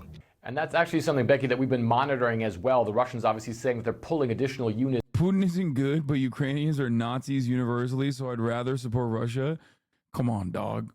That's insane. Bro, your brain is broken by what? Like, I don't know if you read too many fucking Associated Press reports where they just only seem to have dudes with fucking like black sun tattoos and shit prominently displayed, but no, the entirety of Ukraine is not Nazi. That's insane. Yeah. Look, the denazification argument was insanely stupid. Not only because obviously there's nationalism issues within Russia as the Russian forces as well, and also, more importantly, there is no denazification, okay? Like, there's no, like, you don't invade a country to be like, we're gonna denazify the country. If you invade a country, you Nazify the country. Like, those guys are now the best heroes, okay? Like, dudes who would have normally fought against those football hooligans and fascists and whatnot are now looking to them and going, okay, well, you're defending me against the fucking bombs blowing up in my head. I love you now. There is no denazification. Yeah, it's like the Hamasification. It's so stupid. Once you fucking bomb every building block, every city block, all of a sudden, once you start treating everyone like they're fucking Azov battalion or whatever, then everyone is functionally Azov battalion. It also ends up, and this is like another thing that I've said so much. How come when Vietnam got invaded, it became less Nazi and more communist then? Great question. It's because America, the invading forces, aligned with the Nazis, okay? There was also, obviously, a counterbalance to that sort of thing back then that no longer exists. Ideological counterbalance and also foreign intervention that used to exist back then that no longer exists. Good question, though. Vietnam was never Nazi? No, like, there were fascists in Vietnam. There were. The southern Vietnamese government was doing fascist shit nonstop. It's into that area trying to hold the Ukrainians up. They've also posted video on all of their social media channels, really, of planes from the Russian Federation allegedly bombing Ukrainian positions, Ukrainian vehicles allegedly getting destroyed. But the fact of the matter is that the Russians are indeed asking citizens in regions that are further and further east towards the city, of course, to evacuate those areas, which could be an indication that the Ukrainians are indeed still moving forward. Becky. It's good to have you, Fred. Thank you. Joining us now is Shashank Joshi, who's the defense editor at The Economist, and it's extremely good to have you. Your analysis and insight so important on a day like today. Ukraine's top military commander has said his forces command 1,000 square kilometers of Russia's Kursk region. About 10,000 Ukrainian troops, as we understand it, have crossed into Russia. Ukraine has, through this war, been outmatched, but this surprise attack has been, it seems, successful. What does this change in strategy and potential shift in power balance mean for this war, do you think? Well, first of all, Ukraine has changed the narrative. That's the most important thing. Whatever else happens, it has busted the assumption that Ukraine's on the back foot, that it can't regain the initiative. But I will say this. It is still, and we mustn't lose sight of this, losing ground in Donetsk province in eastern Ukraine. In fact, in the last couple of days... I don't think they have, but I do think that it gives enough rope to the Western media to be like, oh, they changed the narrative. They're doing the damn thing. But, like, what happens when they're no longer doing the damn thing? You know what I mean? Like, this is the thing about, like, the counteroffensive, right? They brought up the counteroffensive. The counteroffensive is going to happen. We're going to have a crazy, we're going to have this counteroffensive. It's going to be awesome. The counteroffensive is going to be the sickest counteroffensive you've ever seen. They're going to purge the Russian orcs from its territorial boundaries. And it's like, and then it failed. And then Western media dropped it immediately. Like, they never talked about it ever again. So all this does is seemingly offer false hope to a lot of people. I don't know. It's just the glaringly obvious problem for Ukraine right now is manpower. That's it. Hasan, go back to your country. This is my country. What do we do then? I don't understand why you're so anti-Ukraine succeeding. What? This is a crazy chatter. I have no control over Russia. Neither do I have control over American foreign policy. Okay? Yes, I want Russians. I want the Russian forces to retreat. I don't want Russia to invade Ukraine. I don't want people to be killed in the fucking meat grinder. But ultimately, my sober analysis over what is going on does not change due to, like, if you want me to do wish casting, that's one thing. But if you want me to look at it seriously, recognizing that Ukraine's, and this has been a problem, this has been an ongoing problem for Ukraine for a couple months now, recognizing Ukraine's manpower problem is not me saying I hope Russia wins. Thinks he's a military analyst? I'm not. We've seen Russian forces move to within 15 kilometers or so of a very important town in the east of Ukraine called Pokrovsk. And I say this not to take away from Ukraine's remarkable achievements inside Russia in the last week, but to point out that these are all trade-offs. These have come at a cost. And so Ukraine has changed that narrative, but it must be very careful that the result isn't a loss of territory inside its own soil and what ultimately could turn out to be heavy losses inside Russia as well. It's got to consolidate these gains and understand the... Why are you defeatist with Ukraine but not Palestine? What? I'm not defeatist with Ukraine and not Palestine. There's a major difference between Ukraine and Gaza. That is, Gaza are America's historic enemies, Arabs, Muslims, okay? The group pummeling Gaza is America's greatest ally, Israel, okay? The group conducting ethnic cleansing in Gaza is Israel, okay? While there are similarities between Ukraine and Gaza, the similarities end very quickly when you look at who America is funding and facilitating on both of these different conflicts. I also happen to want the same exact thing in both, which is a ceasefire, a permanent end to hostilities.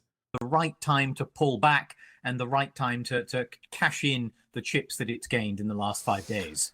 It has more to work with going forward than it did, some 4 or 5 months ago. I mean, there is more coming into Ukraine from both the West and very specifically from the US. In a recent piece in your publication, The Economist, it was written that the delivery of the F-16s can be seen as a morale boost rather than a strategic game changer. Writing, but with numbers building up slowly, it may take time before the F-16s can have much impact. A recent report by the CSIS, another think tank, argues that Ukraine needs many more aircraft than have so far been promised.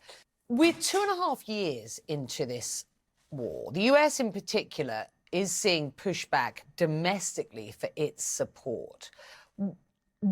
Does Ukraine, are we seeing at this stage evidence that Ukraine feels more empowered and with this new equipment can be projecting, more strength going forward? For example, what impact are these F-16s going to have? Yeah, and yet you called Russia, Israel in this conflict and not Ukraine, that were killing its own people in the eastern territories who opposed the 2014 coup instead of negotiating or giving them federal status. Brother, you are fucking crazy. Okay? I love this narrative. Russia's narratives are so fucking fraudulent in terms of its invasion of Ukraine. Obviously, an invasion of a foreign country violating its sovereignty is always going to be met with a shit ton of ridiculous claims as to why it must be conducted. But like, how is that exactly a narrative? I don't know. 14,000 killed in Donbass. Now how many fucking people have been killed? Is Donbass so protected now? Yeah, we have to protect the eastern Ukrainian territories where there's a lot of Russian sympathy. And how do we do that? By fucking destroying Kharkiv. We will really get our message across by throwing hundreds of thousands of conscripts into the fucking meat grinder on the Russian side. Yeah, really, you solved it, dude. You fucking really saved it. Okay? Like, that's ridiculous. That's a ridiculous argument to make. Whenever people ask me, what should have Russia done, Hasan? It's just do China, okay? Do Chinese shit. Liberation as cause? Come on, dude. You are not liberating. Then that's like saying Ukraine was liberating its own fucking territory by bombing it. Okay? How come only Russia gets to liberate the territory by bombing it and killing people? But when Ukraine is bombing it, you're like, well, that was bad and wrong. But when Russia is bombing the same exact territory and mining it into fucking oblivion, then it's liberation. Like, that's crazy. I just, I don't think that there's any defensible, like, I don't think this is even remotely defensible. And that's why I've always made the difference. I've always talked about the difference between Crimea and other parts, which is something that a lot of pro-Ukrainian chatters despise me over and will say that, like, I am a supporter of, like, Russian invasion of Ukraine. Okay? New entry into the HasanAbi doctrine, do China. That's what I mean, yeah. Becky, I think you answered that at the beginning correctly by pointing out that these will have limited impact. I know that some people would want to see... Yeah, that's why we need Donald Trump, so we can fix it. We need Donald Trump so we can... Do you think I should feel guilty booking a spa day at Sundara with everything going on in Gaza and Ukraine? What the fuck? See these new systems coming in and offering some kind of decisive change on the battlefield. But in truth, the F-16s ought to be seen as a long-term replacement for Ukraine's aging and... When you say mining, do you mean like coal? No, dude, mines, like landmines. Landmines that go boom when you step on it. Depleted fleet of Soviet-designed aircraft, MiGs and Sukhois. The fact of the matter is, these F-16s are not going to be flying American style over the front lines, swooping over Russian troops. I think what they're going to be doing in the main, in the first months of their existence at least, is to be providing air defense over Ukraine against Russian drones and missiles. They'll be sitting back tens of kilometers away from the front line, shooting down these Iranian-made drones and other cruise missiles coming in over the border. And that's a very valuable mission. But let's make no mistake, it doesn't mean they're going to be providing air cover right on the edge of the border, allowing Ukrainians to stream into Russia again. We've really got to keep expectations in check of what these planes can achieve. Let's talk about the wider story here. The Ukrainian president, Volodymyr Zelensky, has said in taking the fight to Russia that this is key to achieving peace. And I just want you and our viewers to have a listen to specifically what he said. It is only fair to destroy Russian terrorists where they are, where they launch their strikes from. Russian military airfields, Russian logistics. We see how useful this can be for bringing peace closer. Russia must be forced into peace if Putin wants to continue waging war so badly. And Ukraine's head of military administration said, and I quote him here, they are feeling what we have been feeling for years, since 2014. This is an historical event. Is this about forcing Putin's hand, getting him to a negotiating table to broker peace on Kyiv's terms rather than on Putin's terms at this point? What's your sense here? Well, Ukraine, like all of us, is watching the American elections, and it realizes there is a chance that a Trump presidency, if that is what occurs, is more likely to cut Ukrainian aid off and to force Kyiv into a deal that the Ukrainian government would view as highly unfavorable. And so you could see this kind of operation as a way of preempting some of that and saying that, first of all, Ukraine still has options, and second of all, that simply freezing the lines as they are is not an acceptable solution because, look, Ukraine is in charge of Russian soil as well. So this is, I think, absolutely a way for Ukraine to say it can strengthen its hand in any talks that occur. Now to President Biden's mission. Biden awards $150 million for better tumor removal surgeries. We're skipping that. There was a couple different things I wanted to talk about. Oh, we'll do the Bernie Sanders. We'll do the Bernie Sanders thing. Yeah, look, all I'm going to say is this, okay? It's not true. All I'm going to say is this. My suspicion is, yeah, we got the kick video too.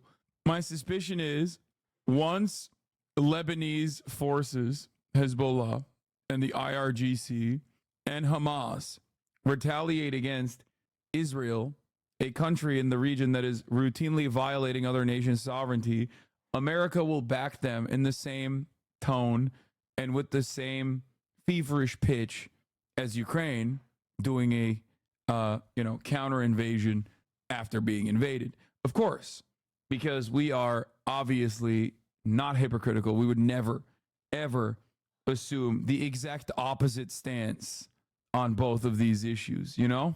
This guy, immigrants are becoming U.S. citizens at fastest clip in years. The government has reduced the backlog of applications that built up during the Trump administration. New citizens say they are looking forward to voting. Do I need to spell it out for you? Says Jeremy Carl, the great replacement. Elon Musk retweeted this, by the way. Senior fellow at the Claremont Institute, former research fellow at the Hoover Institute, U.S. Department Assistant Secretary of the Interior. That was also, Elon also retweeted this, which is from the Trump War Room. Official account. Import the third world, become the third world. This is Euro-style racism. Like, this is unique to America, this level. America has its own version of this, obviously. Not to say that America is like less racist than Europe. I would never say that. We are very, very good at being racist on our own. We've just never, in my experience, never hit this like Euro level racism. Peep the comments. He responded. The racism is off the charts here. Wow. I am thinking that we are so back. Get agent connected with Matt and Jacob. Yeah, how you doing? Am I Usopp from One Piece? Yes, yeah. Yeah, how'd you know? Oh my God. Oh, okay, thank you. Yeah. No, I am. I'm his brother, technically. No, I'm just delivering pizzas. I'm Peter Parker for the day. Huh? Am I broke? No, people need their pizzas delivered. It doesn't mean you're broke. Yeah, for sure. That almost felt like a meme interaction, chat. What the fuck? There's no way that's how people talk to DoorDash delivery drivers and shit. Are you broke? Yes, they do. What? Straw Hats continually are broke. Yeah, this is hilarious. Who's agent? I recognize his face. He's a part of the AMP. He's responsible for making AMP, actually. Oh, also, we have some good news. The Algerian boxer Iman Khalif is suing both J.K. Rowling and Elon Musk. That's not one, but two billionaires. Hey, I am so supportive of this, okay? Oh my God. Oh, it's so good. Cyberbullying lawsuit filed by Algerian boxer Iman Khalif.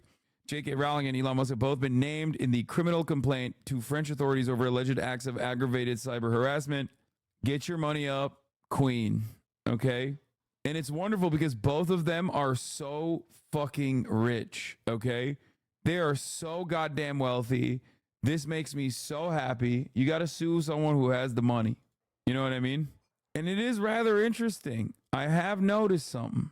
I've noticed that a lot of fucking people actually deleted their Iman Khalif tweets. Some people have not tweeted at all, like J.K. Rowling. I believe, what was it, Chris Hitchens? He deleted all of his tweets about the Olympics. Or was it not Chris Hitchens? Sorry, fucking Richard Dawkins. Hitchens is dead. It's the same shit, though. It's the same guy. I always mix and match my fucking edgy Islamophobic atheists. Hitchens died before he could turn into a Dawkins style. I actually think I am Christian after all, culturally. Wouldn't it be on J.K. Rowling to not tweet on this? Kamala and Tim holding a rally at the RNC Arena in Milwaukee.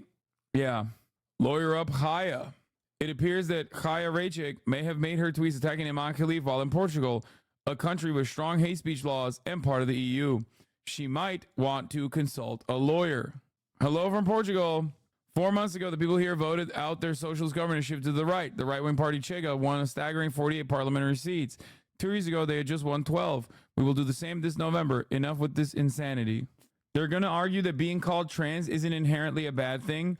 That one has worked in U.S. courts before, but we'll see how they handle it whenever this happens. Oh, that's so gross. So transphobes have used like, oh, well, I thought being trans wasn't a bad thing as a defense. God, I hate that. Pretty sure they called her a man, though, anyway. So they didn't just call her a trans woman. Pretty sure they just straight up, flat out called her a man. Joe Rogan unretweeted some tweets calling Iman a man. One of the greatest parts about this is that, like, these rich assholes, these are all rich ass motherfuckers that are unimaginably transphobic. So they actually do have the capacity. They actually do have the capacity to be sued, and, like, you know, the person has the capacity to get some awards off of it. So that does make me happy. Richard Dawkins deletes post calling Olympic boxer Iman Khalif a man as she files harassment complaint. Atheists are not exempt from this foolishness too, by the way. This is Richard Dawkins, a biologist for that matter, sharing transphobic propagandistic misinformation about Iman Khalif. He's even using anti-trans propaganda source. 2 men masquerading as women are being allowed to box against real women in the Olympics. Biker who identifies as a cyclist wins Tour de France. Please don't watch that video. It's terrible. Well made, but it's vile. No, we're going to watch it. I don't think Piers Morgan deleted his tweets. Oh, before we move on, here is 2 Tim Walz moments. These guys are even attacking me for my record of service. And I just want to say, I'm proud to serve my country, and I always will be. With my dad's encouragement, a guy who served in the Army during the Korean War, I signed up for the Army National Guard 2 days after my 17th birthday. I served for the next 24 years for the same reason all my brothers and sisters in uniform do. We love this country. Then in 2005, I felt the call of duty again, this time of being service to my country in the halls of Congress. My students inspired me to run for that office, and I was proud to make it to Washington. I was a member of the Veterans Affairs Committee and a champion of our men and women in uniform. I'm going to say it again as clearly as I can. I am damn proud of my service to this country. And I firmly believe you should never denigrate another person's service record. To anyone brave enough to put on that uniform for our great country, including my opponent, I just have a few simple words. Thank you for your service and sacrifice. So, yeah, he cooked on that front, the service thing, which was objectively a very normal way to react to a very weird accusation. But here's a really good one. Vice President Harris and I have both had the privilege of joining workers on the picket line. And it's why, as governor, I signed one of the biggest packages of pro-worker policies in history into law. In Minnesota, we made it easier for workers to form unions. We strengthened workers' protections. And yes, we banned those damn captive audience meetings for good in Minnesota. Last time I said that at a union meeting, they sued me over it. It was the best thing to get sued over I ever said. We're going to continue to ban those meetings. Vice President Harris and I have both had the privilege of joining workers on the picket line. And it's why, as governor, I signed one of the on this ticket. Awesome speech, but it also shows he really wasn't lying about the teleprompter thing. The reading ahead pauses are adorable.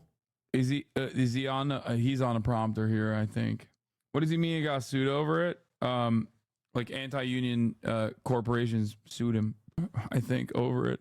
That's the same clip as the one I sent from Rupar, but the other one is longer and has more context.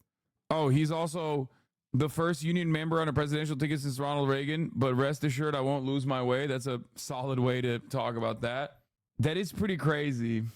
That is pretty crazy that Ronald Reagan was a fucking union leader, like a labor leader. God, he was such a piece of shit. Fucking hate him. Oh my God. This is a funny one. By the way, here's a little fact that they just told me. By the way, my week has been very interesting since last Tuesday, as you might guess. But here's a fact they shared with me as I came here to make this this opportunity. Yes, he was the labor leader for SAG, Screen Actors Guild. Say Ronald thank you. Reagan. I happen to be the first union member on a presidential ticket since Ronald Reagan. But rest assured, I won't lose my way. Probably should be a few more union members in elected office, President Saunders. We might want to work at that. I think I'm looking at some. So you heard the story. You knew. Teamsters Black Caucus endorsed Harris, but the Congress itself still won't. God, I hate being from Boston. Sean O'Brien pisses me off. I don't understand why he's doing this. The vice president at large is now challenging his position. Hog that, what is this? Apparently it's not true. This is wrong. Donald Trump was also a member of the Screen Actors Guild and resigned in February 2021 after facing potential expulsion over January 6th. Yo! Donald Trump was also SAG. Oh my God, they're both the worst. Oh my God. Oh my God. If you're a SAG guy, if you were ever in SAG, you should not be anywhere near the presidency. I'm sorry. Oh my God, that's 2 for 2. That's literally 2 for 2. Also, Ronald Reagan was literally the fucking president of SAG. It wasn't like he was some random card-carrying rank and filer in SAG. Donald Trump, on the other hand, was he had to be in Screen Actors Guild. Aren't you in SAG for Sodas? No, Sodas was a scab production. Remember. Vice President Harris grew up in a middle-class family, picked up shifts at that McDonald's as a student. I keep asking this to make a contrast here. Can you simply picture Donald Trump working at a McDonald's trying to make a McFlurry or something? He knows us. He couldn't run that damn McFlurry machine if it cost him anything. So, yeah, he was in SAG, fucking clapping commies in Hollywood. Okay, Senator Bernie Sanders was on Theo Vaughn. Is this good? Is this a banger? He's one of my favorites. You have one of the points I think. A little bit, but Bernie Sanders, thank you so much for joining us today. Great to be with you, Theo. I really appreciate it. I have some new tour dates I want to tell you. A government dominated by big money interests, right? That's no great secret. So you have these billionaires now in their super PACs. If you're a billionaire, you can contribute hundreds of millions of dollars to elect people, to feed people. I gotta pee, I'll be back. If you're a large corporation or you represent the pharmaceutical industry, do you know how many lobbyists there are in Washington, D.C. representing the big drug companies? Take a wild and crazy guess. 2,000. You got it. That's a pretty good guess. About 1,800. Wow. So there are 100 members of the Senate and 435 members of the House. Got it? 535. And you got 1,800 lobbyists. Well-paid former leaders of the Democratic Party, leaders of the Republican Party. They're there to say, hey, Congress, do everything you can to make sure we make as much money as possible. And who gives a damn whether people can afford the prescription drugs they need? So that's power. So you have a whole other drug government almost going on. Absolutely. That's even bigger than our own government, numbers-wise. Well, not big. We can define what we mean by bigger. But that's fair. But if you look at Wall Street, the power of Wall Street, the drug companies, the insurance companies, the fossil fuel industry, you have enormous wealth, enormous power. And if your question is it government that tells them what to do or they tell what the government to do? More the latter. They tell the government what to do. Very powerful. Does it feel like that's changed over your time, like in politics, or has it always been that way? I think to some degree, money talks, right? Yeah. No great secret. That's always been the case. It's worse now, and I'll tell you why. As a result of this Citizens United Supreme Court decision, you familiar with that? Mm-hmm. So people brought action. Billionaires really brought action. They said, hey, it's undemocratic. You're taking away my freedom of speech, right? I got a First Amendment right. We're on TV now. You could say whatever you want to say, and I'm a billionaire, and I want to spend unlimited sums of money to defeat this candidate or support this candidate, and you have laws on the books now which restrict my freedom to buy the election. You understand what I'm saying? 100%. Okay. And the Supreme Court said, well, guys, you're right.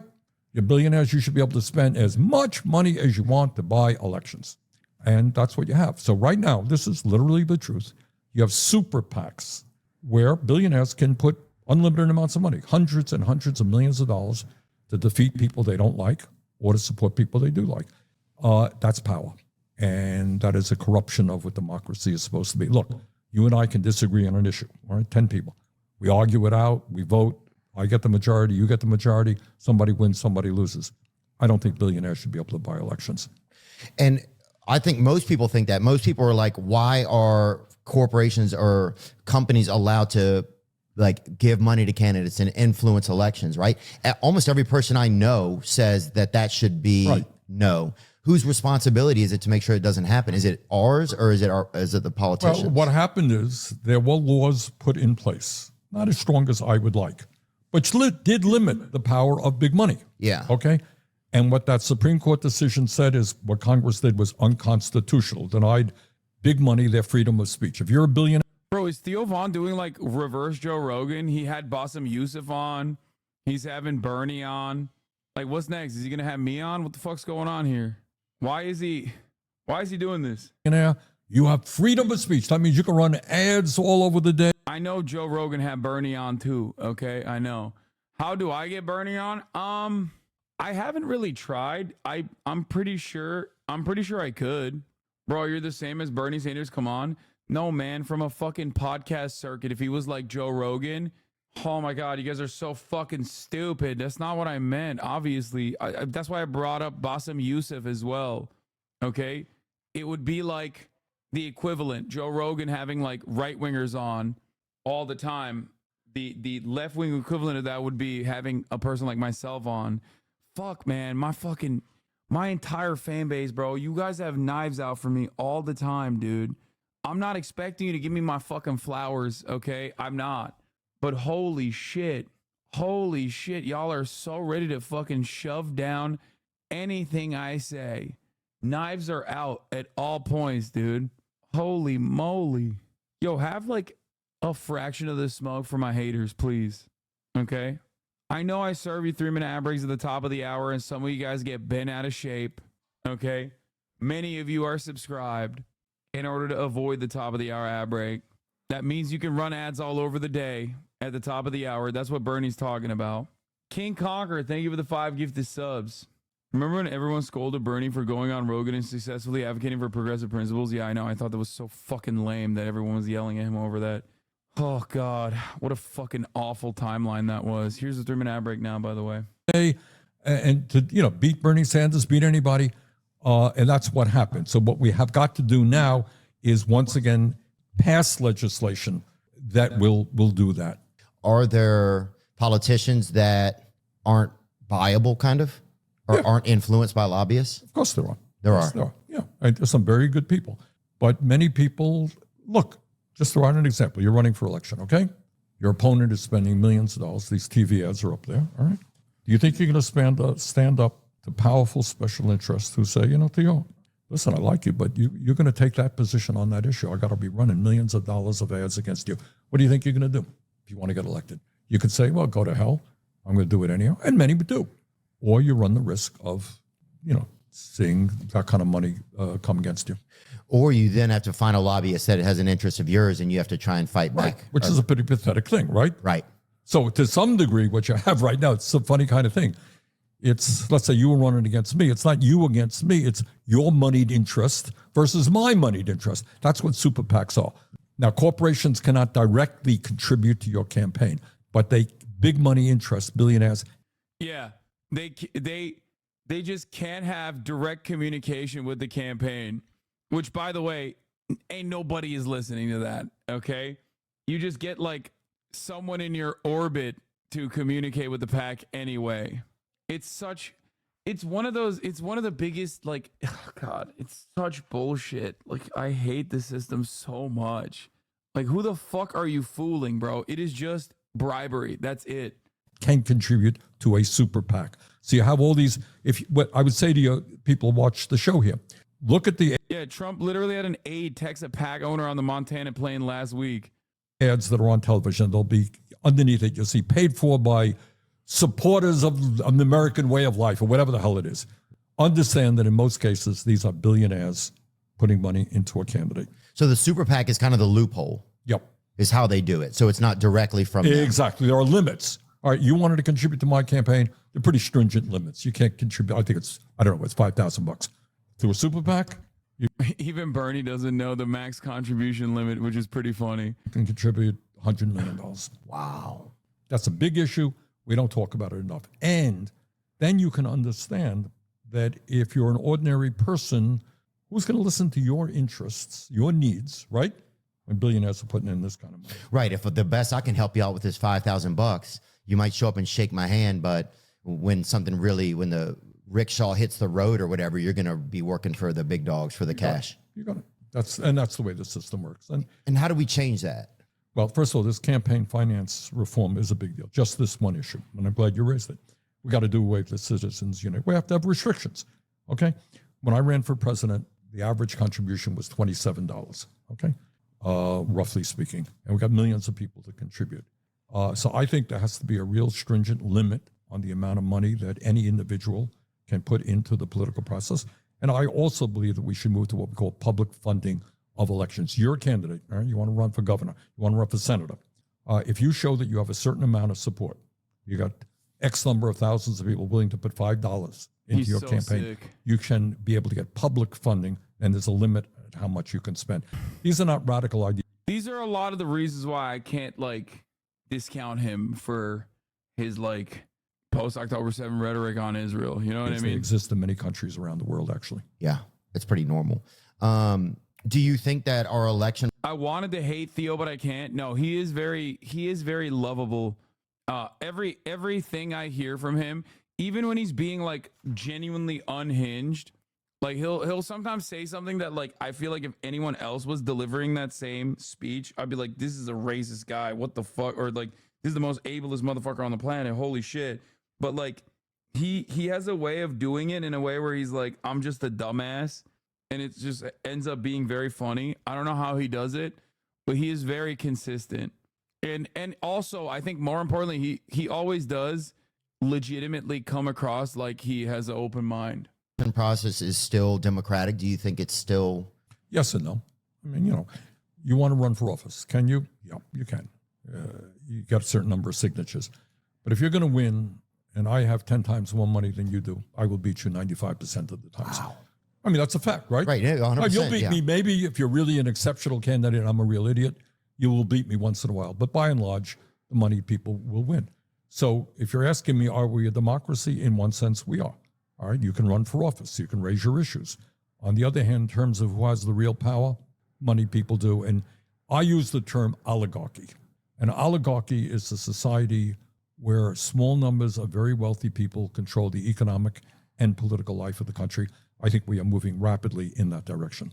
Yeah, I feel like to me, it feels like a almost privatized communism in a way. Right. That's a very good point. It's an interesting way of looking at it. Yeah, and I don't know exactly sometimes everything of what communism is and what socialism is, but sometimes that's how it feels. Well, let me give you an example. Can I pick up on your point? Yeah, for sure. Okay. I believe we are the only nation on earth, major nation, wealthy nation, that does not guarantee health care to all people. Okay?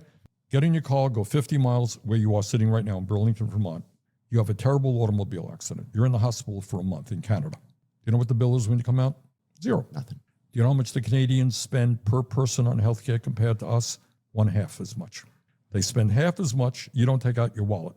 If you get sick, you go to the doctor that you want. Okay? I believe in that type of system. They guarantee healthcare to all of their people. Mm-hmm. It's publicly funded the way we fund police departments, fire departments, and libraries. Okay? You got to pay taxes for it. But at the end of the day, it is less expensive for your healthcare. You follow what I'm saying? Yeah. Okay. Yeah, because you're a proponent for healthcare for all, right? I absolutely. And yes, and you always have been. And but how the system seems so rigged because you have one of the number one causes of bankruptcy in America is medical debt, right? Yes. Unbelievable. Like people can't, they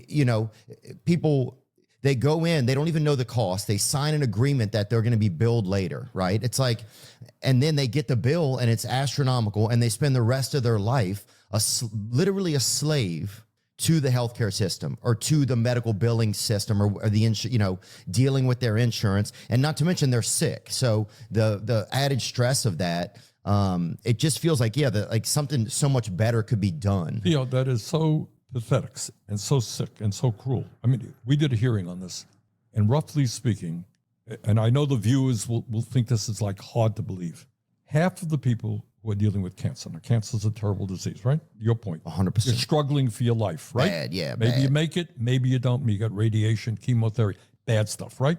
Half the people who get cancer treatment either end up in bankruptcy or utilizing all of the financial resources of the family. They're depleted. They're broke. So imagine that. You go into the hospital, doctor says, Theo, sorry, you got cancer, terrible. You're worried to death, right? Your friends, your family are worried.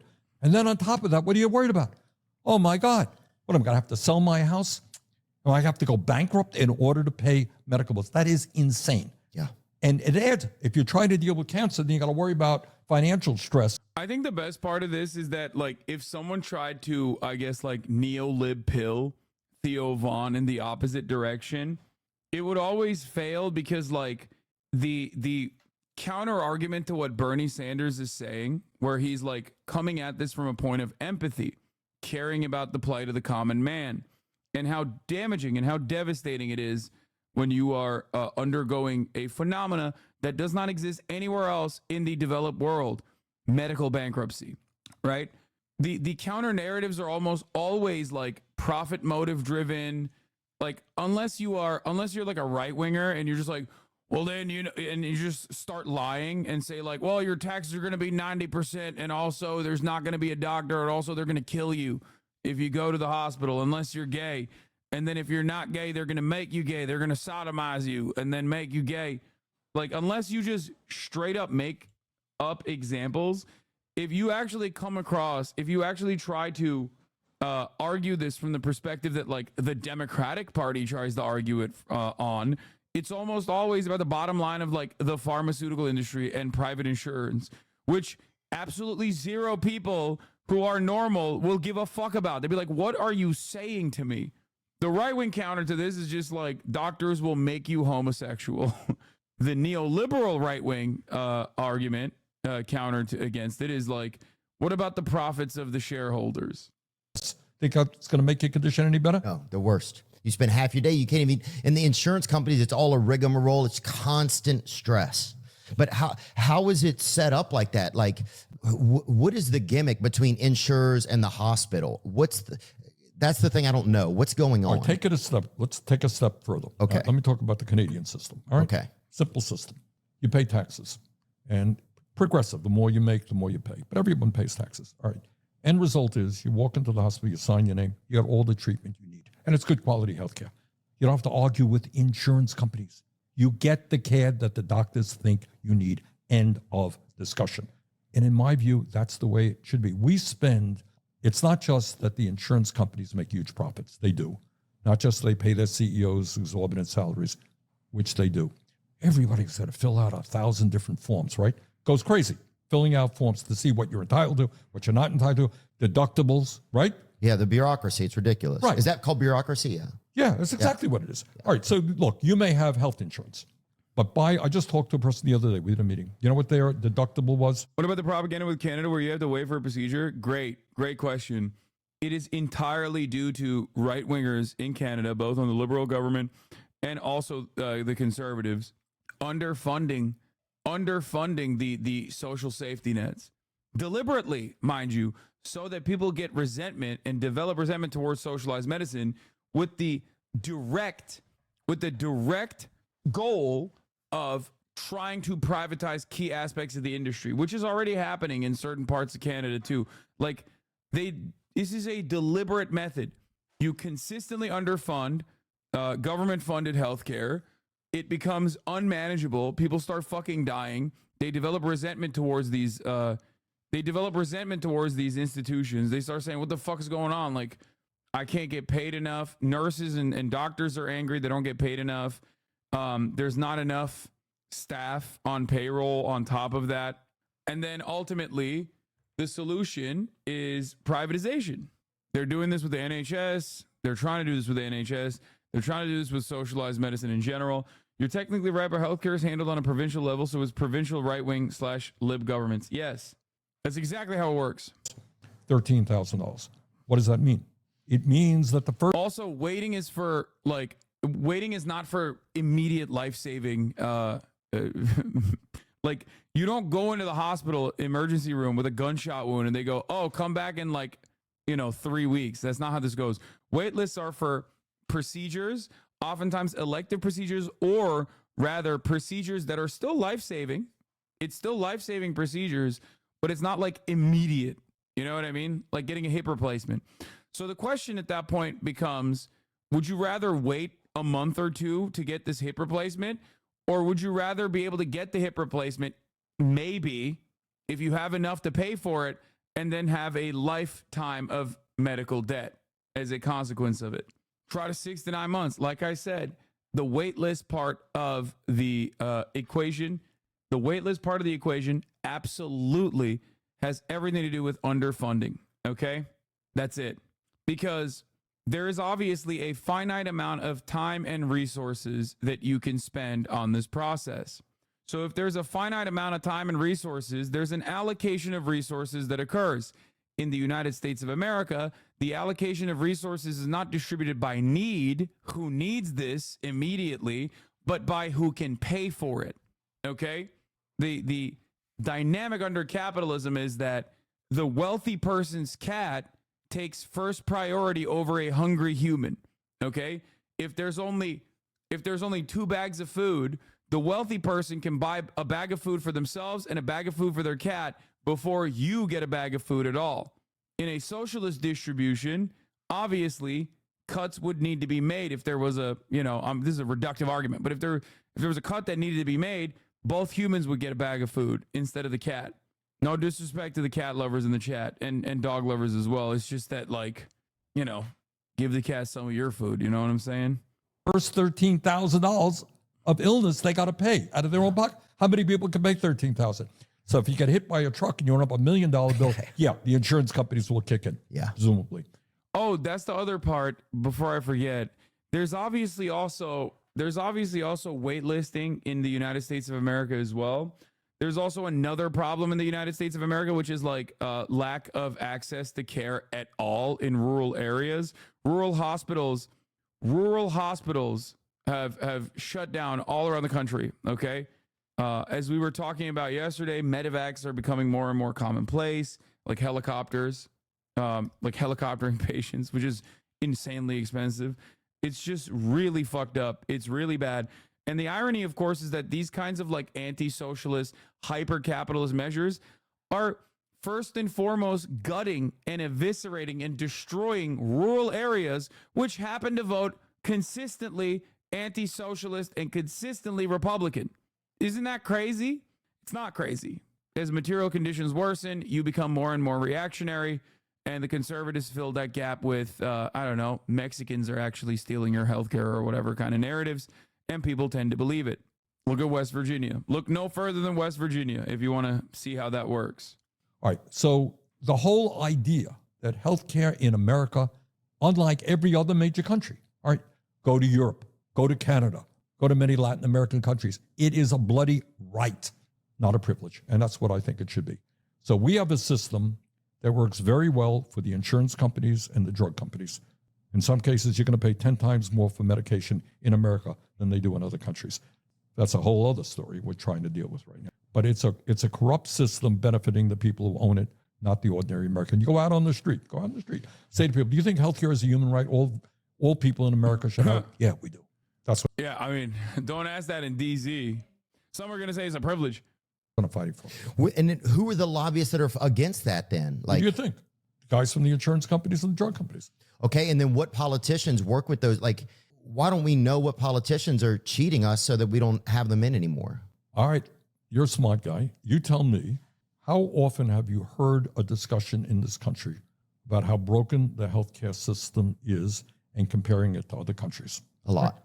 All right, you've heard a lot about this? Well, I mean, I think I hear a lot about, I look into it a lot. All right, you look into it, but How many people even know that we are the only major country on earth not to guarantee healthcare to all people? So when people say, oh, Bernie Sanders is a radical idea, he thinks everybody should have healthcare. Really? That exists in Canada, it's in France, in England, in Denmark, in Sweden, in every bloody country on earth, virtually, rich country. So it's not a radical. And even Mars, poor countries too. Poor countries too. That's the craziest part. Like, because it's not about, this process is not even necessarily about cost, because it's literally a cost-saving measure, okay? This is about whether or not the government cares about the interests of its citizens and genuinely feels the need to take care of its citizens, or if it cares more about profits for mega corporations.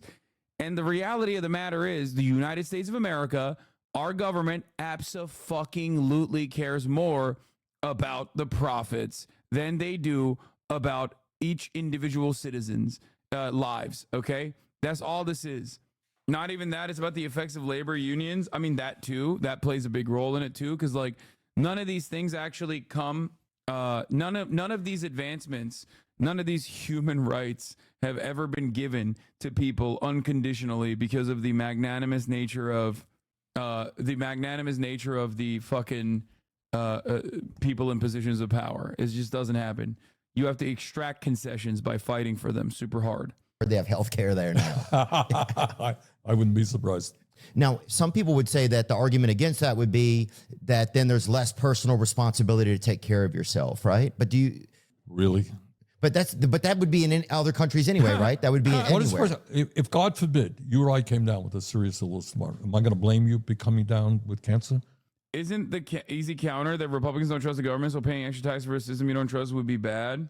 I mean, that is a dumbass argument that Republicans make for sure, but that's just how taxes work in general. You're just now undermining the entire concept behind like paying into taxes. So then you got to go back to square one and basically talk to this person about like how important it is that you have roads. You know what I mean? Like you just have to have roads. And how are you going to build roads? Well, you got to fucking get funds. You got to pool funds and be able to put it together. The other side of it, in terms of the health insurance scam, is that taxes are basically like a singular pool for health insurance, except it's going to the fucking government. Okay? That's why it's cheaper in countries with socialized healthcare. Because obviously it is in the government's interest to ensure that the costs are kept as low as possible. It is not necessarily in the interest of the healthcare industry to keep costs as low as possible. It's just about offsetting as much of the cost back to the patient. I mean, is that a personal responsibility? It's a good point. Yeah, probably not. That might just be kind of a ghost of an argument. And but to pick up on that point, what should one of the priorities of a good healthcare system be? It should be to try to keep people healthy. So it should encourage people to have good diet, to do exercise, to stay away from, addictive stuff, right? Mm-hmm. Do we do a particularly good job on that? Not so much. Because where do the insurance companies make their money? Hey, if you're really sick, pretty good. Yeah. We keep you healthy, not so much. Are they one of the largest lobbyist groups? Yep. Very, very. They're huge. I mean, and we started this discussion. You talk about, privatized communism, whatever the expression you used, is I believe that, Medicare is the health insurance program for the elderly. Mm-hmm. Medicaid is for lower income people. I think we should combine all these and guarantee health care to all people. But your point is that in the private sector, we are moving to a monopoly, and it's true. People like United Health, unbelievable site. United Health, to the best of my knowledge, has under contract or hires 10% of the doctors in America. Got that? One insurance company. 10% of the doctors. And so how would you even start to undo something like that? Like, what's a realistic path to reform, I guess? Thanks. Great question. And because I wrote the bill, I know the answer. Mm-hmm. Okay. All right. Right now, you have Medicare, which is a very popular program. It's life-saving to many elderly people. That was developed in the 1960s by President Lyndon Johnson. Okay, very popular program. You got Medicaid for the lower-income people, also a popular program. What I would do is, over a 4-year period, take Medicare. First thing you do is expand Medicare, because Medicare does not now cover dental, hearing, or vision. A lot of people can't afford to go to a dentist. Got me? Yeah. Okay. You expand it. And then you say, right now, to be eligible for Medicare, you got to be 65 years of age. Okay. First year, lower it to 55. So you're 57, congratulations. You don't have to worry about whether you have insurance on your job. You want to hear something else crazy about the private insurance system. You work for a big corporation, okay? They give you good health insurance. He works for McDonald's, virtually nothing, all right? That's pretty crazy. Where you work determines the kind of health care you get. Anyhow, so we go from 65 down to 55, 55 next year down to 45, 45 to 35, fourth year you cover everybody. Gradual absorption. So you have a Medicare system that covers all people. People, this is so funny. People will go, there's no dental in Sweden. It's privatized. Bro, that doesn't mean it's a good thing, right? Wouldn't you want dental to also be, covered? It's shit. Yeah. People, you no longer have to pay any more deductibles or copayments, no more premiums. I'm a firm, committed believer that if the Democratic Party didn't get in the way of Bernie Sanders and there was like a Kamala Harris style situation that occurred this time around, but with Bernie Sanders in 2016, which obviously is laughable, it would never happen. We would have experienced 8 phenomenal years of prosperity. You get your health care because you're an American citizen. He'd be going for his 3rd term right now because they would unwind term limits in an effort to make him FDR style. He would die in office. Will your taxes go up? They may. Will it be less than what you pay right now in private insurance? Yes, it will be. It's a good deal. Can we afford that as a country, you think? Sure. Yeah? We are now spending over $4 trillion on healthcare. We spend double. Here's another point to be made. We spend twice as much per person on healthcare as any other country because it's designed to make money for the insurance companies and the drug companies. Wait, so explain it to me. So we spend twice as much on healthcare. We are spending right now, Theo, as any other country. Yes. Per person. Yes. But but the money isn't going towards them getting, so we'd almost save the money just by. You got it. Here, example. Is that true? Yes, it's true. Check it out. Is that true? That seems too good to be true. I love that he led Theo into arriving at that conclusion on his own. That makes it so much better. People love coming to those conclusions on their own. It is true. Chairman of the Bloody Committee. Yes, it is true. All right. Bloody, literally. People are bleeding out, dude. Yeah. All right. If I buy a car tomorrow for $80,000, you buy a car for $40,000. What is the presumption? Should my car be a better car than yours? Yes. Okay. I'm spending twice as much. All right. But I got a really much better car than you have. All right. We are spending per person, over $13,000. All right. Spending $13,000 on you, $13,000 on me, $13,000 on a 5-year-old, $13,000 on a 90-year-old. All right. $13,000 per person, over $4 trillion nationally. Canadians are spending about half of that per person. And they're taking care of everybody. Yes. And the British are spending less than that.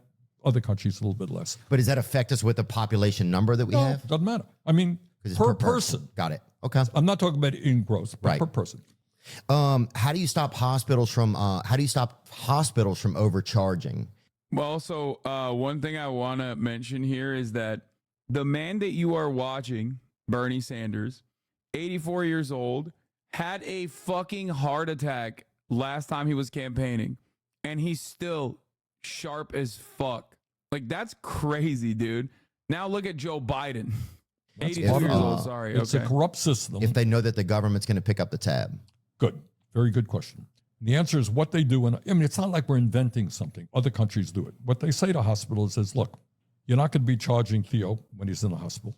You're not going to be charging him a nickel. But we know, roughly speaking, in a year what you are going to be. You need a certain number of doctors and radiologists and nurses and all that stuff. Here is your budget. It's like police department. Here's your budget in a year. You need more, maybe we'll come up with more. You get what we call a global budget. It's like the Dodgers or something. But you got a global budget. Right, you got a budget. And you take care of all the needs. It's not per person. You get it.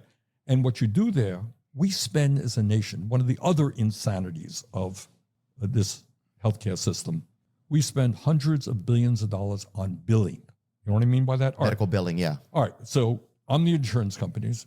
First of all, you got to fill out forms. I hire people who are not doctors or nurses, right? They just bill. Oh, yeah. All right. You got bill collectors. You go to a hospital, go down into the basement, got 100, well, depending on the size of the hospital, dozens and dozens of people. They don't see a patient. They're just filling out forms. Yeah, half the Philippines is people just doing medical billing over the phone, you know? Well, there are countries where you show your card and that's the end of the discussion. But we waste hundreds of billions of dollars just on billing people. Now, there's another issue I want to discuss. Life expectancy. What do we know about life expectancy? We're getting pretty long in the tooth. Nope. We're not living long. Compared to whom? Compared to probably Vietnam. Yeah, I'm sure, maybe. All right, but. No. Fuck. He's right. God damn it. I thought maybe but nope. Come on, Bernie. Talk about fucking Cuba. Vietnam got cancer from Agent Orange still. Yeah, it's probably. If we are spending twice as much per person, where's that money going? Is it just going to subsidized insurance companies? Subsidized insurance companies, and also lining up the profit margins for pharmaceutical corporations as well. Look at Cambodia's life expectancy in 1975. That's insane. All right. We are the richest country on earth. Do we live longer lives than other people? No, we don't. Serious question. How many jobs will this cut out saving that much money? I don't know. It probably would. I mean, it definitely would. But a lot of the jobs would also have to handled, like the administrative stuff would still have to be handled by the government. So then they would work as government employees. We do not. In fact, we're pretty far down the list. Why is that? Well, I mean, I think it could be that we're not taking as good care of ourselves. Okay. And I think it could be that, that we don't have as good a health care. That's right. All right. I think that's 2 out of 3. All right. Now, here, there are 2 facts.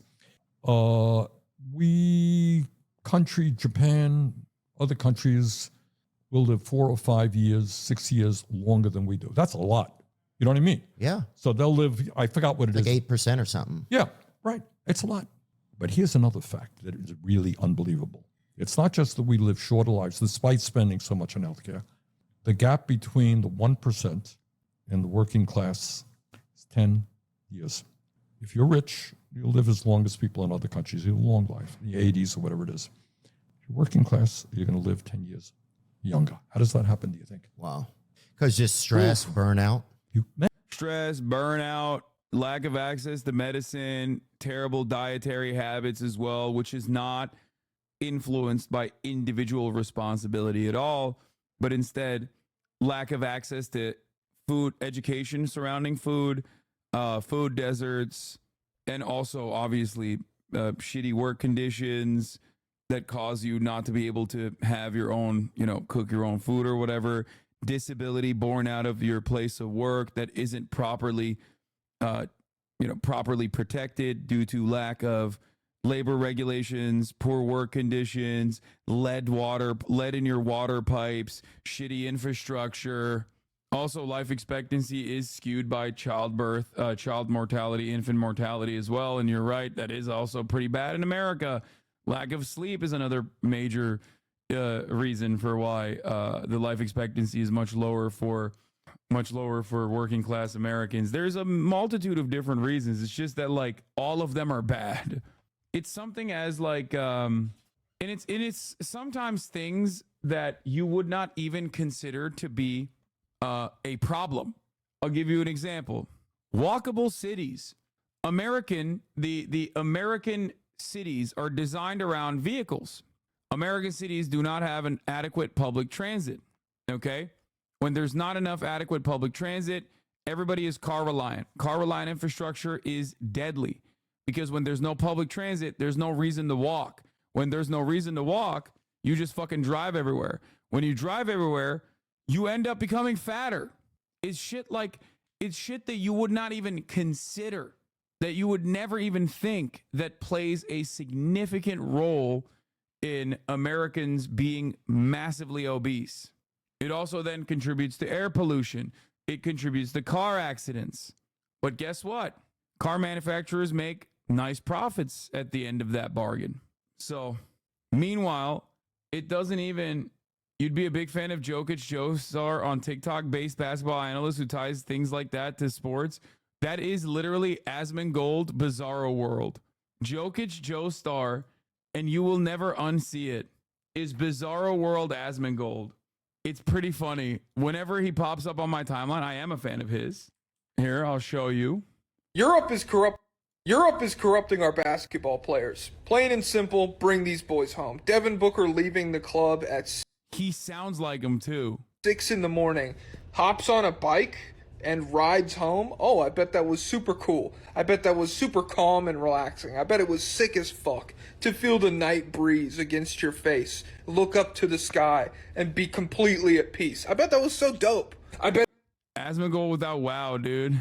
it also would have been really easy to hop on a train back to your hotel. Do I need to spell out the American way for you? You wander out of the club, 6 a.m. You're thinking to yourself, God damn, that was crazy. I'm completely out of it right now. I just want to lay down and go to bed. What do? You get behind the wheel of a truck that is lifted so high you would barely be able to see an average adult male in front of it. You drive that home, you go to sleep. NBA comp, this is what an old head must feel like when you're seeing a fast break develop and the ball handler takes like a questionable three when there's a guy who probably could have gotten a layup if they had just put like a little mustard on the pass. Europe is corrupting our... Yeah, he's great. I think he's hilarious. Man, all right. I'm going to sign you up there. You got it. Look, I think I like a lot of the things that you think about. All right, let's deal with the issue of stress. Okay. Yes, you're right. It is twofold, it seems to me. Number one is if you're rich, you go to any doctor you want when you want it, get paid for all the drugs you need. Did we just get everything wrong, or is this some grand scheme? I mean, we did get everything wrong. It's just the grand scheme is capitalism. That's it. Like it's not that complicated. It's just profit motives, corporate profits over people's needs. That's it. Every step of the way. Right? Yeah. All right, that's a real advantage. But above and beyond that, working class people live under enormous stress, right? And that takes a toll on you. Why is it worse in USA than in other capitalist countries? Because the United States is extra capitalist. That's it. That's the reason. That's it. It's just they do capitalism more. We do capitalism plus. This is the hub, dude. It's a toll on you physically and mentally.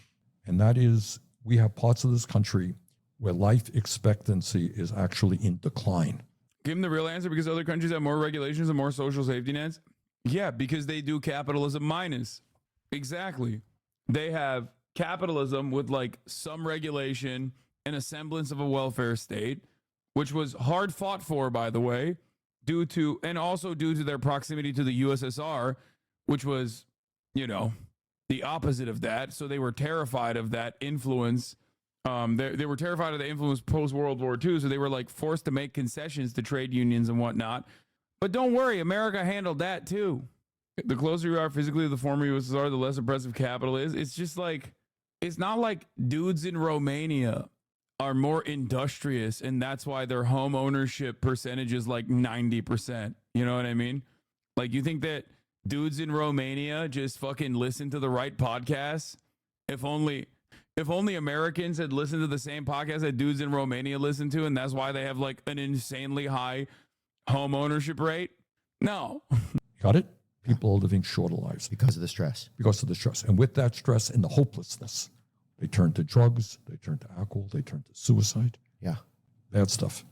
Oh, yeah. I think those are things that, they don't even take those factors into consideration when they're making all of these, you call to get your medical bill. It's a nightmare. It's like, you almost want to, this is crazy. Japan is pretty capitalist. How do they make it work?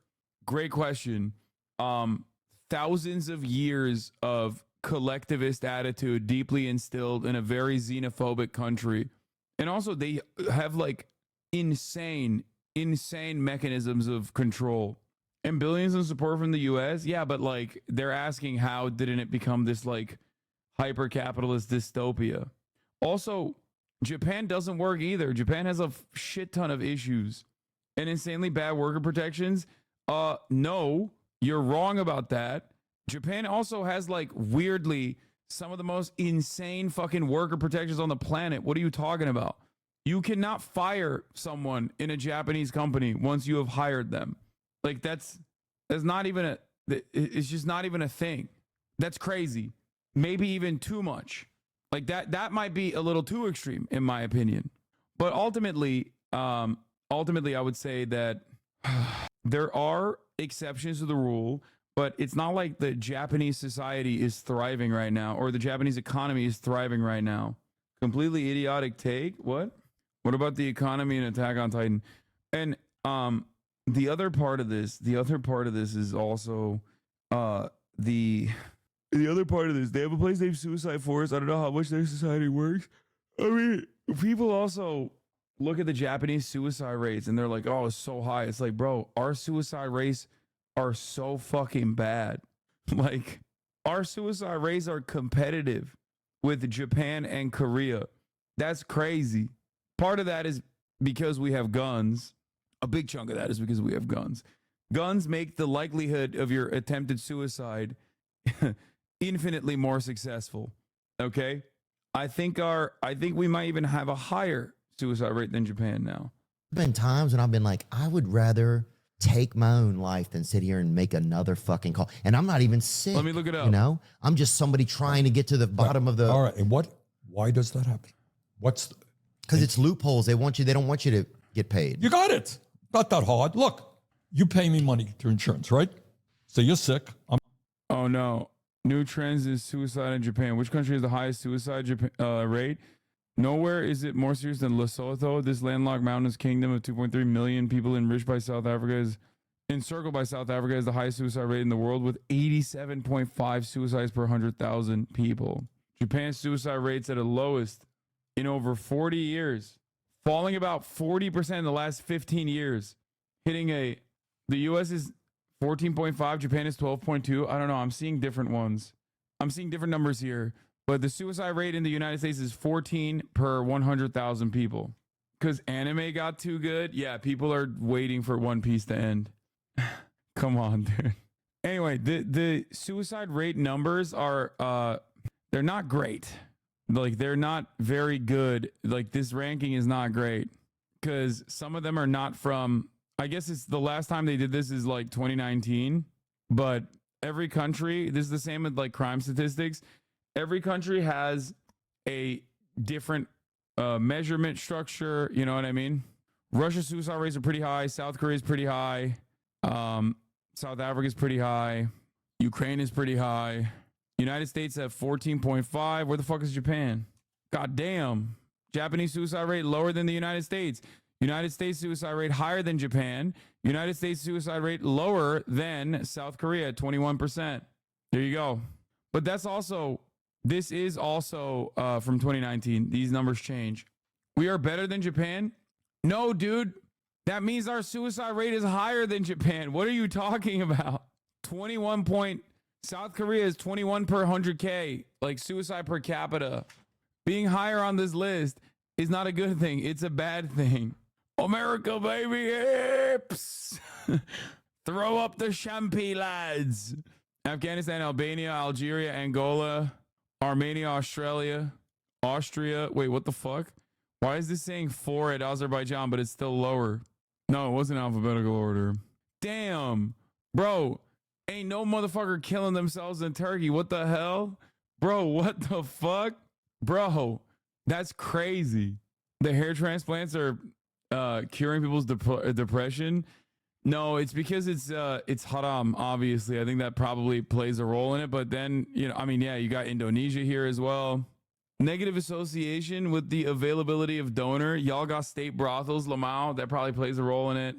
I mean, you'll see a bunch of Muslim countries on here because it is very frowned upon in Islam to kill yourself. It is it is highly illegal and also very much haram. So that's the reason why they are pretty high. How would you propose implementing socialism in Japan when capitalism is working relatively okay with collectivism and xenophobic ideologies? But it's not. The Japanese situation is so fucked that like a prominent Japanese economist at Yale unironically suggested mass genocide of the old, like forcing them to kill themselves as a way to fix the country's problems. And a lot of Japanese young people in Japan heard about this idea and went, oh my God, that's a brilliant idea. Like Midsommar shit. I don't think that is a telltale sign of a healthy society. Americans will be taking over Japan's countryside soon. It's like 50K for a house. Yeah. Lol, that was dumb. I loved how you love to be in the Japans though. No, I love Japan. Japan's dope. I'm supposed to pay your bills, right? If I drive you crazy, you're going to say, screw it. Hell with it. I'll pay the goddamn thing myself. It's not worth it. Yeah. Good. And the insurance company's like, right on, man. This is the funniest article. A Yale professor suggested mass suicide for old people in Japan. What did he mean? This is real. He suggested this as a state policy. And the worst part about it isn't that he just suggested this as a state policy. It's the fact that younger Japanese people were like, that's an incredible idea. I am so on board. I ain't trusting no motherfucker wearing glasses like this. I'm sorry. Okay, that's crazy. The fuck is going on? It's exactly what I wanted. Today, we're here to celebrate the perfect, because it feels like we're electing people that have this in our best interest. If that's the number one cause of bankruptcy is medical billing, how do our politicians not see that this is extremely important and that things need to be different? Like, what are they lobbying so powerful with? I know it's money, but it's like, I just can't imagine that people wouldn't see the good, the value, and what is right. It's all that I can tell you is money talks to a large degree. And it's not to suggest that, members of Congress are evil or terrible people that want people to suffer. They don't. But you have a system which almost says, oh, you can't even think about guaranteeing. Nice to hear this from the Times of Israel. Yeah.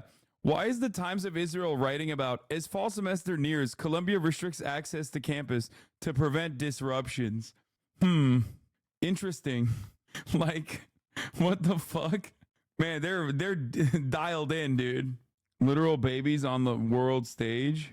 Israeli rep to the UN gives his farewell address and says he was proud to represent the most moral country in the world, the most moral in the world. You listen, Palestinian representative. Colleagues, as this may be the last time for me to address you as Israel's ambassador, though who knows? Oh, he's not wearing the Star of David, the yellow Star of David, to invoke Nazi Germany, to be like, if you don't let me do a genocide, this is my personal Holocaust. Perhaps another session will be called because of more terrorist propaganda. I would like to leave you with this. I have been immensely proud to represent my country here. The most moral country in the world. The most moral country in the world. You listen, Palestinian representative, in this warped place. I hope one day you will also see the bias and perversion of morality here and pray. And yeah, one day we will see, inshallah, the moral bias and perversion demonstrated by the United Nations in terms of constantly carrying water for Israel's genocide. Inshallah, one day. I pray that you will see the truth. The terrorist organization that this guy represents here and tyrannical regimes should be condemned, not protected. And that Israel... No, we are condemning a tyrannical regime, the regime of Israel, bitch. ...should be praised. We are today the vanguard of civilization. We are the vanguard of civilization. Ugh. But until then, Am Israel Chai. Thank you, Mr. President. Am Israel Chai. The arrogance is so frustrating. Here's the tweet. May Allah awaken the people and help them to see the evil doings of Israel and the United States. May Allah... I love that so much. I fucking love that. It's my favorite. Awaken the people and help them to see the evil doings of Israel and the United States. It's an all-timer, 100%. Guaranteeing health care to all people. Oh my God! What kind of you're a far leftist? Yeah. What, you're a communist, man? What are you? You don't want to take on the insurance companies, hard-working people. So it almost you're not even allowed to talk about those issues. And meanwhile, we're the only country that doesn't guarantee health care for. Yeah, I mean, my one caveat, and I don't know exactly what caveat means, but I think my one, left turn on it would be, yeah, how much responsibility then are people going to just have totally less responsibility and just be taking pills? Oh, I was like, why the fuck are people saying golden Kappa train? I thought you guys were talking about the top of the hour ad break, which is coming to you right now. It turns out there's also a golden Kappa train happening right now at the top of the hour, and there's a 3-minute ad break. If you no longer want to see those ads, all you need to do is subscribe, which you can do for $6 or for free with a Twitch Prime. By connecting your Amazon Prime account to your Twitch account, you get 1 free Prime subscription a month. Use it on your favorite broadcaster. Hopefully that's me. Okay. Hey, yo. The gift subs are pouring in, dude. You motherfuckers don't even care about allowing people to avoid seeing the ads. You just care about the golden kappa. That's crazy. That is crazy. I thought this was a socialist community, dude. Bullshit. I don't know. Maybe that's just a crazy thought, but if it's not happening in other countries, then maybe that's a good example. It's that an issue. I need you to see it is an issue in other countries. For example, all right. It's incredible. The reason why he's wearing that is because it packs his shit in and it makes it look like he's muscular and not fat. I've been there. I know what that is. His legs are shaking because of the blood, because of the blood clots. Like his blood vessels are restricting blood down to his legs, so it's shaking. I was a young troubadour when I wrote it on a song, and now I'll be an old troubadour when I'm gone. He's so hot. He's so fucking hot. You're a lonely older person. Maybe you're living by yourself. I'm feeling lonely. Maybe I'll go to the doctor, right? When I'm not really sick, right? Oh, yeah, for sure. Will people abuse it? Yeah. So what? I mean, it happens, and you try to discourage that. So no system is perfect. Right. But the bottom line, as Americans, we have to answer a very simple question. Is healthcare a right of all people, whether you're rich, poor, medium, whatever you are? I think the answer is yes. Well, I think especially when you start to look at other places that we spend our money, it would be very hard not to say this, we should certainly spend it there first. It's just fucking unbelievable that we're this powerful of a country and we don't have it's like we lost our emotional. That's a good point.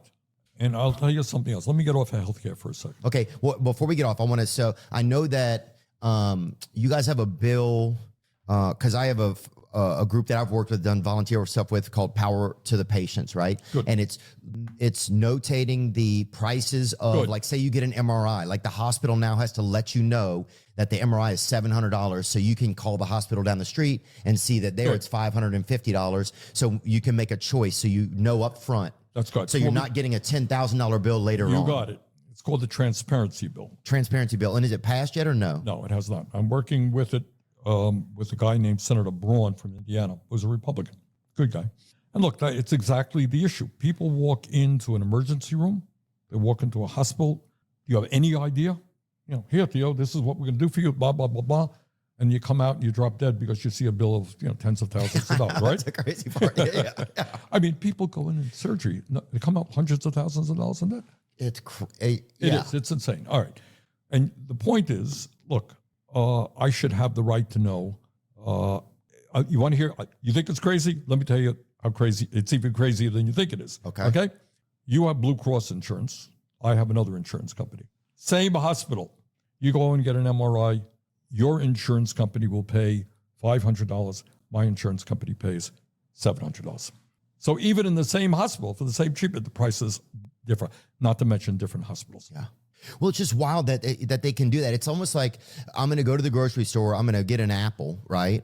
I'm going to eat it. And then after I eat it, you're going to tell me how much it costs. You got it. That is and they're like, it's $400. You're like, is it from the Garden of Eden? Like, but it's even worse. You're exactly right. But it's even worse because you had to go to the hospital. Right. Yes, it wasn't a choice that you made. I know you guys had launched an investigation, even because this is kind of current, about Ozempic, right? And the cost of Ozempic in different countries. Because I was dating a girl, or not dating, but we met up a couple times at night or whatever. And it's like, come on, man, you're talking to Bernie Sanders, bro. You're talking to Bernie fucking. Come on, dude. That's Bernard Sanders, dude. Yo, I'm hitting this, right? Hey, Bernie, I'm hitting this, right? This broad. We're dating, right? We was just talking. Like, she was leaving one morning to drive to Mexico to get Ozempic. And I'm like, what are you? You're just driving in the middle of the, at 5 a.m. to go to, what's going on? And she's like, well, it's just way cheaper there. And I'm like, but is it as regulated? I don't know. But I know that in some countries, the prices on it are so different. Like in Canada, it's $150 something. Got it. And in America, it's 700 and something. Close to $1,000. It's close to $1,000 for a diabetes medication. I know some people use it for, kind of weight loss. Yeah, weight loss or look the way they want, spring break or whatever. But that's crazy. Why isn't it just the same? Is it because they know they can charge us more because we have more money? That's half of it, but only half of it. That's a great question. Thanks for asking it. All right. It's what my committee deals with every day. We've had, by the way, some success in the last few years, and the Biden people have done a good job on this. All right. Why is it that, I want to make sure I'm right here. Well, certainly in Canada, it's about $150 for Ozempic. This is kind of related, but kind of unrelated. Okay. Let me explain something to you. Bernie Sanders went to the USSR for his honeymoon. Tim Walz went to China. Just a parallel that I was thinking about. Here it's 900, close to 1,000. Why is that? What the Canadians do and what countries around the world do, what makes common sense, they purchase a lot of the drug, right? All right. So they sit down with the drug companies. They say, look, we have hundreds of thousands of people going to use your drug. We're going to sit down and we're going to negotiate a price, right? Right. Of course, certainly after a few months, you should be able to see the averages and make a good business choice. Yeah. Right. I mean, if you're a businessman and you're buying something from me, you're buying, thousands of items, I'm going to have to give you a discount if I want your business, right? Certainly. All right. That's the way the business works. So that's what every country on earth does. They sit down with the drug companies. Some do it more stringently than others. Up until very, very recently, there have been no requirements, zero, for the drug companies to negotiate anything. So they come in and they say, they have the board. What do you think we can get, Harry? Sitting around their board of directors. Well, I think you can get $10,000 a year. I think you can go high. I think you can get $20,000. Look, we get what the market will bear.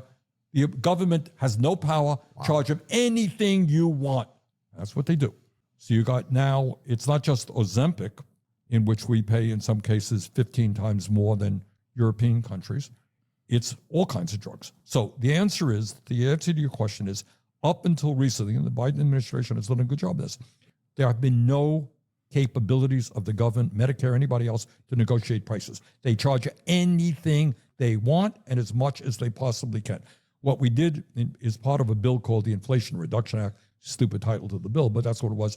Finally have that the drug companies are going to have to sit down with Medicare and negotiate prices. They're going to be announcing some interesting results pretty soon. So for the first time, there is the beginning of negotiating prices, and it will lower prices. Second of all, what we've done on my committee, a lot of people have asthma, and they use inhalers. I don't know if you know anybody using an asthma inhaler. Yeah.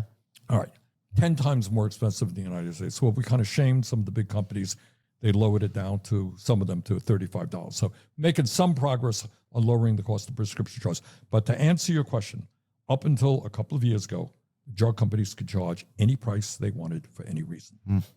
And now, and that could be changing with the Inflation Act? Yeah, Inflation Reduction Act. What it basically says is the 10 top selling drugs, they're going to have to come then and sit down and negotiate with Medicare price. That is, by the way, what the Veterans Administration does.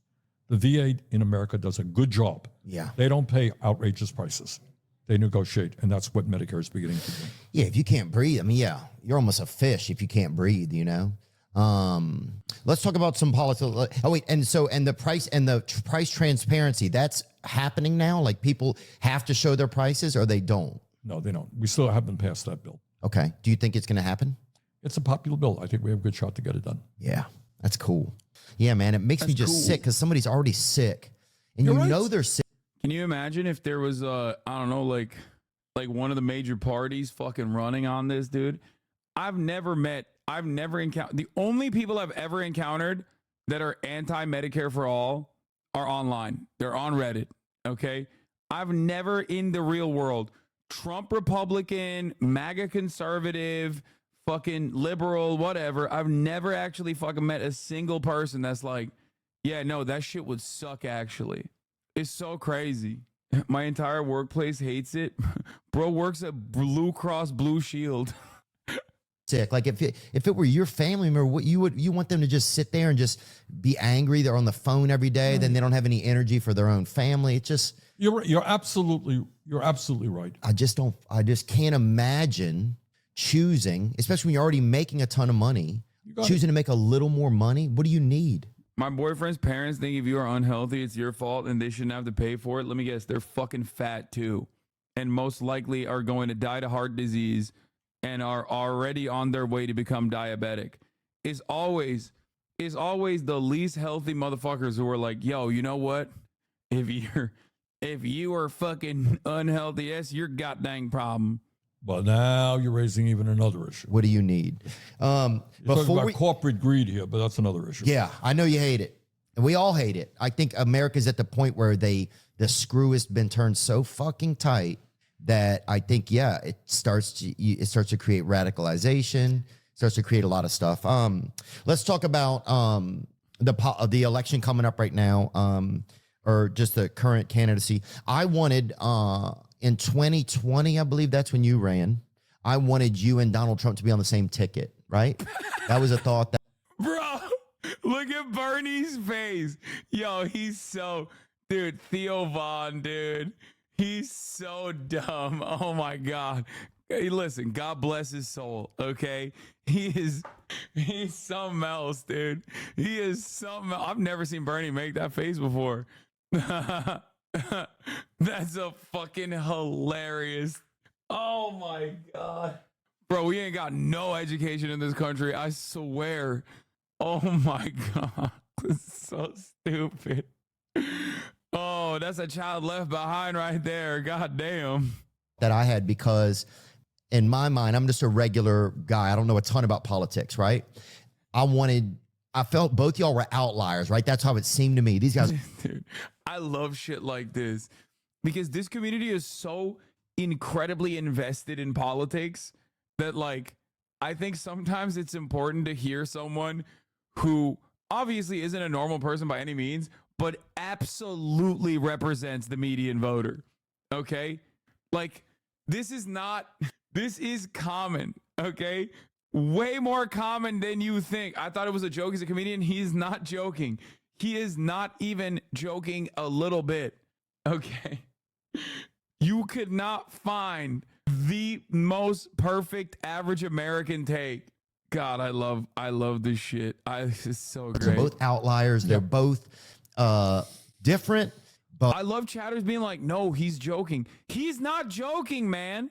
He's not. You're so... Bro, he is not joking. But seem to be doing their own thing. You've been outspoken against Trump, right? Do you think he's not, is he doing his own thing, or is he? Yes, he is. Look, I will give Trump credit.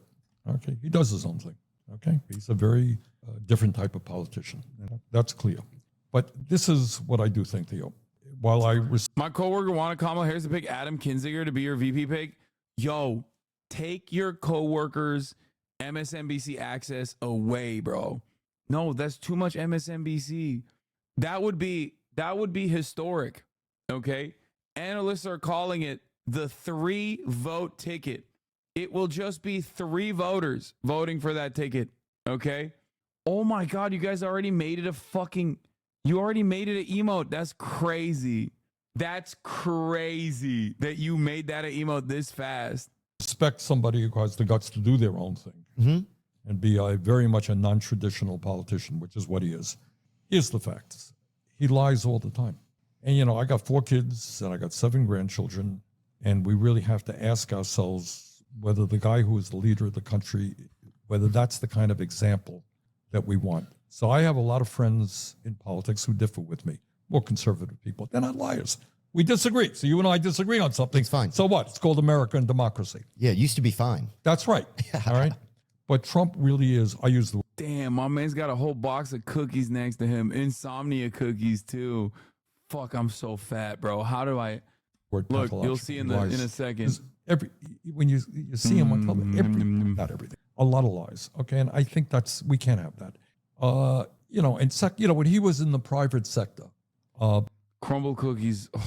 Oh, I love cookies so much. It's fucked up. It's fucked up how much I love cookies, chat. Oh my God. Oh my God. What it does things to me. Oh my God. Before he became involved in politics, he was sued. His companies were sued 4,000 times. And I just, above and beyond his political views, which I disagree with, but then those you can discuss. I don't think you want somebody leading this country who is shady. So you're saying he doesn't set the best example of Exactly. Look, you got kids. Do you have any kids? I don't have any yet. All right. Well, hope you do. And you want kids to be honest, right? Yeah. You don't want new subs don't know about how much you love cookies. Yeah, because I changed the times that I actually stream. Every night I still have an ice cream sandwich. But back in the day, I used to stream late into the night because I had a job. So I had to work a real job, and then I would stream for like 6-8 hours late into the night. And at late into the night, I would have my ice cream Sammy every night, which I still do. It's just not on camera, so you don't know. That's why we have the HasanAbi emote. Want them to be bullies and picking on the weak. And so that from a character point. Fat boys are the greatest? No. I mean, fat boys are fine, but no, they're not the greatest. That's crazy. No, I love the Oreo cookies. I even fuck with like the Nestle ones, the Nestle cookies. For me though, they have to be not super high in calories. That's the reason. Like otherwise I would get like incredible shit. Back in the day, I used to have, what was the cookies that I used to have? I used to have them all the time. It's like a higher echelon brand. It's like they have it at fucking what is it? It was crazy. It was like they sell it at like, no, it's not Erewhon. No, they sell it at fucking they sell it at Whole Foods, or used to. Cool House. Yeah, I used to have Cool House. Bro said Magnum. Magnum is not a fucking higher echelon ice cream, nor do they even have fucking cookie sandwiches anyway. It was Cool House. I used to fuck with the Cool House ones, but those are like 400 a pop, 400 calories a pop. So that's why I stick to like lower calorie, like the Oreo ones. The Oreo ice cream sandwiches are like 210 calories, which fits in my macros. Oh, the Skinny Cow ice cream sandwiches are fine as well. It's not bad. I understand you love for cookies. It's like my unwavering love for donuts. I love donuts too, but I can't have them. It just like makes me feel like shit afterwards. Ciara, I love you. That's crazy, man. Get some Yasso, bro. I've tried it all, man. I've tried it all. Point of view. Oh my God, look what I found. Back then, you could just like rip a fucking live stream off your phone and shit. 1, 2, 3, 4, 3. Okay. What is this? 480 calories. Okay. Bro, I have the gloves on. That's how you know it's early. I had the gloves on. Dude, I had the shittiest mask on too. It was crazy. Like, it was just not a protective mask at all. I just strapped on the first fucking mask that I could find. That's crazy. This is a lifetime ago, man. So much has changed. I don't like it. But also, let me give you another example. I happen to believe, I don't know what your views are, that women have a right to control their own bodies. All right. I don't want, as a man, somebody saying, oh, Bernie, you can't have $6.29 a box. What is this, the 1950s? Yeah, it was pre-COVID. I mean, it was literally peak COVID. A vasectomy, you can't do this. It's my business, not the government's. And Trump does not hold that view. I happen to believe strongly that climate change is real. We got the, just a week or two ago. Yeah, I saw your podcast with Bill Billenkoff? Bill McKibben, of course. I've known Bill for years. Bill McKibben, yeah. Yeah, and Bill is... I want to get to speak to him. He seems really interesting. Smart. Is he? I've known him for years. Yeah, because I want to learn more about, you just always hear about climate change. And so, I want to learn more about it. Good. And I hope you do. And have... Wait, what the fuck? Racist University of Kentucky student pleads guilty after singing the N-word 200 times at black staffer in 10-minute rant. Here's how long she faces in jail. BLM Tel Aviv, saying the N-word is illegal now? What the fuck?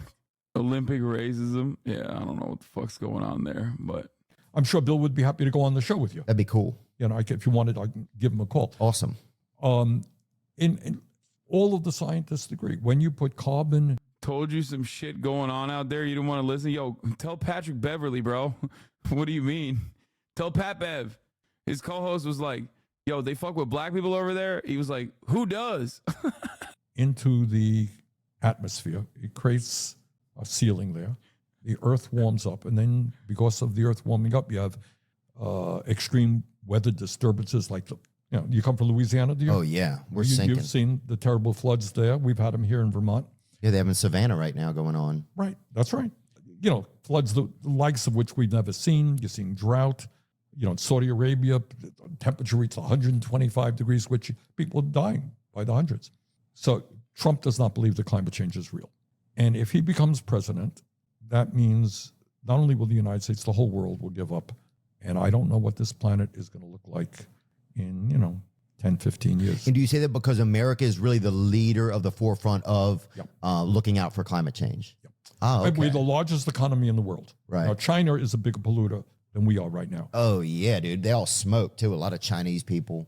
Yeah, that kid that smokes on that bicycle or whatever he's smoking. What the fuck does this bro, stop. Bernie loved the smoking baby reference. Stop, bro. Bro, stop. Like 11 cigarettes. All right, but if we say, hey, the hell with it, then other countries are going to, because it's a global problem. Right. Then everybody's going to be like, oh, you got screw it. everybody backs off. And then I don't know what this planet, you talk about floods. That's not even a Chinese kid, man. What the fuck, bro? Hey, what kind of Chinese is that kid? He's one of them brown Chinese. They call him Indian Chinese, like Indonesia or something. It's going to get worse and worse. Heat waves worse, drought worse, migrations. There are millions, hundreds of millions of people, little farmers in poor countries. They can't farm anymore. Yeah. So I disagree with Trump on that. So those are some of the reasons why, I'm strongly against them. Those are important issues, certainly, yeah. And I don't think it's like everybody can have their own thoughts on different issues. And do you see why people like him? I do, because he's very disarming. He gets up there and he says whatever the hell he wants. Yeah. He is not. Yeah, he doesn't seem like he's by the book. That was a thing. He is not by the book. Right. And so that's something the same as you. It's like he's speaking for, it feels like they're speaking for themselves, right? Whether you agree with maybe what they believe what they're saying. And that, I think, comes through. I think you're right. Clearly to people. I think, he's certainly unusual. Gets up there and he rants and he does his thing, and he's not necessarily, I'm sure his advisors go crazy, but he's not needing, not reading off. He doesn't have 14. Kid Rock is one of his advisors, Hey, look, I love Kid Rock, but Bernie loved that. Yo.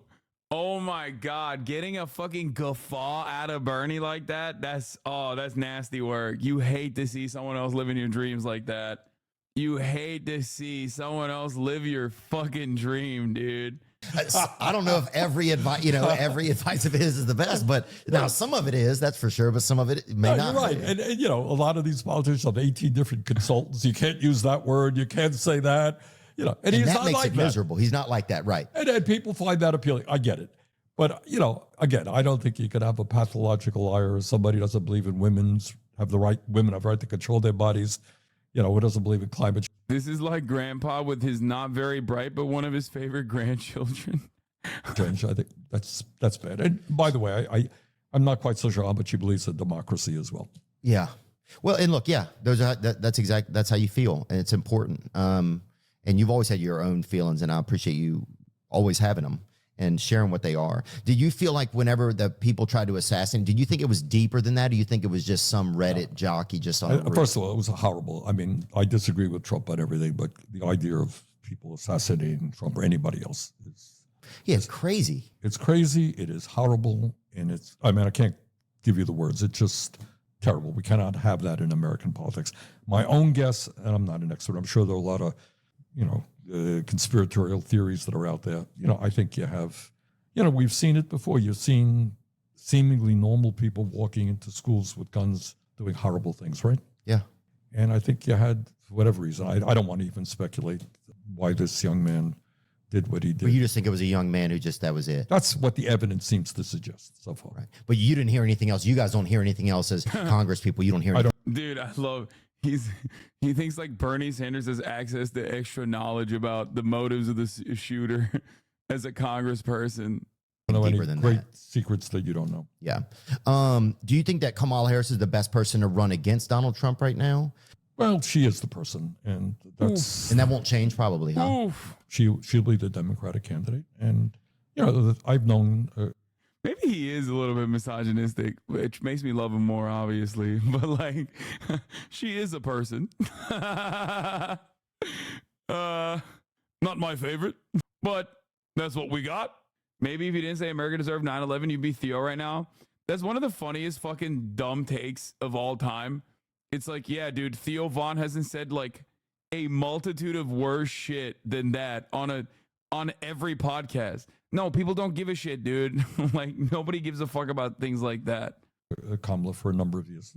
Not best friends, but I've known her. She was in the Senate for a short period. She's very smart, and she's determined. I mean, above and beyond her views on the issues, which I, support most of them, not all. You got to give credit to somebody, a black woman, to move up the ladder. That ain't easy stuff. There's a lot of resistance to that, and she's persistent. She's strong. Damn, you got Theo Von to say that's a good point, and I respect that. And I think she'll be a good candidate. I was interested that Trump apparently backed out of a debate with her on ABC. I wouldn't, I have debated her, as a matter of fact. She's tough. She's tough. Was there a chance that you were going to get that nominate, or as an independent, can you get been plotted with the Democratic Party and put in? No. Was there even a call about it or anything? No. I ran in 2016. I ran against Hillary Clinton, and I ran in 2020. Yeah, I remember, and I felt like you didn't get treated fairly, to be honest with you. And that's what happens when you take on the establishment. So what happened is we won the first 3 primaries, and then say it, burn dog. The establishment got very, very nervous, and there were a whole lot of candidates in the Democratic primary, and they said, "Hey, it'd be a good idea if you all dropped out. Let Joe Biden be the one candidate." People rallied around him. And do they call? Is there a call that you get, and it's like you're not going to move forward? Is it just like news articles? Like how does the establishment? Well, what happens work? is I won the popular vote in Iowa. I won the New Hampshire primary. I won the Nevada primary, and those were the first 3. And then front pages of the New York Times, Democratic establishment very nervous. Bernie Sanders could win the whole. We were doing very well in the polls, and I think behind the scenes, people thought there were like 15 different candidates, and they were splitting up the vote, and that's how I was not necessarily getting over 50%. I was getting more than other people. So I was on the way to victory. And they said, look, Bernie. Who's they, Bernie? Say it. Obama made the boss call. He did. He shouldn't be the candidate for a variety of reasons. But it wasn't just that. It was also, I don't know if you saw this, but July numbers are in. We're so back. Oh, yeah, dude. We are back. We're back. Take me back to Nevada. Dude, it was like, I think it was one of the best moments of my streaming career, maybe of my life, like pre-COVID. So much enthusiasm in the air. Just a feeling of like, we can do this. This can happen.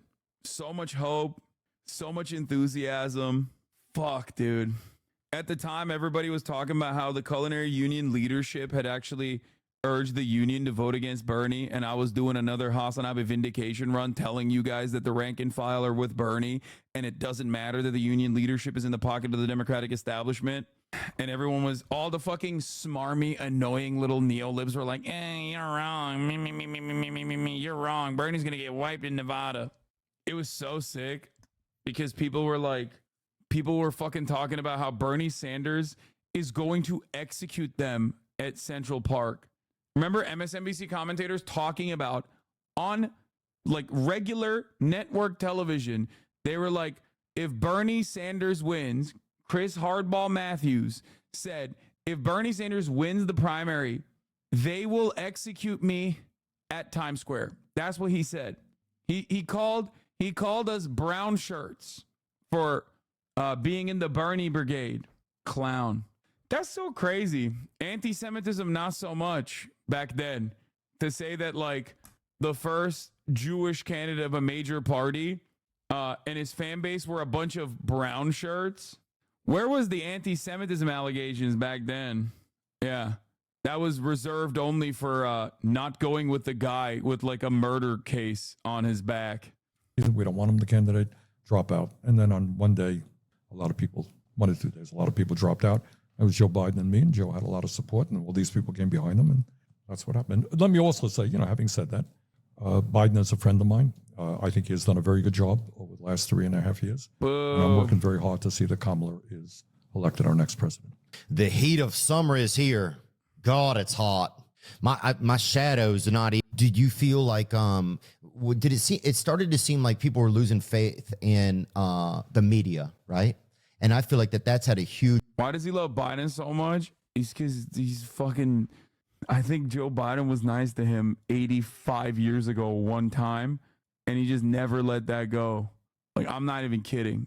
Like, Biden literally was like nice to him one time, probably made fun of him behind his back, but like was nice to him to his face one time, and he was just like, this is a good guy. Huge effect on society. It's created a lot of opportunities for what are often labeled as conspiracy theories, but then often end up being true. Or because you can't talk ill about him because the establishment will cook him even more? Fuck no. No, that's just hopium. No. Bernie Sanders, unironically, one of my biggest criticisms of Bernie Sanders during the last primary cycle was that he just would not attack Biden. He rarely ripped into Biden when he was running against him. And the reason why was because he kept saying, Biden is my friend, Biden is my friend, Biden is my friend. It's like, bro, he's not your fucking friend, okay? He's not. My friend Joe. Truth just My good because, friend not Joe. all, but yeah, often end up being truths or having realness to them because the news media isn't even, it's like they all just go down these same similar paths, and it's not, it doesn't even feel real anymore. I mean, the fact that you and I are talking is wild, it's like, I fucking wouldn't talk to me, but the fact, but look, the bad news is bad news and good news. The good news is you got a program, and by millions of people tune into you. Yeah. And part of that is that people do not necessarily believe CBS, NBC, ABC, or even Fox or anybody else. And so let me tell you what I think about that. Because I think you're touching on an important issue. We talk about healthcare, you talk about media. You have about 8 large. Is this the reason why he's not so excited about Kamala? I think the reason why Bernard is not so excited about Kamala is because he doesn't know if Kamala Harris will be trustworthy or not. Like, also he's misogynistic, and that's why I like him. What do you mean by that? I mean, Kamala Harris ran on like a relatively progressive ticket in 2019 against Bernie Sanders when Bernie was running. And she was like pro Medicare for all, immediately backed away from that position, hasn't really brought it up ever again. Or the scarier idea is that he does know that too. Media conglomerates, Comcast and all these guys, they're huge. Serious. Exactly. They own, people turn on their Clear Channel. You got it. They're huge. They don't own one station. They own radio stations. They own TV stations. Miserable. They own movies, producers. So these are owned by very large billionaires, big companies owned by billionaires. And they will discuss issues from here to here. All right, I gave you an example about Medicare for all.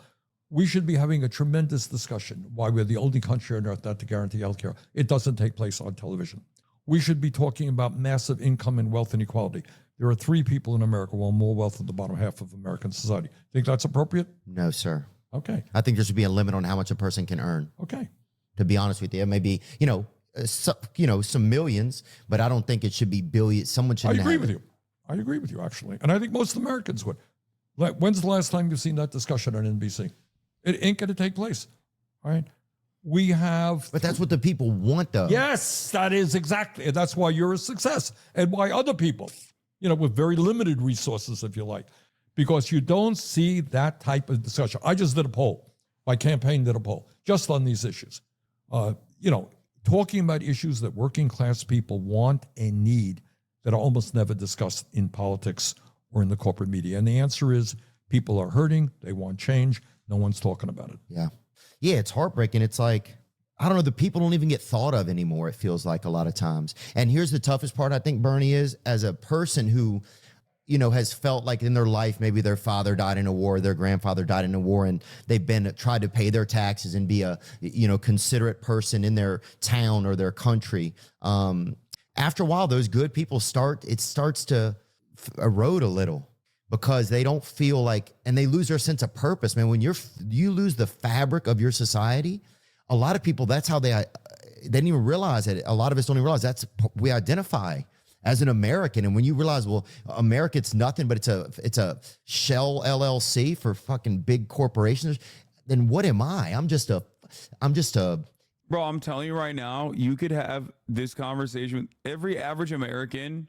Starts talking like a fucking communist revolutionary after describing, I don't know, 3 different ways in which like the American for-profit system has harmed them.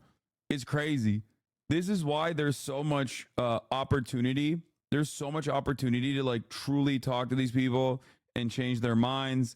This is the regular dudes in fucking Louisiana, Tennessee, Alabama. Like, they see this shit too.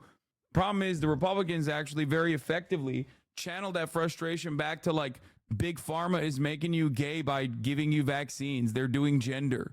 And then the liberals are like, oh, shut up, you mountain person. You're stupid. And also, better things are not possible, and we can't actually get free health care.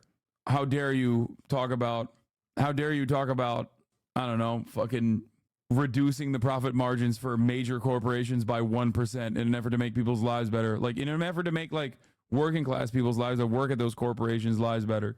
Idiot. You know, and you almost feel ashamed of yourself, you know, or you can, you know, anyway, just, I don't know. A lot of that stuff just, I don't Hillary Clinton, free ponies. That's what she said. Remember about fucking healthcare? see how people think that that's good, or how you're going to still be able to get people to buy in. Theo, I think you said it better than I did. I mean, I agree with you. I think a lot of people are ashamed. They're giving up. They're hurting.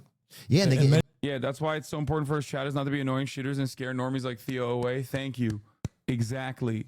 That's why I always stress the importance of being fucking normal and not being a theory nerd, not being fucking annoying, not saying shit like, oh, dude, you're sitting on stolen land of America. This is a white supremacist, bloodthirsty, imperialist empire. Like, know the rooms that you're speaking in and know who you're speaking to. Okay? Many of these people have fought and died, or their families have fought and died in wars, and they're good people. That's why you shouldn't have grilled Theo for wanting a Trump Sanders ticket. No, I mean, I'm gonna laugh at that. And maybe they're, you know, nurses and they're, you know, business people. Yeah, anything. Crossing guard, mailman. Right, exactly. They believe in their community. Yeah. And meanwhile, they're getting ripped off by people on top politically and economically.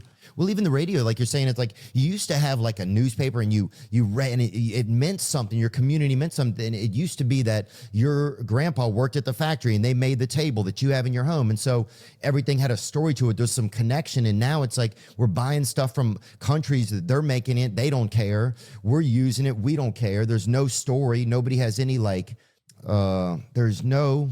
He's arriving at like the most spiritual way of describing alienation, which is crazy.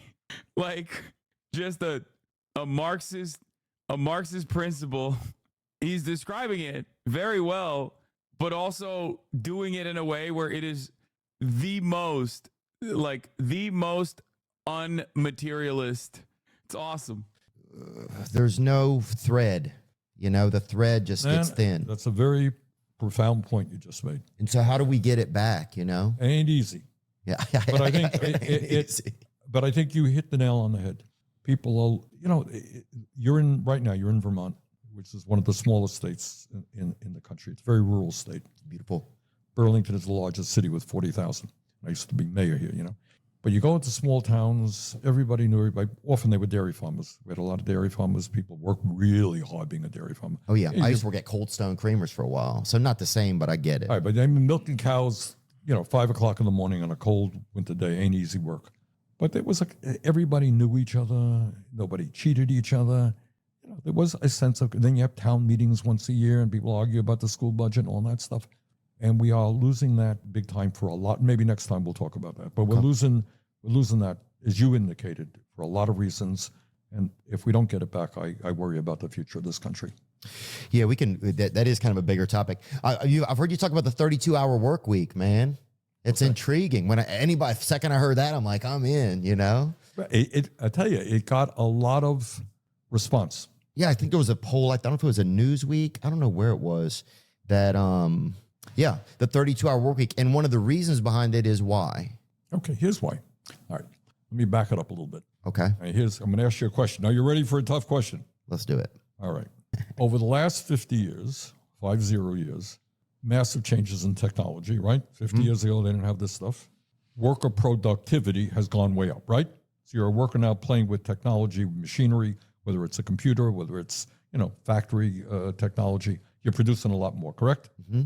In terms of real... Oh, you're producing more because you have machines that can help you. Exactly. Got it. Okay. Right. Much more, by the way. Right. Okay. So a machine can do the work of 30 men in a day. You got it. Whatever it may be. Okay. Despite all of that, increased worker productivity, is the worker of today in real inflation accounted for dollars making more or less money than that worker was doing, or a worker, similar type worker, 50 years ago? What's the answer? I would say less. So less based on inflation and everything. The workers making less now than they were then. In real dollars. Yeah, we're called real dollars. Inflation accounted for dollars. Real dollars. Okay. How insane is that if that worker is now producing so much more than he or she did? Oh, I see what you're saying. So now if a worker is operating a machine and that machine is doing the work of 20 workers. I rarely ever get to hear Bernie Sanders walk like a Norman through the steps of like basic Marxist theory. It's kind of sad that the audio busted at this point, but like this is a treat. Workers, then why isn't there some benefit to the worker? You would think that guy's making, well, that woman's making more money, right? Hey, you're producing a lot more. See, he's defeating the misogyny allegations. That guy or that woman. Yeah, or widgets or whatever. Yeah. Okay, got it? Mm-hmm. Okay, making less. Where will that money come? Well, who benefited from Oh, the big bucks, right? Oh, that same period of time, there was a study that there was a 50 trillion, untypical, redistribution of wealth to your bottom 90% to the top 1%. So, getting back to the 32-hour work week, it's a simple idea. If you are a worker producing a hell of a lot more than was the case 50 years ago, you should benefit from that increased technology. And one of the breakout people, as you mentioned a moment ago, living under a lot of stress, right? If you can lower that work week without loss of pay. Right, so you're saying that there needs to be some kickback to them because that's if everybody's earning more, if the company's earning more. Yeah, some of the greed, it's just scary, man. I don't know. Yeah, it's just scary. I want to get into, oh wait, but what about, would you have to raise the pay of people then? Oh, I guess you would because they're... Yeah, but if you reduce, what you're doing here is reducing the work week, which is from 40 to 32, which, by the way, has not been changed since 1944. Yeah, and that's when people had to do crops and everything. Yeah, people were just, people were smitten by lightning bug. So we are a much wealthier nation now, but I want that wealth to be distributed a little bit. Yeah. By the way. Yeah, come on, Ellis. We're almost done. Yep. Okay. Just one more issue I want to ask, and it'll be quick. Last question. If you were to look at, if there's somebody out there today who's like a guy who you were, who wanted to see change, who, started protesting on campuses and got involved and became a mayor and wants to get into politics and really thinks that they can make a difference, what path do they need to try for themselves now with so much lobbying and stuff going on? Like, what would you tell them? All right. First of all, what you're involved in is some politics for change. And being an elected official is one way of bringing about the change. Let's not the only way. Dr. Martin Luther King Jr. was never elected anything, right?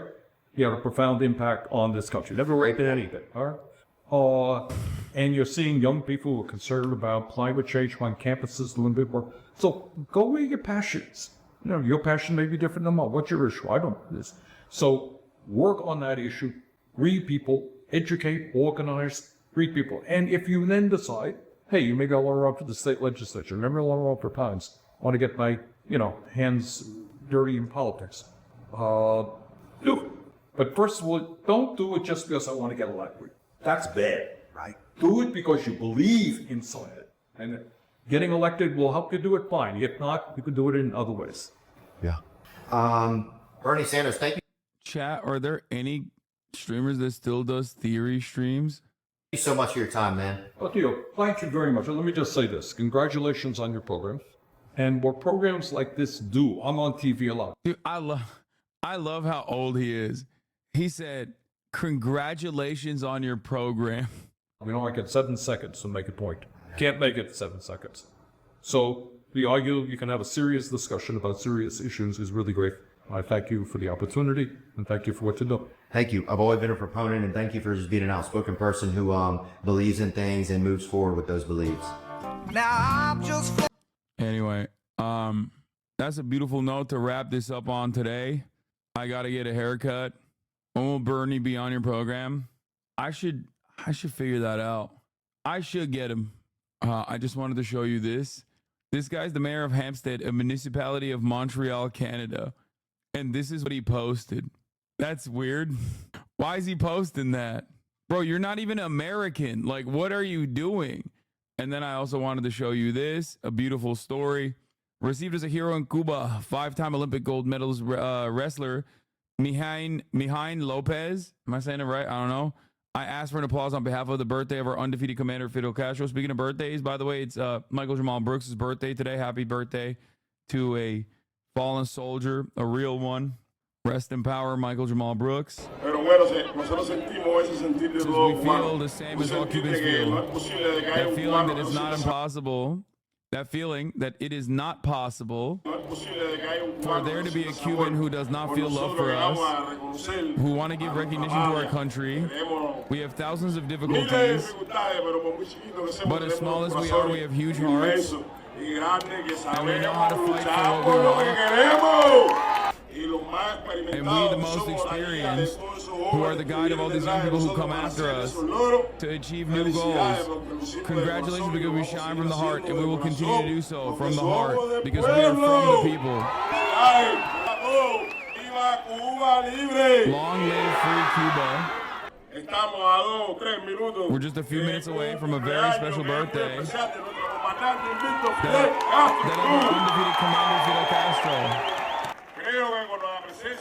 We here today are reaffirming that continuity that he means in our country. For that reason, I ask for an applause on behalf of our undefeated commander, Fidel Castro. Viva Fidel. This guy's amazing. Dude, I was supposed to be in Cuba right now, actually. Like, I was literally supposed to be in Cuba right now, and because we couldn't figure out how to do like live streaming when I was out there. So Fidel Castro was a good guy? Yes. Yeah. Like, I think, yeah. Is this in Cuba? Yeah. You sounded like LeBron, Unc. No, I was supposed to go with Lolo. With Lolo Overruled. With like a legal coalition. With like nurses. There's always this kind of stuff. Your sarcasm is getting super thick. What? No, yes, I like Fidel Castro. What the fuck? No, I'm not. No, I'm not like being sarcastic when I say that. What the fuck? And I'm also not being sarcastic when I say I was literally supposed to go to Cuba. But the problem was that there was no way for me to get like internet access and then figure it out. And also, obviously, it would have been difficult to do so. And there's a lot going on in the world right now, regardless. Fidel overthrew a slaver dictator. I know. Why not just go and vlog the experience instead? Bro, y'all are fucking, like, y'all are actually delusional when you say, why not just go and vlog? I am a live streamer, okay? That would mean for an entire week, I would not be live streaming in the middle of a fucking election season. Like, what the fuck are you talking about? But yeah, Starlink satellite. I don't think Starlink works in Cuba, chatters. Let's keep it at $1.50. You're allowed to take breaks from live streaming. I don't want to take a break from live streaming. It was my decision. So you lose a little bit of money to do your job. Oh my God, I'm going to put myself on a trebuchet and launch myself into Cuba from the Miami coast. I swear to fucking God. Yeah, dude, that's what it is. It's the money. It's the money. That's why. How the fuck do you develop this level of like cynicism for a dude that you watch every fucking day, dude? Holy shit. Blows my mind. Anyway, I love you guys. Even that one fucking dipshit. Anyway, I'll see you tomorrow. Peace, everybody. The NC is nearing. It's coming soon. Bye-bye. Los Angeles, California, says Hasan. The starlock to the topic just begun. There is again Hasan is streaming. Hasan is streaming. There is again Hasan is streaming. Hasan is streaming. Reviewing the P.O. box. Uncle Uger's face. Sat in Discord active prop. Great names take on break. Tiny Bernie Sanders, LGBTQ Air Force. The whole left at your fingertips, Ane at your door. H3 crowded debate, the Young Turks online show. 3 full fucking years of this, plenty more to go. 90-day fiance, talks of champagne bourgeoisie.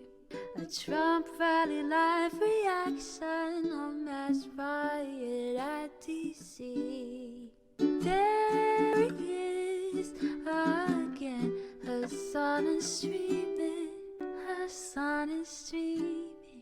There he is again, Hasan is streaming, Hasan is streaming. Reading live stream.